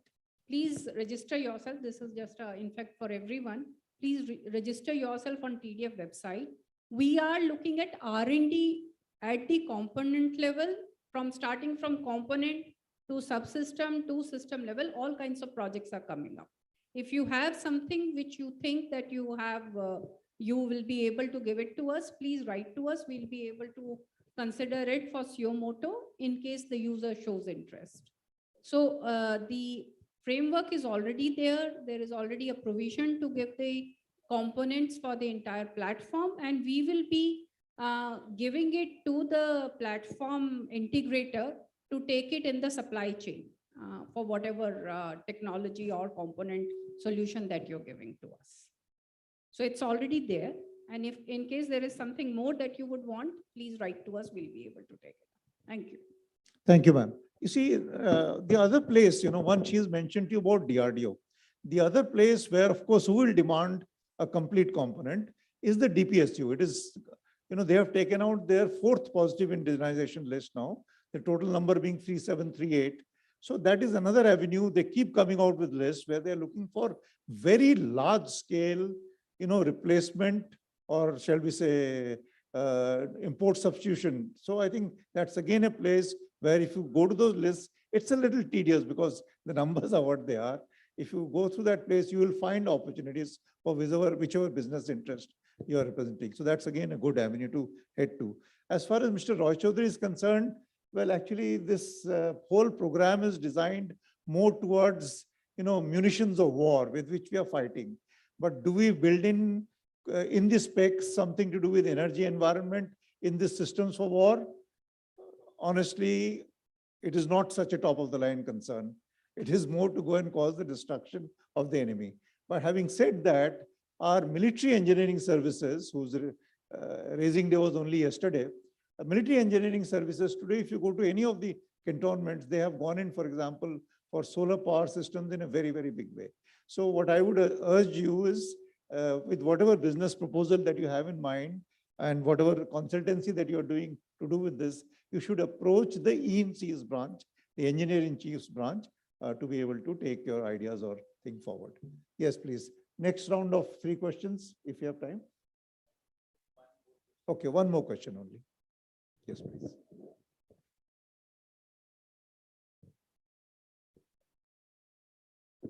So Nidhi ma'am, you are talking about the DIA COGs, right? So so I'm running an accelerator and also working on a fund of funds right now. So question is a lot of innovation when it comes to design part. The intellectual property is very, very important, where we do have to collaborate with academia. And some of the most of the times we see a PhD student comes in and they finishes quickly and they go to get a job or doing something else. So they don't actually carry forward that. So the IP part is one of the crucial part. If Ministry of Defense and even Asutosh is here, so if you could discuss within yourself and bring the IP, because that is the most important thing for any innovation getting funding from the private equity space. So that's one of my questions. So if you're working on defense technologies, yes, ma'am. IP is important, especially in the kind of programs that we're talking about, the TDF and the DIA COE, where most of the funding is coming from government. So government will have the margin rights for the national security reasons and other thing. Otherwise, the IP is joint and you will be able to exploit it for your commercial reasons. Only thing, if you need to export it, you will have to take permissions from us. So that kind of thing is already built in. DRDO has also opened all its patents to the people who would like to take it. In fact, DRDO is also doing TOT. So that way DRDO is actually trying to, facilitate all these things in the private sector. But coming specifically where the R&D is happening outside in the external sources, like in the academia or in the industry, we will have joint rights, though, as you all understand, DRDO doesn't have any commercial interest. So we'll not be able to, we'll not be taking it for our use unless there is a requirement. As long as the person who's jointly owning it, if he is giving it, like we will have the first right of use or denial. And as long as you are looking after whatever our requirements is, we don't have to take it to us and give it to somebody else. So you will be holding the joint IP with us and we will have the margin rights. That is how the things are working as of now. I do not know whether I've answered your question. Was your question? No, you have already partially answered it. So my question was a little bit more towards the export, because as we are now moving towards defense, like Atmanirbhar Bharat and Atmanirbhar Defense, and most of the time we are actually collaborating with foreign companies and doing a collaboration development, right? That is where we really need more like an IP marketplace, where the products can be valued at a pre-seed level, and then after IP is protected in India, or with the founders organization or founders name, so that we can actually take the funds from outside as well. Because sometimes the kind of funds we generate or even raise in India at a pre-seed level or seed level, it is quite extensive. It normally takes between 6 months to 1 year to raise the funds and get to the next level. Whereas it's quite easy from Israel. Like I register my company, Israel and Saudi, and it's pretty easy to raise the money from there. I'm talking about AI and blockchain space, and then bring the back to manufacturing in India and then supply back to the country. So that is where, if there is an international collaboration can be done from Ministry of Defense and DRDO, it would be a great help to, first-time founders or even like MSMEs. So we are trying to build a policy where we will have the bilateral agreements and things like that. Maybe these issues can be dealt with once we have the framework ready. But otherwise, at the moment, when we are giving a grant which is an Indian entity. We're not giving a grant to somebody which is not an Indian entity. Right. Thank you. We are completely out of time. Thank you, Nasir, for giving us 10 minutes extra. On behalf of the panel, I wish to thank all of you for being such good listeners and good questions also. And thank you to the panel members also. Thank you. Thank you, sir. Thank you. It has always been an engaging discussion if you are moderating, and if ma'am is chairing, there are a lot of questions which the startups have. And we have to limit, because of the shortage of time, we have to limit the questions. And thank you all the panelists once again, and all the our partners for the event, DCM Shriram, Starwire, and obviously the strategic partner EY. Before we conclude the session, I would invite our co-chair, Mr. M.K. Gupta, to kindly come on the dais and present a memento along with General Saha to Ma'am Srimati Nidhi Bansal.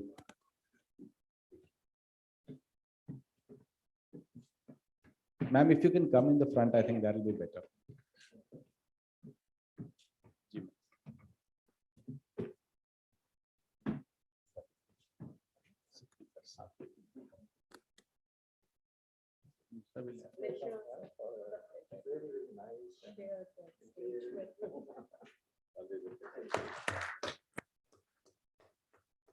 I would also request to present a plant.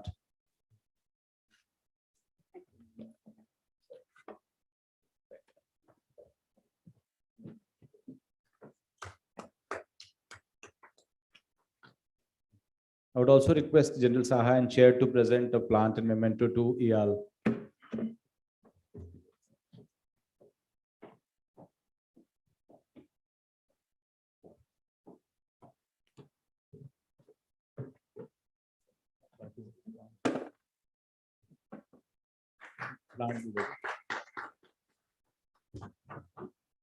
The plant also.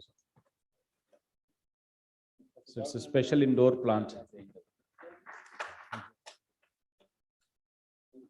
Sir, I would also request you to be there. We request all the other panelists to kindly, if you can just felicitate them with this special plant. Mr. Ranjan Das.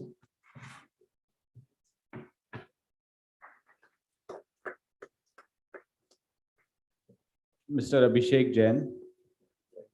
Abhishek ji has been fasting for quite some time, I think 1.5 days. Very nice suggestions. Mr. Vivek Ramanath.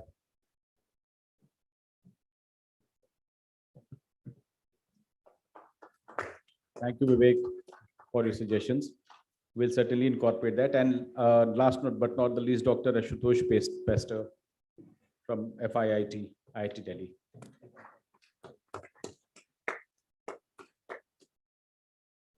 Thank you, sir. We'll have a group photograph, sir. Ma'am, if you can kindly come in the front. I request my team to come on the dais, please.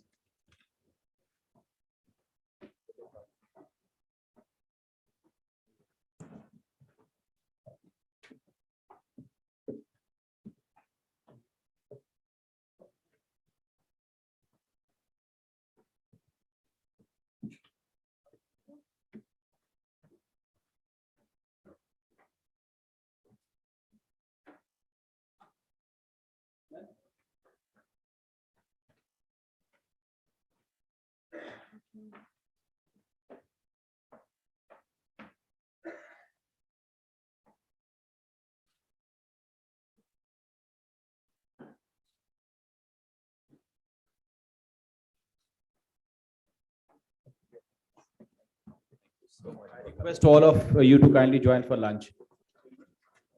Thank you. Yes.